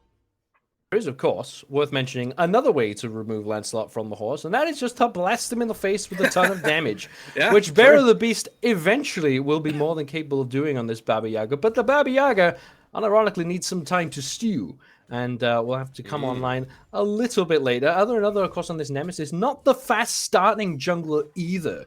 So, like we mentioned, April is going to have a lot of freedom if they can avoid Dutcher in this early to mid-game stage. So it'll all come down to where the Olympus Bolts want to put their pressure. Do you think they're just going to try to stall this game out through the early phase? I wouldn't... Well, I was going to say, I don't think so, just because that's not traditionally the way the game is played right now, but they have an excellent composition for doing that, Judas. I mean, Baba Yaga is one of our premier late-game mages, even one that gets the opportunity to build a defensive option and still do crazy damage. We often see her with the Prophetic Cloak still chunking people for 8, 9, 1,000 damage with each of those abilities. And Nemesis, one that we haven't talked about just yet, and I'm sure that we'll have an opportunity at some point, Judas, but another mid-game monster, this Nemesis, that could be a late-game 1v1 specialist as she's trying to take here onto April right now. Takes the 1v1, and April has no backup on the way. Does have the blink, however, and that shall be that. Bera had made the rotation over, and Zero's not interested, as Zero's likes to do sometimes. But it looks like this first blue buff respawn as the point of contention does get stolen away by the Olympus Bolts, and Deathwalker attempts to make a steal on the other side. I'm not sure they are aware of the amount of danger that they are in, though. Does get the steal. Can they get out as well? Nice dash away. Another gives chase. Bera the Beast thinks better of it. And overall, both sides just swapping blue buffs. And that's one of the things that makes Amaterasu such a good solo laner right now. Where are you going? All right, finally let's go back to base. Sorry about that. Deathwalker just going for a No, little you're good. I stroll. mean, you should definitely be keeping an eye on him. If he goes any further to the left there, I've got some questions I want to ask my man. But back to my point, that's one of the things that makes Amaterasu so incredibly good, is we'll see that stun not pulling April off the horse, but at least attempting to contest that cooldown buff. Ama's very good at contesting buffs, whether that's her own buff, trying to secure them, or invading. The Heavenly Mirror, Judas, is such a high burst damage ability that has basically no animation time whatsoever. A lot of your big secure abilities, as far as non-ultimate abilities go, typically require some kind of animation lock or some kind of time investment to get that one off, but provided Deathwalker can get it stacked up either by hitting somebody or being hit himself, he can get a giant chunk of damage ready to go out at a given time. And that compares to Deduin's Bludgeon, which will do comparable damage, but Deathwalker just has to press the refire ability, and instantaneously he can secure from whatever his secure threshold might be. Usually around 400, maybe 425, depending on how many points he has in the ability late game, but at least for the time being, something more around 200 is what it's likely to be right now. And there is no time investment at all. It's just, hey, I see you're going for Bludgeon. It would be a shame if somebody did 350 damage right now before that goes off. And he gets the blue buff and gets away, not necessarily with murder, but certainly with petty theft.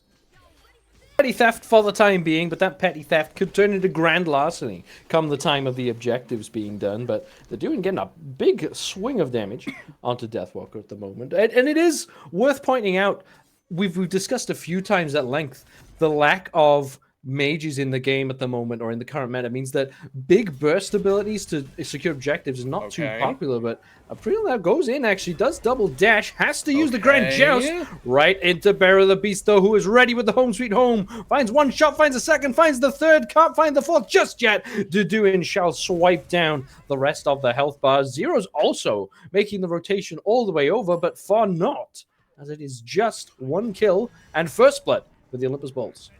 Yeah, I mean, I'm going to call it like I see it, Judas. Brotherman thought that something more was going on there, and very clearly the rest of the Scarabs did not think that. April goes in with the blink and gets reasonable but not impressive damage off at the beginning of that engagement, and it's very clear to me, based on the positioning and the way that he invested the abilities, that April was anticipating follow-up damage significantly sooner than it arrived, if it even arrived at all. I mean, Zeros was there, and E-Chrome is no longer there.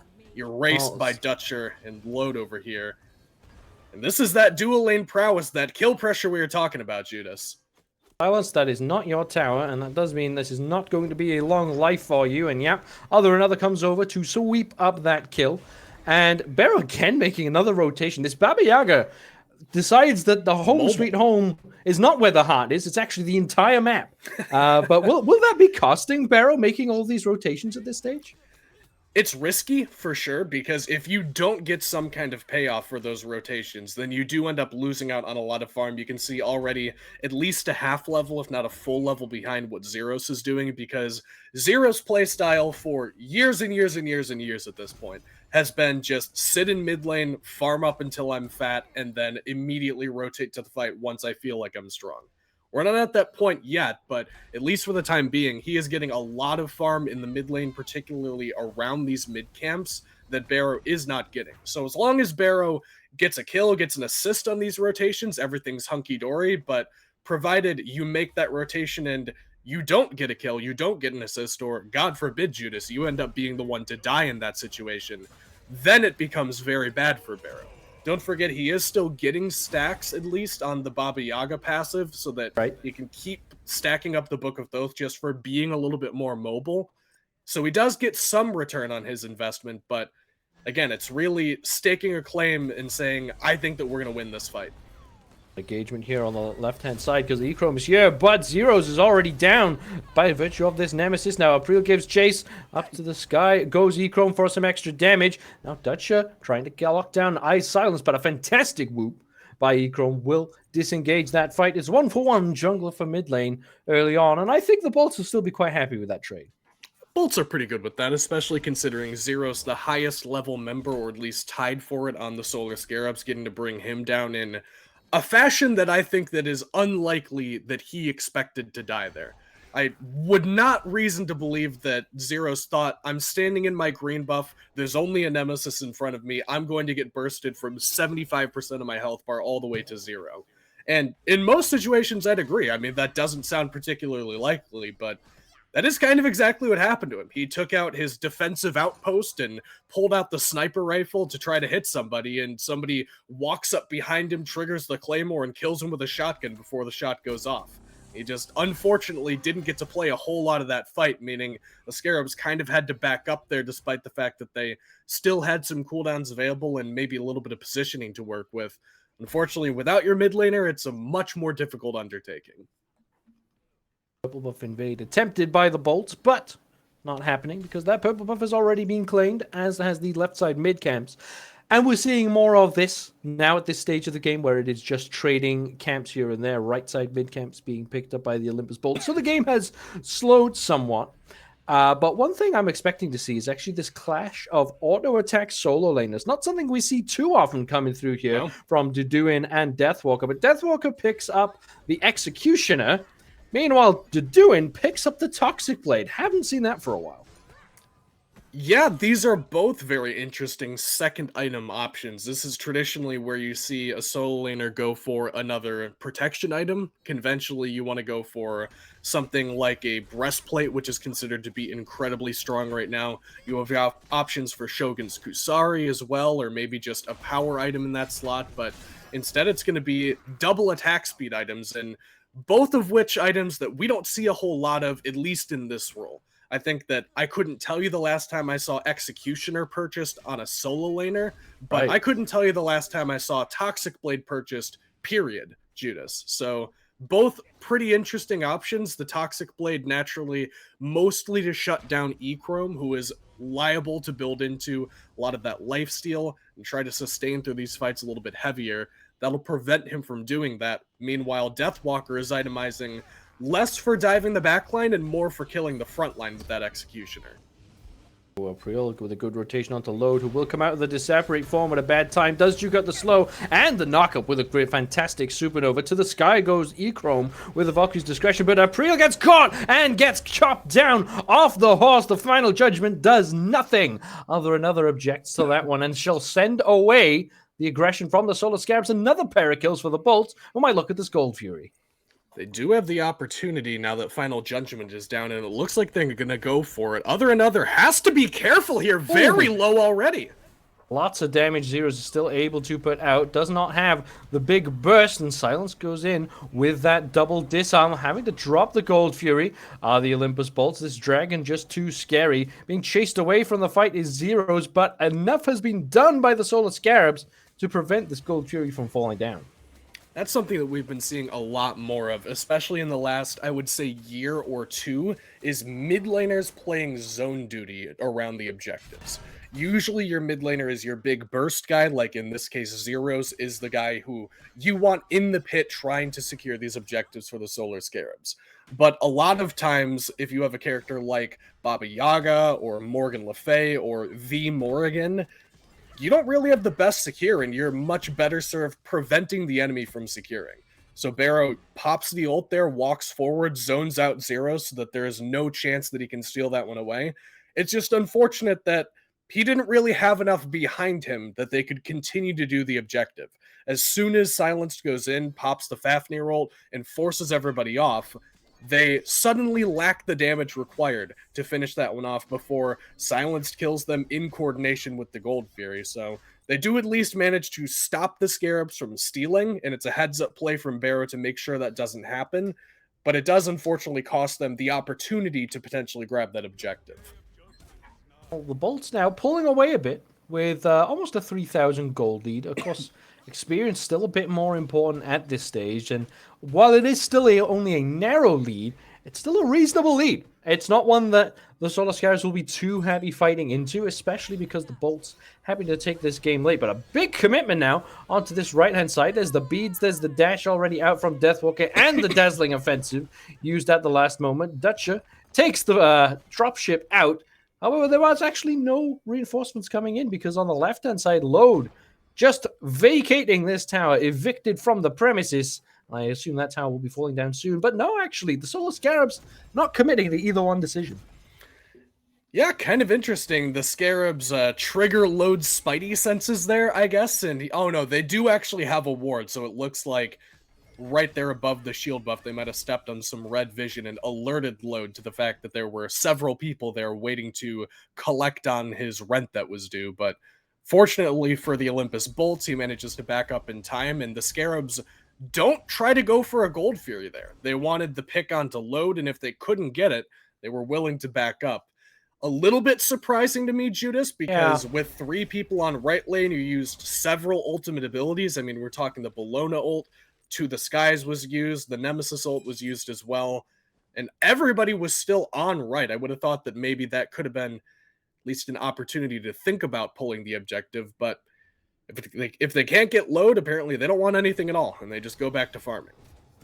The Fafnir as well, that is an interesting choice to make. Fafnir known for being able to accommodate for these early objective takes, and Silence now on this Fafnir steps up too late to see that the Pyromancer has already gone down. Zero still with the final judgment, didn't know that steal was potentially there, and I don't know, it's just passing the Scarabs by a little bit so far as this game. They always seem to be on the back foot. Deathwalker did eventually lose that tier 1 tower on the right-hand side, and Olympus Bolts only get strong enough, well, stronger as they get to this late game stage. So I don't know, what do the Solar Scarabs have to do? Do they need to act now if they're looking to really make it to this late game stage okay?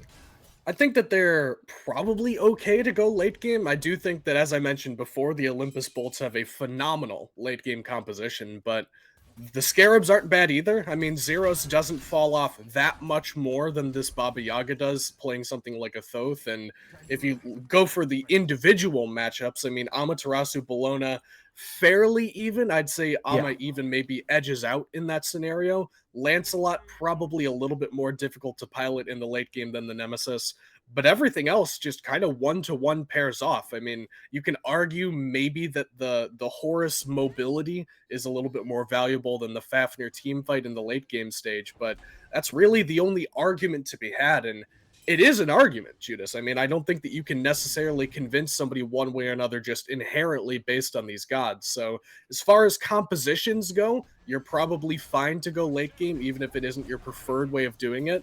But as far as momentum of the map goes, I think that there is something to be said for the way that the Bolts have been playing right now. They're kind of getting everything they want, and you want to shut that down.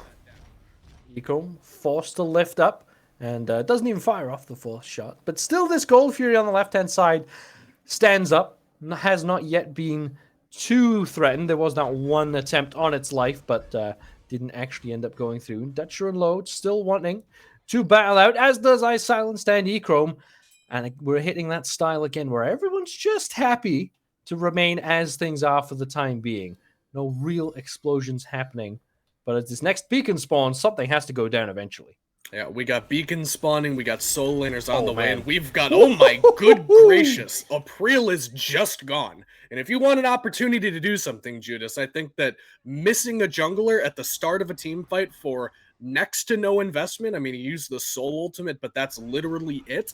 It's a pretty darn good way to break things open and give yourself an opportunity for this first Gold Fury of the game, uncontested for the Olympus Bolts. And now that they are getting this one for free, it's another I hesitate to call it a team fight because it was really an assassination onto April more than anything else. Let's not forget hang on, we got more stuff to talk about here, Judas. Under the tower goes Echrome, already been disarmed. No Valkyrie's discretion means the Doin shall slam them down. Silence now in some danger, has that Draconic transformation if needed, but seems happy enough to just throw some hammers and remain safe enough. But that's another tier 1 tower gone in favor of the bolts. Death walking out in a rough situation. Doin has teleported over, and looking around the other side is Dutcher to go for a lockdown. As the dazzling offensive comes out, April forced to use the ultimate this time to get away, and does so, and nothing else doing, but still all 3 tier 1 towers standing for the bolts. It's a lot on the map that the Solar Scarabs are losing out on. They are, and that's actually the point that I was going to bring up. Don't forget that the Olympus Bolts are a team that's still hunting down that first win, like we mentioned, and they're looking real good here, Judas. I mean, this is not... If I told you one of these teams has not gotten a win under their belts yet, I think that 9 out of 10 people, if not 10 out of 10, would assume that, oh, well, the Solar Scarabs are clearly the team that's struggling. They're down 5,000 gold, and it's not even from a lot of team fighting. I mean, it's mostly just map play that they seem to be getting outplayed on. But that's not the case at all. I mean, the Bolts are doing a phenomenal job here against the Scarabs, who, as mentioned previously, one of our more veteran teams with a lot of SPL experience, a lot of world champion experience on this roster as well. I mean, the Bolts are doing a phenomenal job, and they really need to keep this pace going into the mid game, because this is kind of where you can get to the point where one fight is enough to turn the tides, and maybe one solo kill. Oh, that is the Valkyrie's discretion matched up by the Aegis Tower. Can hold on that, and no sustained possible fall load. Echrome battles themselves back into this game and gets a solo kill onto load, and not too surprising with the way that Echrome has played this SCC year as it goes, but this phase has been a rough one, but maybe that can be a turning point in this game for this Freya. That is definitely a good sign if you're getting those solo kills, because again, the Sol Freya matchup is pretty close. Freya does edge out a lot of those matchups, especially once she gets that Hasten Ring online, but as we see Deathwalker, just more petty theft over here. But once Freya gets that Hasten Ring online, being able to just run down somebody like the Sol is a very good opportunity for you, because Sol wants to be a little bit more evasive with that Disapparate, play some backpedal, do some auto-attacking from a distance, whereas Echrome, if you could fight at melee range, even with the ranged autos active, you would want to do that as Freya. So getting that opportunity and being in that close proximity with load makes things a lot more difficult for him, especially when you're trying to determine, where do I throw my Stellar Burst? That's an ability that's best served at max range if you don't want to have to aim it as carefully. But if you get right up in their face and you can sidestep that, that's a large chunk of that Sol's damage that would just be missing in that engagement. So credit to Echrome where it's due for picking up that 1v1 and kind of giving the Scarabs a sigh of relief here to say at least something's going well for us here, because otherwise, seems like it's all the Bolts so far. Yeah, always having a Freya in the back pocket is great. Now, dazzling offensive out from Deathwalker, because all of the others tip the scales in their favor.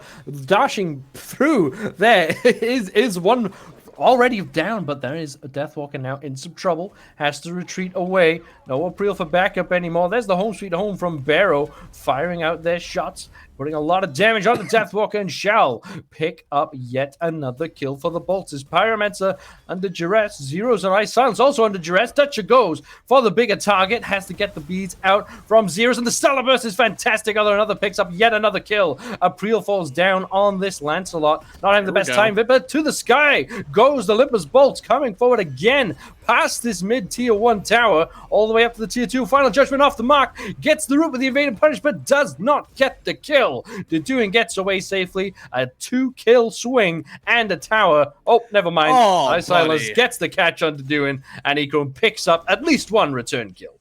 And, you know, I hate to say it, Judas, but that is just a little bit of laziness coming out there from Deduin. And when you're ahead like this and things are feeling really good, it is easy to get a little bit complacent and say, well, we're 5,000 gold up. They're never going to fight us here. We just forced them under their tier 1 tower and took it after killing their solo laner. Surely I can just back here. And, I mean, very clearly, you cannot just back there, Mr. Deduin, sir. As the Olympus Bolts will grab the Pyromancer, it looks like the Scarabs will answer that back with the Gold Fury on the left-hand side of the map. So despite the fact that the Bolts get a good pick on the Deathwalker there, pick to me, Judas, usually feels like something that happens very fast and is kind of just a one and done kind of thing. There was definitely some Benny Hill music playing when Deathwalker went down there, but they do kill him successfully and get the fight, and now the Bolts are going for this Fire Giant. And at half HP, Deathwalker is lurking around with that mirror, of course. Lurking nearby as well is Zeros with the final judgment. Fire Giant goes very low, and the Solar Scarabs will take it away, slicing through. Now April in some danger. The Lancelot will fall again, but that is the dazzling offensive, getting the last hit from Deathwalker, and the Solar Scarabs get another lifeline. And that's unfortunate, we'll say, for the Olympus Bolts, because once again, don't forget, as we mentioned earlier, Barrow doesn't have your run-of-the-mill mid-lane ultimate like a Final Judgment, a Searing Pain, a Kraken, East Settle, the Circle of Protections. None of that for the mid laner for the Olympus Bolts, which means that their secure in that Fire Giant pit was one thing and one thing only. It was going to be load ulting the Fire Giant in unison with the Runic Bomb that you can see that they invested there. They got the Pyromancer no longer in the inventory, got dropped on the objective, unfortunately off on the timing, which means that what should have been a great foothold for the Olympus Bolts to go from a little bit far ahead to incredibly far ahead serves instead as a stopgag for the Solar Scarabs, where not only are they at the point where they've halted all of the momentum of the Olympus Bolts, they can play aggressive. Oh! Well, there's the whoop into the Final Judgment. Barrow the Beast takes a ton of damage in the process, but will still be safe enough on this Baba Yaga. Has gone for that Prophetic Cloak. As you mentioned, that little bit of tankiness making a difference there. Echrome, though, on this Freya, more than happy with how this game is at the moment. The game state really suits this Freya pick. Does a ton of damage to Doduin. No disarm available to them. Means that Freya can just fire off these shots. And with these Titans matching up in the mid lane, it does mean that the aggression might have an opportunity here for the Solar Scarabs. They are looking to poke forward, poking and prodding, getting some CC as well onto this Bologna yet again. With the Titans being killed off, maybe there won't be too much action to be had here. This is a bit of a heat check here for the Scarabs. How confident do they feel with this Fire Giant? Do they perceive this to be a, we stopped them from getting it Fire Giant, or do they want it to be their opportunity Fire Giant? And it looks like it's the latter. Going under this tier 1 tower are the Solar Scarabs, but there's the Doduin having to retreat. Does fall down, does the other. Another, though, in this engagement, but Zero's picked off. 1 for 1 so far, battling back and forth. Are both of these two teams. The Doduin gets the beads, diving on to this Freya, but April picks up one, trades themselves in the process. Now up to the sky goes Dutcher. Getting out of the fight are the Olympus Bolts. Trading equally are both teams, but that's 2 Fire Giants off of the Scarabs.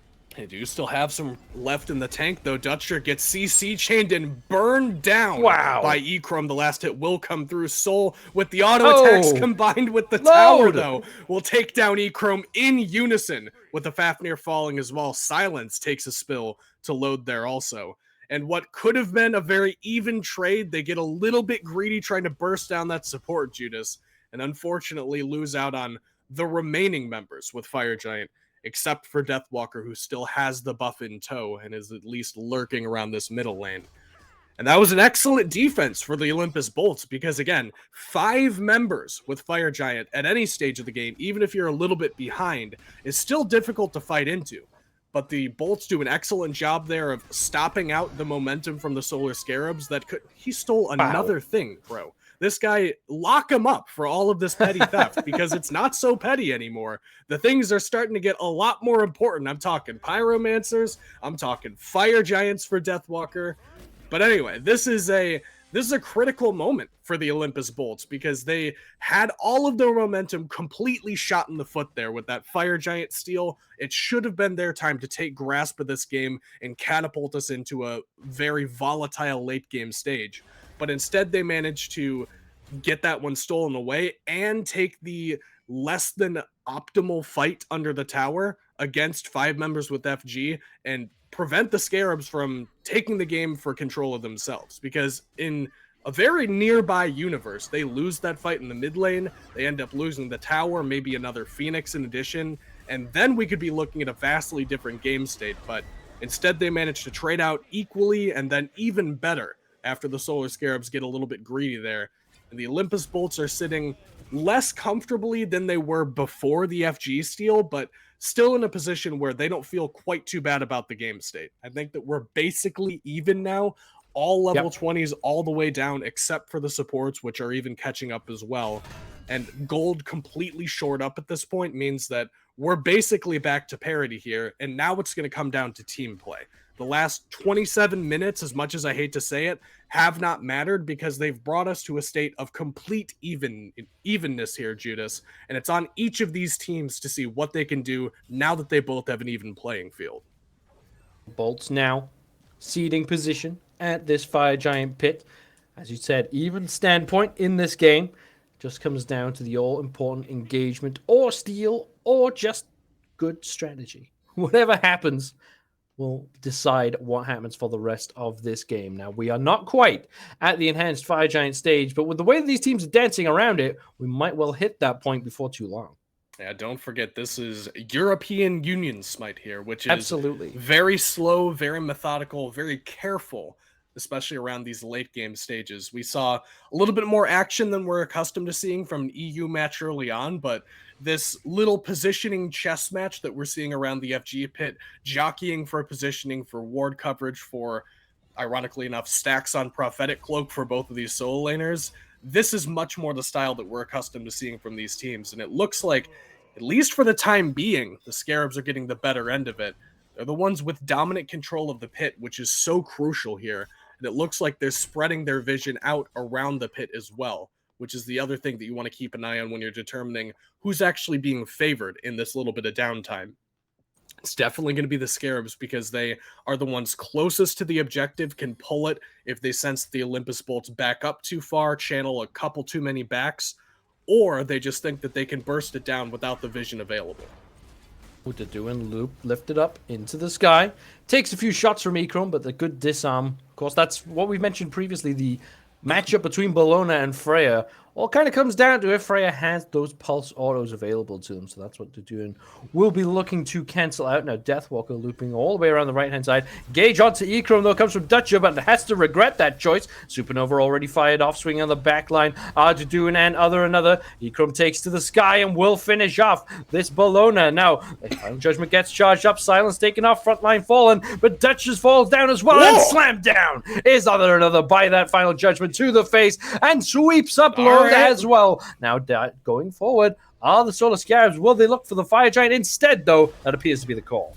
And Barrow does not have the opportunity to even attempt to contest this one because Zeros is doing some of the most deep zoning I've ever seen a Thoth attempt there behind the tier 1 tower. And this one will go to the Scarabs off the back of a very convincing fight, Judas. I mean, Silence dies throughout the course of that team fight, but it really felt like the Scarabs just had more coherent positioning and more team fight presence in that one because it was Deduin very far forward, and that's traditionally what you want your solo laner to do, is to get very good penetration off onto the enemy backline, take some cooldowns, buy space, buy time for the rest of your team. But Deduin ends up getting caught not only in the middle of the backline, which is something that you traditionally account for as a solo laner, is how much damage am I going to be taking with all of these backliners on me, but also had the front line of the Solar Scarabs on him in that one too. He ults in pretty deep, and then after April ults back through the Olympus Bolts team,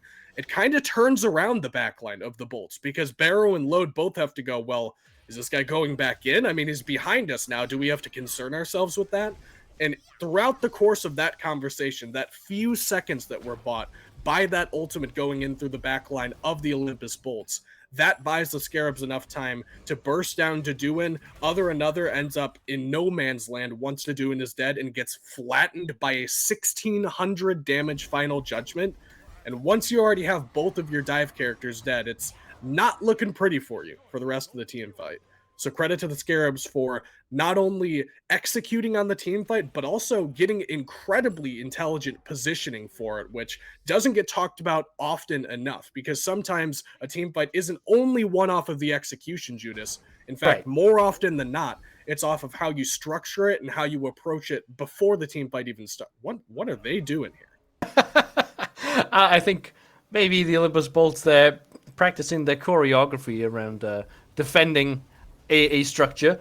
So not going to be how they defend this tier 2, but it might be how they defend a later structure. This left side tier 2 is already sacrificed, and there is no mid tier 2, which means this left and mid Phoenix are exposed. Solar Scarabs have the choice of which one they look to aggress on. Now, there are Oni minions already running up this mid lane. Left side Oni minions almost arriving.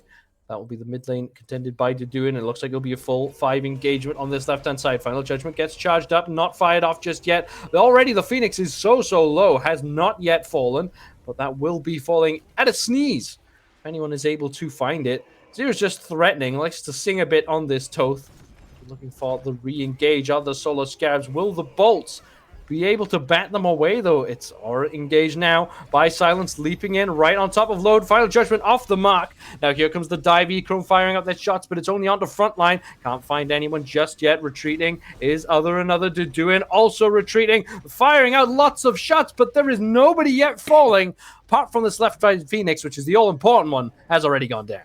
Dutcher barely gets out there and will make it back to Fountain, but as you mentioned, Judas, the damage already done here. That initial step in and that bomb that they dropped on that left Phoenix did so much damage that, again, as you mentioned, only a sneeze necessary to bring that one down. And I feel like there's another disconnect here from the Olympus Bolts dive, because Deduin goes in incredibly deep, ulting in, and somehow manages to walk away there after contending with Load and Eye Silence on this Fafnir. Because Other the Another tries to go in from the side angle, comes through the middle Phoenix, gets spotted out by that incredible vision coverage that the Solar Scarabs have around that choke point. And it's 3 members. It's Zeros, it's April, and it's Deathwalker, all chasing him out there, which leaves the dive of the Olympus Bolts, namely Deduin, completely by himself. And I mean, he's going to buy great space, he's going to buy a little bit of time, but he's certainly not killing E-Chrome by himself. And it is worth noting, the damage was pretty good. I mean, he didn't need a whole lot of additional damage to get the job done onto E-Chrome, but Other the Another just couldn't get in there. And it's once again this disconnect between Other the Another and Deduin that seems to be the big problem for the Olympus Bolts. The Scarabs are structuring these fights the same way every time. It's Silence jumps in, he disarms Load, goes for a stun onto somebody, Zeros fires off the Final Judgment, assuming that stun is going to hit, and then they take the team fight from that point forward. They determine whatever is the biggest threat and whatever is the closest to dying if somebody does get hit by the Final Judgment, and then they move one at a time throughout this team fight. And the Olympus Bolts need to have some kind of response for that. And it's probably going to have to be some better coordination between Deduin and Other the Another. And you can argue that maybe they didn't have the information, that there were enough people there to contend with Other the Another coming in from that flank angle, but that's information that you need to have at a stage of the game like this. If you're walking into 3 people as a jungler, your job is next to impossible. So I'm keeping my eyes on Other the Another and Deduin, but hang on, the whole team might be going in here. Oh, up to the sky goes the rest of the back line. Now already into the pit goes the Solar Scarabs, having to retreat out of it. Barrow already out of this fight, though. A lot of damage now off the table for the Bolts. E-Chrome under so much pressure from this dive finally shall get cleaned up. It's just Deathwalker and Silence to put out the damage, but Zero sweeping in and finishing off Deduin now. Where does Load manage to find their angle in? It is just Load on this soul for damage for the Olympus Bolts. Other than another is so low, has to back on away. 3 versus 4 right now. 4 in favor of the Solar Scarabs means they still retain position, but nobody should get the Fire Giant. And shockingly, they managed to force them off there without a decisive team fight. I thought that if you're horizonting the entirety of your team into the enemy backline, that strikes me as a fight that should be decisive one way or the other, but instead it's going to be a 2-for-1 at the end of the day with Deduin and Barrow falling for E-Chrome. And I'd have to shout out Zero's Mr. World Champion himself on the positioning there, because the way that he addressed that team fight in his threat assessment is, I believe, still some of the best in the business. He sees the Horus ult coming in, and instead of standing by Echrome, he backs up and gets off by himself as Deathwalker will take a final judge, or excuse me, a Nemesis ultimate here, and we'll have to back up. But April goes in, another ult traded. We'll at least have a moment of reprieve. But Zero's, once he sees that Horus ult coming in, the traditional backliner response is, I need to find my support, I need to find my other backliner, and we have to fight our way out of this. But I think that if he stands close to Echrome and gets hit by all of the same stuff that Echrome does there, that could have been a fight that was head over heels won for the Olympus Bolts. Instead, he runs north into enemy territory, understanding that all the things that would threaten him there usually are ulting into his backline, and it gives him so much space to work with. He just has nothing even close to him, knows exactly where the enemy team's going to be standing, and can provide support to Echrome from a distance. Echrome does end up going down in that engagement, just the overwhelming pressure that's going to happen when you Horus ult 4 people on top of a backliner late game. But the additional assistance from long range from Zeros there was so critical in ensuring that that team fight didn't turn on its head at a moment's notice. So credit to Zeros for incredibly intelligent positioning there, and they're once again poised around this fire giant, coiled up like a snake and ready to strike if the Olympus Bolts look weak. Beads and Aegis about to be back online for Echrome, which will make the dive of the Bolt's job even more difficult. Deathwalker and Ice Silence have been a good frontline presence so far.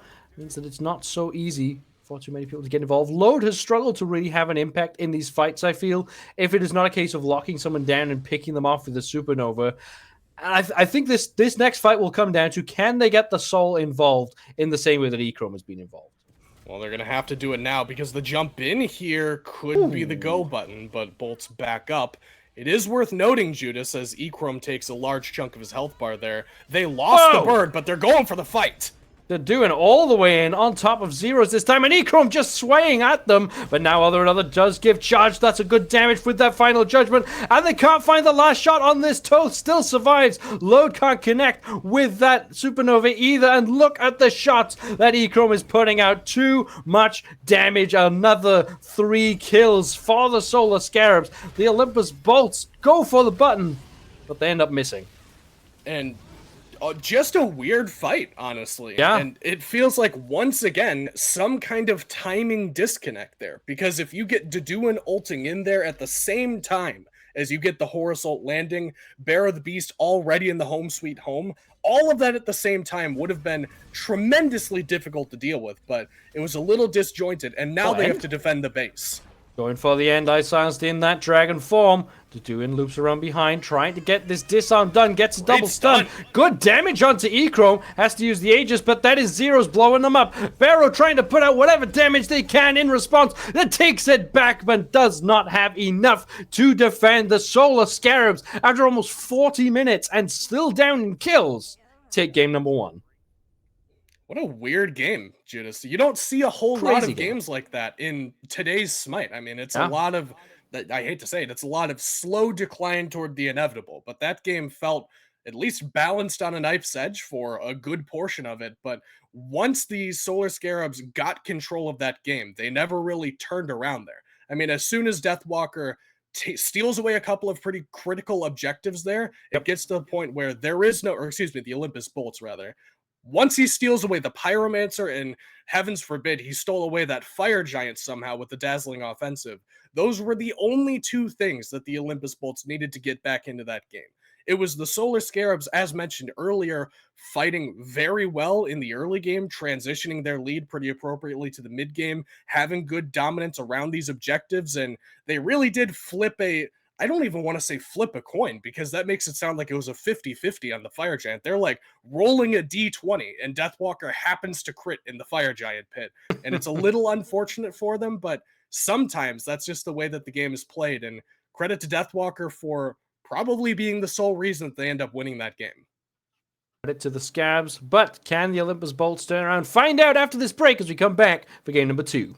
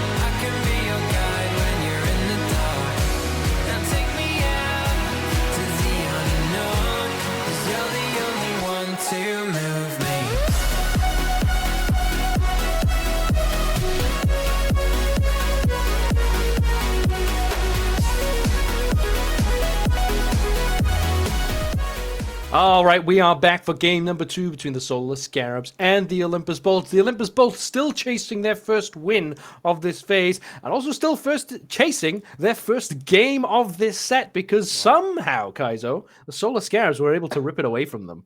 It's not somehow, man. It is definitely on the shoulders of Deathwalker that they ended up winning that game. Because if you're stealing away Fire Giants in an otherwise even or even close to even game at that point, it's very difficult to come back from that. Not only the map momentum that you lose from losing out on that objective, but also the morale that you take a hit to once you end up forfeiting something big like that Fire Giant. I mean, it's just incredibly difficult to fight back into it. They did an excellent job. They never lost their morale, it would seem. I mean, they played aggressively basically until the end, actually literally until the end of the game. They're horror-assaulting in for these fights, but again, it's got to be some kind of timing disconnect for me, because they're not all on the same page, or at least not all on the same time. And I think that if they can make that core adjustment in the team fight phase, it's going to be an excellent standing for them to not only take a game, but based on the way they played the beginnings of game 1, they very well could just turn around and take this set.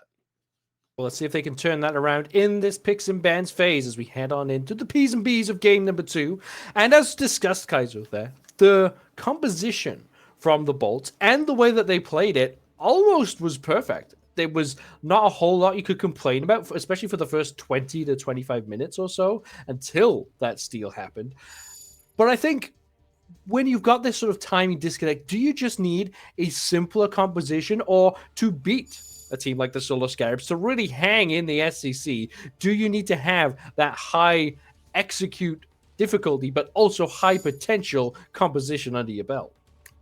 I think that it's going to be the second one in general applications, but in this particular instance, Judas, I think it's the first one. And you can see already the Solar Scarabs realizing, that might be the case and taking Athena off the board very early on. You mentioned on the desk of game number 1 that Athena is the premier. Here's how we're doing this, set in stone, very if A, then B kind of composition. There's not a whole lot of thought that goes into it. That's why I play it so often. It's very easy, and there's not a lot of room for making mistakes. But instead, they're going to have to find something else. It has to be something, for my money, that gives them a very clear indication of the way that they approach the team fights. Because Horasult into questionable CC, at best, for them in game number 1, wasn't my favorite way to address these team fights. And again, these are excellent players all the way down, don't get me wrong, and they have proven very easily up until this point that they belong here in the SEC and that they can hang with some of the best teams we have to offer, but the execution just was not there in game number 1, and it's not up to the standard that they've set for themselves so far. So I think that if you're going to be back against the wall here looking for your first game win in this set and your first set win in this phase, it's got to be something that maybe you're a little bit more comfortable with, or maybe you're a little bit more practiced on, you're a little bit more simple to execute, is I think where I'm going with this, Judas. The Ratatoskr is a great start. It gives you a very clear indication of, I want to play aggressively in the jungle early on. I want to have the flexibility to fight around mid lane or either side lane, depending on how the map state ends up playing out. I think that this is an excellent first tool for them to pick for themselves and actually give them a little bit of direction here for what the rest of this draft is going to look like. Well, Heimdall is one way to throw a bit of a spanner in the works for the Olympus Bolts. Here we have something that is an extremely safe ADC. I think Freya previously was something that the Olympus Bolts were trying to dive on top of and, really punish that Freya in the moment that you can. But Heimdall is even more difficult to shut down. Now, on a usual situation, you'd maybe be happy to see a player go from Freya to the Heimdall. Doesn't quite have as high of a ceiling as Freya. Now, the Heimdall's ceiling is very high, but Freya's just kind of goes to the moon every now and then. However, Echrome specifically on this Heimdall has looked absolutely phenomenal lately. And I don't know, man. I'm almost thinking it's not an upgrade for the Bolts at the moment. Yeah, I think that you are right to point out that this is not just a player picking Heimdall. This is Echrome picking Heimdall. I think that not a lot of ADCs that I typically consider once I start thinking of who is the premier Heimdall player for each tier of play. I think that Echrome might be the first guy that comes to my mind if I'm picking a SCC player that plays this Heimdall, maybe Zapman for the SPL for a Heimdall player, but it is a very high skill ceiling character that rewards very good execution and very intelligent play.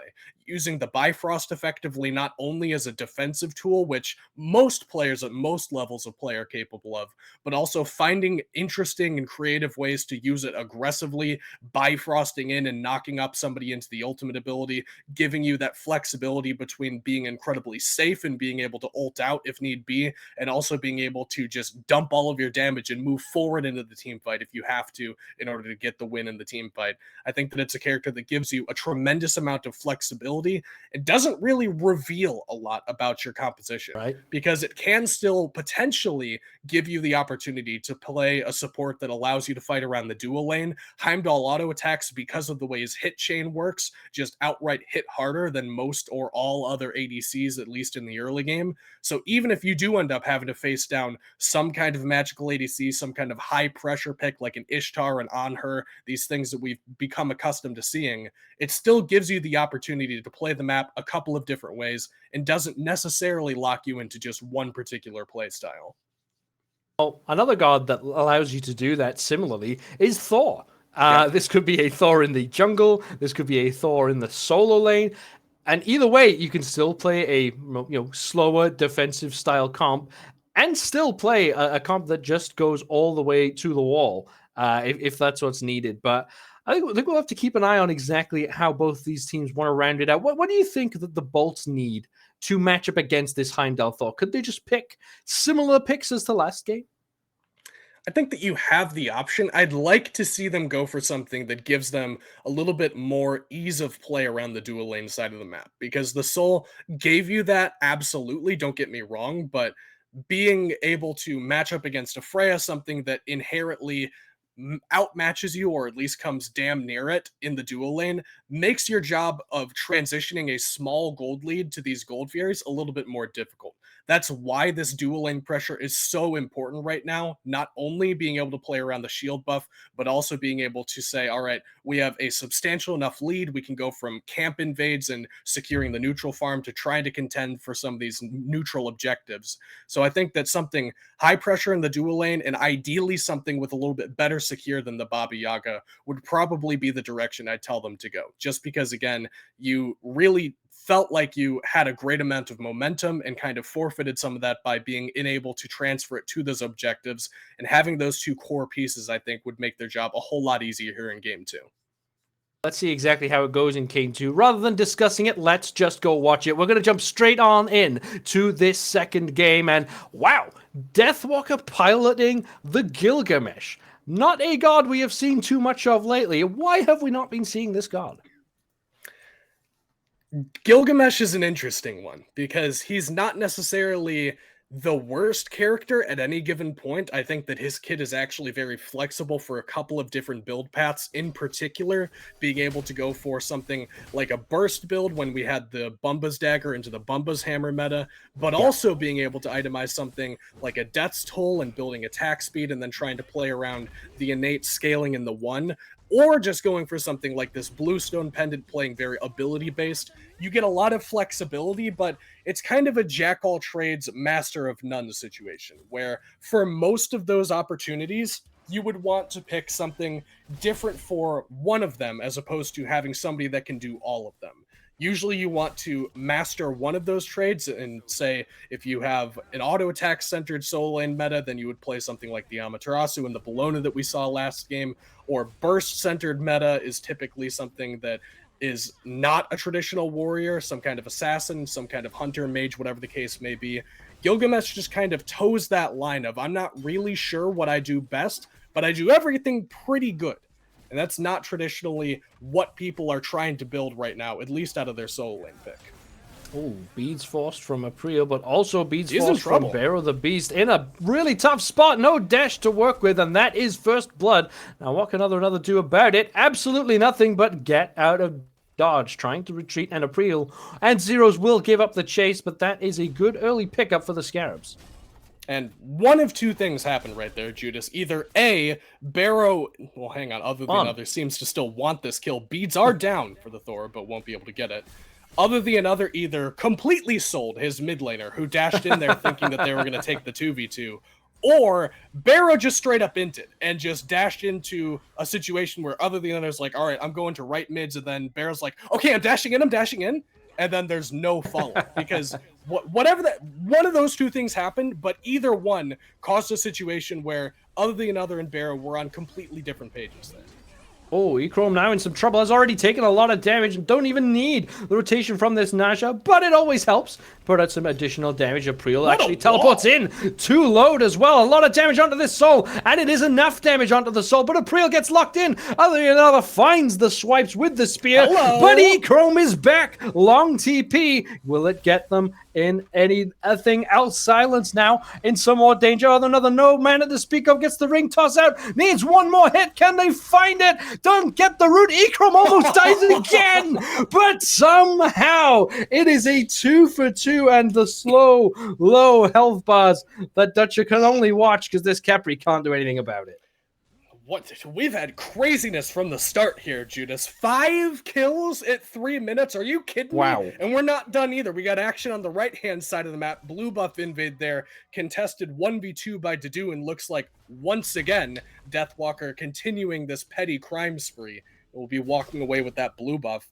But this is already a very excellent start for the Solar Scarabs, who should have, for all practical purposes, been very far behind in the left lane, because Echrome got walled there and got rooted there and got popped by Load and Dutcher before the rotation even comes in. I mean, other than another was not needed to kill the ADC there. And the fact that they teleport back in, managed to not only save their support, but also land the kill onto the other than another on the back end of it, is a little bit shocking to me, because this is not a composition that you typically think of getting aggressive before level 5.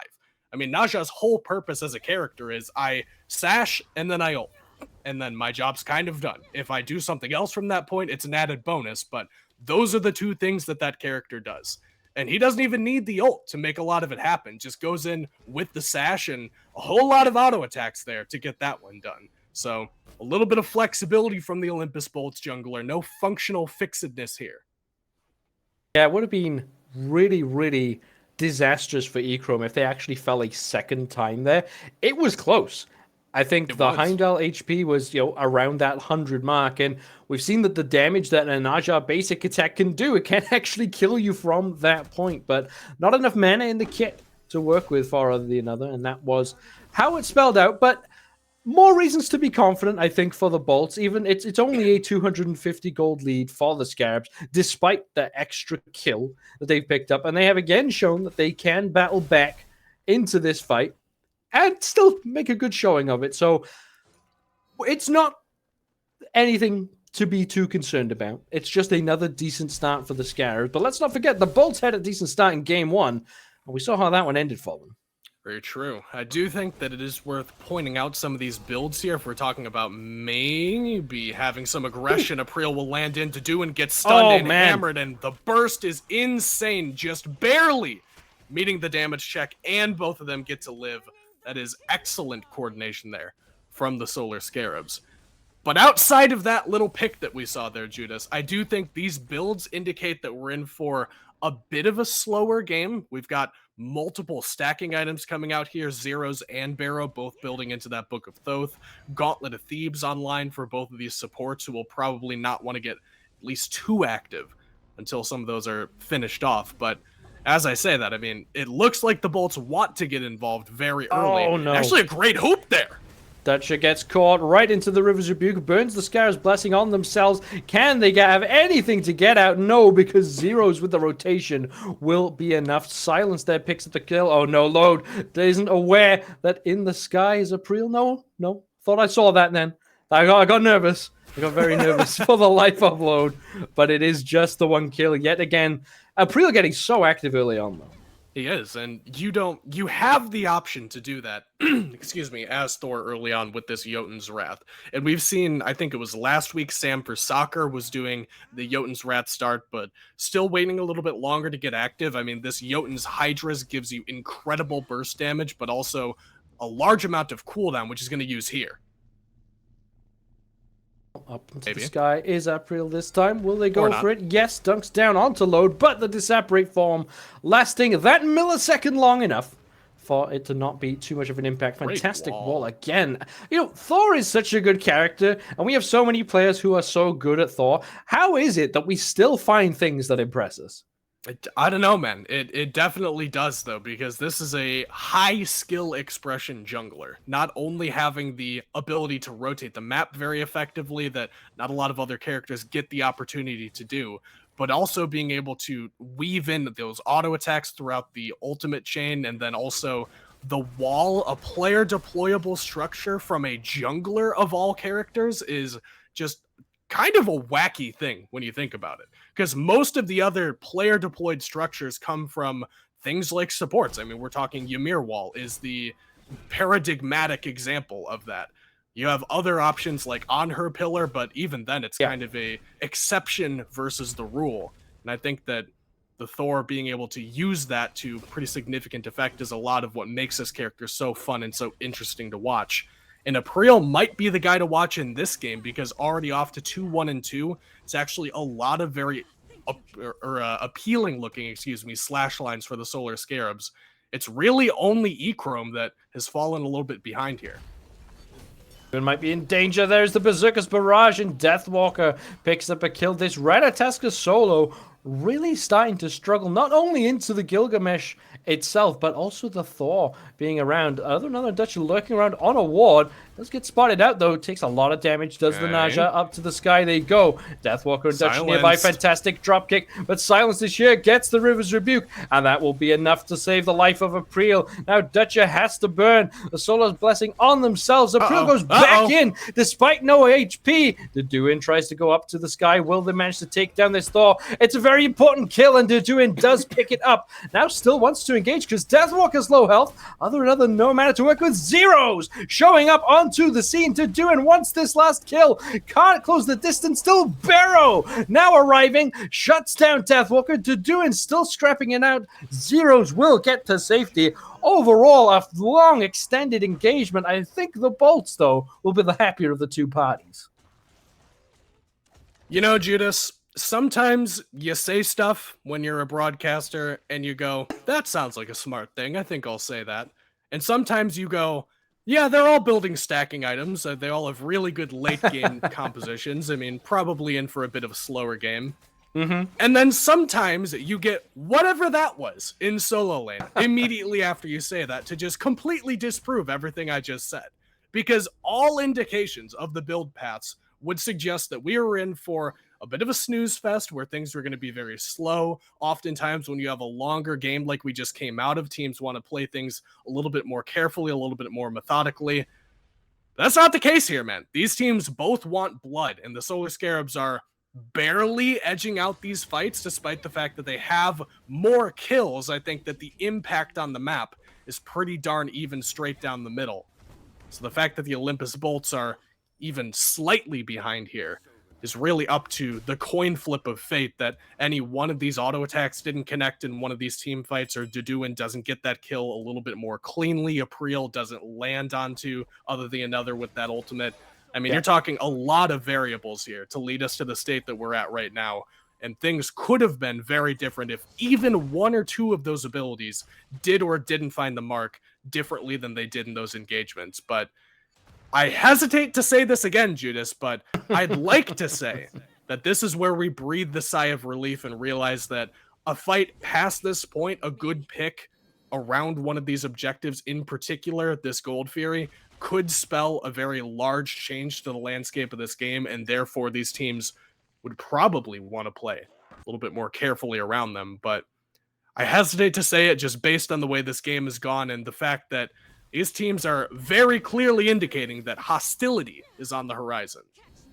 He is certainly on the horizon in this mid lane because the beacon shall be spawning very soon, and we have seen already in game number 1 that both sides are more than happy to fight over the beacon, and in game number 2 more than happy to fight in general. But hold on, another gets caught. There's the beads already burned, has to get to some safety, does manage to hold on to the ultimate. Deduin actually goes in on April, who does take to the sky, might be hunting for a target, but Deduin gets caught. April doesn't follow up though. Deathwalker is left all alone, but dishing out so much damage onto this Ratatoskr. The winds of Shamash come through. That's some good healing from Deduin. No dropkick to the wall just yet. And that's a washed fight overall, but the beacon is about to arrive. I'm a little surprised that other than other got to walk away there. I thought for sure that April was going to burn the ult and just kill the enemy jungler, but does manage to skate his way on out of there and also hang on to at least the ultimate. Does have to burn the beads, which means that that ult cooldown is still available for this beacon fight, as you mentioned. No Thor ult means that they are probably favored around here, but doesn't look like the Scarabs likely to contend with it for that exact reason. So first minor objective, call it an objective if you will, goes to the Olympus Bolts and puts them in a pretty comfortable position. I mean, they were a very small amount of gold behind. Now they're a very small amount of gold behind, but a little bit less here this time around, I guess. It's not I'm trying to say it's not the biggest change in the way that the game's going, Judas, but it is at least something to say that the Olympus Bolts once again are playing this early game pretty well. Not off to the roaring start that we saw from them in game number 1, but don't forget that even after they got to that start, things were still looking up for them for quite some time. It really wasn't until they pulled that first fire giant that got stolen away that we saw them make realistically any large-scale mistakes. I mean, there were a couple of dropped solo kills here and there, maybe some invades that weren't contended with properly, but as far as things that impact the game as a whole, they played phenomenally in game number 1. And now that they're back to parity here, despite being 3 kills down, I think that we might be in for more of the same. Yeah, it's worth pointing that out, of course, that the game was still very close in game number 1, despite the Solar Scarabs pulling away with a sizable lead and making it look nice and easy for the end. It was anything but that for the beginning stages. So I'm expecting to see some more of that in this game, and that is why we're seeing this be such an equally contested game, despite a 3-kill lead for the Solar Scarabs is nothing small, of course. It does mean that the Bolts have been finding their windows of farm and finding their opportunities, but it does appear to be the Solar Scarabs, the ones maybe looking to push the envelope a little bit more when it comes to looking to take this left side Gold Fury. While we have at least a moment of reprieve here, I want to take a look at these builds, in particular the ADCs, because Ecrom going for the dominance here in the second slot, that's, traditionally where we see an Executioner or maybe an Aussie if you don't go for the Devos, but the dominance is an interest. Okay, well, he does go for the Executioner anyway. I was going to say that traditionally Executioner is taken in place of that dominance, but hang on, we got more messy fighting in the right lane. Winds of Shamash were used on the Totem of Ku to get that one for his team for the Solar Scarabs, so probably not going to be a great fight for the Scarabs if they do try to take it, but we'll get on out of there. But back to this dominance, because it gives you a crazy amount of power and in-hand damage that would come in handy at this Pyromancer if he were here, but instead it's just getting the bolts, and it's April going in! April is here. Now April is out of here, recognizing the situation they find themselves in. Deathwalker is on the scene. Does get a slow onto another. Can they get a drop kick into a wall? Yes, they can. Now, this does make things difficult. Solo kill on the left-hand side. Deathwalker has put out a decent amount of damage, chasing away the Solar Scarabs, the Olympus Bolts. But on the left-hand side, Ecrom gets a solo kill, gets a tower as well. Huge gold swing for the Scarabs. Deathwalker, just not as a caster, but as a spectator of the sport and as a fan, is one of my favorite solo laners to watch, because this guy embodies the solo lane mentality of run it whatever is in front of you. It looks like we'll see Deduin's ult here, forcing everybody off of Pyromancer. But Deathwalker pretty much will just walk at anything that walks within his field of view. I mean, other than another did nothing wrong. He just was whistling and walking through the jungle with his hands in his pockets, and Deathwalker jumps after him and immediately starts beating him over the head and kicking him into a wall. And there is no kill potential there, not without the Winds of Shamash, not without some help, but Deathwalker just wants to stack the Prophetic up, get some damage numbers, and show that he's the big kahuna around the solo lane. And I just like that. That's the end of that analysis. I mean, it's not a whole lot to take away. I just think it's kind of cool to watch him. I mean, a bit of waxing lyrical there coming through from you there, Kaizo, and it's good to see. Of course, Deathwalker has not had the best of years in the SEC. Actually struggled in phase number 1, I believe relegated from the SEC, but came back in phase number 2 and has joined this new roster, the Solar Scarabs, and are playing fantastically well this time. Seem a lot more comfortable. They've been through some changes, of course, but Deathwalker has been a mainstay in this current roster, and showing why, I think, having a very active performance on the Gilgamesh, which is not something we're used to seeing. Actually, we've seen a lot of like Chang'e farming up until late game, but this time level 16, and Gilgamesh the star of the show so far. And he's going to have to continue to be the star of the show here, but might have a co-star on the other side of the map in the form of Echrome, who 2.5 levels up on his opposition, giving them the opportunity to take very aggressive positioning around this Gold Fury. Oh, wow. And other than another is in big trouble here. Has already used the Windfire Wheels and now gets dunked down on by... Oh, well, hold on. A lot of damage being fired back out. Trading 1-for-1 so far, but Barrow gets caught by Echrome dashing deep under the tower. Dutcher now pulls in Eye Silence, but it's not going to be a lot to work with. It is just the 2 members falling for the bolts, and that's a lot of damage off the board, which means that the Solar Scarabs are confident and comfortable to contend with Load and Dutcher here under this tier 1 tower. They will not get the tower, but they might well look at this beacon. Kind of surprised that that went as catastrophically for the Scare. Well, I guess I say catastrophically. They lost 1 dude in that team fight, but the damage turnaround was very significant and very quick there from Barrow. I mean, the final judgment cutting through, in addition to all the damage put out by Other the Another with his dying breath there, was a lot higher than I think that I expected, and probably than the Solar Scarabs expected, considering April does end up going down there as a result of some of that engagement. And I do want to go back to Echrome over here, who, again, we mentioned Echrome very, very comfortable on this Heimdall, more than your average Heimdall player, more than your average bear, certainly, who don't traditionally play Smite very well. And they give you a lot of options for what to do with the duo side of the map right now. I mean, Deathwalker is in a very comfortable position here. He doesn't have the biggest lead. We're talking maybe a half level, a level at the most over there in the solo lane. But that feels pretty impactful if you swing that over and pair it up with the giant lead that Echrome has manifested for himself on the left-hand side of the map.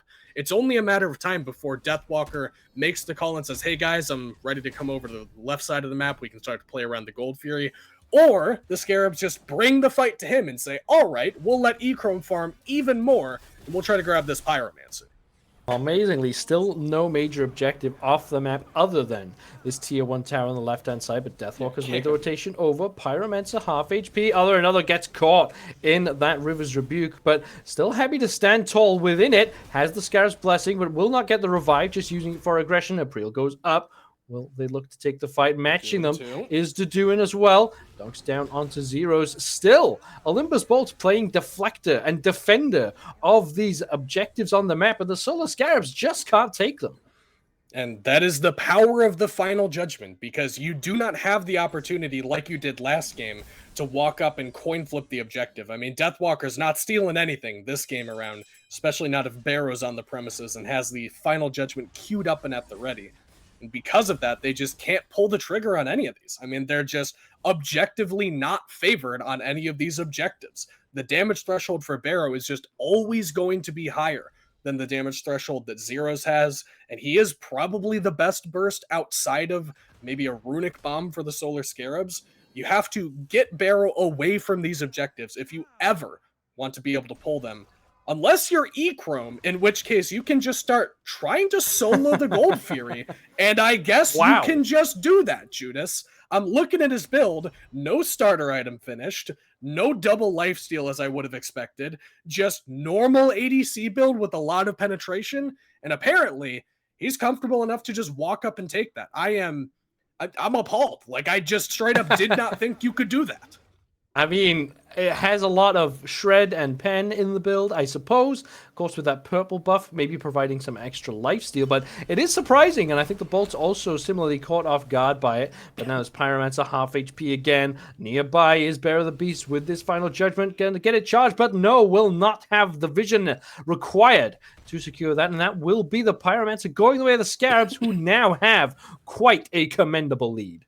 They do, and they're actually gonna have a good opportunity to pick to do in here. Beads forced out, gonna go into the ult as well, barely getting himself on out of there. Will cost him both CC immunities, and will make this fight a lot easier. At least it would have if Silence managed to catch anybody in the ult, but unfortunately doesn't grab anybody that time around, so instead, looks like they'll walk into the middle tower. This mid tower is sacrificed. There is a runic bomb that does not get killed by anyone on the side of the Olympus Bolts, and now it's just a case of, can the Bolts make up for it? They've gone to the sky with Ice Silence. Can they finish off this kill? There's the final judgment to seal the fate. That's the combo they've been looking for. Echrome does not get the knockup, does get grabbed, but is now saved by virtue of the purification beads. Still another scrap in the mid lane, but the Scarabs really don't have to fight if they don't want to. No, I mean, their job is done here. They got the Pyromancer, they got all of the resources off the Soul Laner, and they even got a middle tier 1 tower. So I think that you're willing to trade Silence life for that pretty much every day of the week. And that does give them a little bit more freedom to operate around these objectives, because previously Barrow had the opportunity to fall back under a structure where it feels a little bit safer, doesn't have to worry as much about getting flanked by some obscure jungle pathing by Deathwalker who wants to kick him into a wall. This time, if he wants to step up to any of these objectives, they have to have much better ward coverage around them. They have to at least have somebody nearby to peel out this backline, because at any moment, Gilgamesh incoming can come over a wall. Thor ult can land on top of you. You could get Rivers rebuked over a wall, which we've been seeing a little bit of in these last couple of weeks. It's a lot to worry about if you're a backliner on the Olympus Bolts, and it's going to be a big job, a big task, a tall order, Judas, if they want to continue to flush the Solar Scarabs off these objectives. You can give up a Pyromancer, especially if they're going to use the Runic Bomb just on the middle tower. It is a big objective off the map, but it at least prevents you from losing a Phoenix too early. But you got to contend with the Fire Giant. Real now forced to the sky, but actually might be beneficial for them. Does retreat yet again on this Thor. Some good damage coming up from Zeros. Will get the slow onto the Naja, who dishes out a slow in response, but Echrome is there with the axe to the face, and Deduin gets hit by a Riptide. It's absolutely been swarmed. No through the Cosmos to speak of. It's Gilgamesh incoming over the wall, goes for the dropkick, does not get it, but there's a tectonic rift that shall get it, and now a lot of damage still being dished out. This Ratatoskr, very, very tanky, is doing the job of stalling very well, but I don't think for much longer. Gets the dart out, still running the Solar Scarabs through the gauntlet. Doing actually has a lot of distance here. There is the teleport with the Mjolnir's Attunement, and that will be the kill. Meanwhile, the Fire Giant being started by the Solar Scarabs, and the Bolts aren't in position to even contend it. They're giving this one up. It looks like they are going to have to just forfeit this one, unfortunately, without Deduin and other than another. They just don't have the presence to walk up and potentially get caught by a Thor ultimate ability, although he was on the left-hand side of the map, but Silenced and Echrome were certainly not, and if you walk up and get either Yamoja ulted or sent through the realms as one of these backliners, it is not the best position for you to be in, but it's not a good position to be a Bolt here either, Judas, because now with the Fire Giants on 5 members, Titan walking down the middle lane, they still have 10 more seconds on to do, and they probably can just walk into this middle bird. Yeah, if the Phoenix gets hit by that Chaos Titan, that's generally the end of that Phoenix's life. Now the Phoenix already low, River's Rebuke comes down, and that will see them through this fight. There's the final judgment expended, but only hitting frontliners. And this Titan just gets left to fend for itself, I suppose. But that is the mid Phoenix taken down already, and there's still plenty of time left on this Fire Giant for the Scarabs. And when I coach support players who want to learn how to play Yamoja, a big question that a lot of them ask is, what am I supposed to do with my ult when we're sieging? Because it can be a little bit difficult to find a lineup on a wall. And usually when you think of Yamoja ult, you think, I need to trap people in, I need to restrict the movement, I need to make sure that my damage can just dump everything in one area, and then that's the end of the fight. But around these Phoenix sieges, you have a much easier application for the ultimate ability, which Silence showcases there. You walk up to one side or the other of the bird, you drop the ult laterally across the Phoenix, and that cuts off vision, which is pretty critical in these team fights. Vision is killer. That's why X-Ball ult is so incredibly good.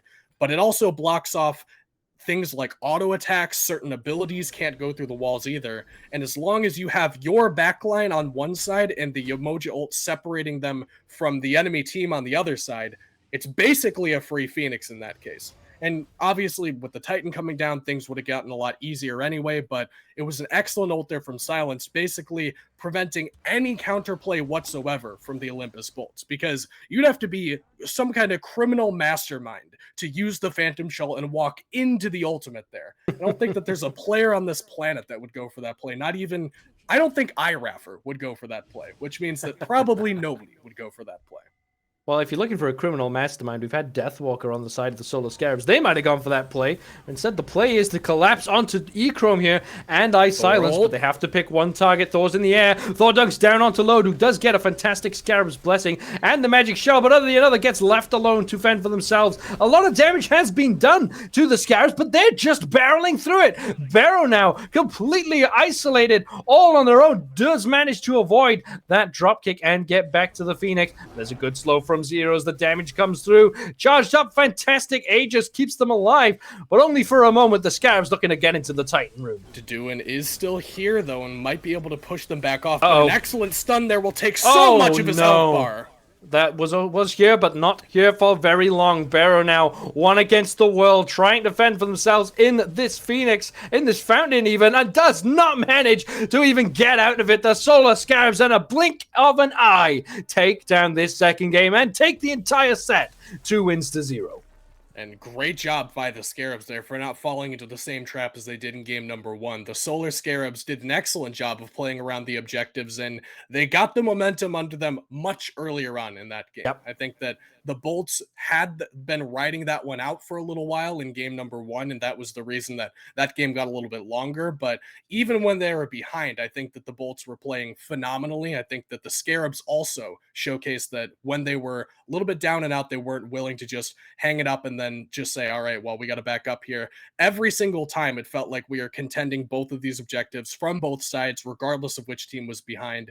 And I do want to point out, Judas, that that fight around left lane does not pay out for them and ends up losing them the game. Yes. However, that is the correct way to play Smite when you're behind. Absolutely. If you just allow the enemy team to walk in, take the Phoenixes one at a time, not stake your claim on any of them, you'll eventually just bleed out and lose the game. So the Bolts kind of gambled the game on that one fight. They had a great opportunity there. They had both of the dual laners isolated for at least a little bit of time, but unfortunately, they failed the damage check this time around, and the help was just close enough to make that very convincing. Well, it was close enough and convincing for the Scarabs in the end, but that will be that for this game. That is it for the EU SEC as well. We've seen 2 fantastic games, but that will be it from us. From myself, Judas Priestley, from Kaizo beside me, and also, of course, in the background, we've had Phoenix and Raptor providing everything we need to see the game. SEC's done for now, but SPL's up next. Tune in and be ready.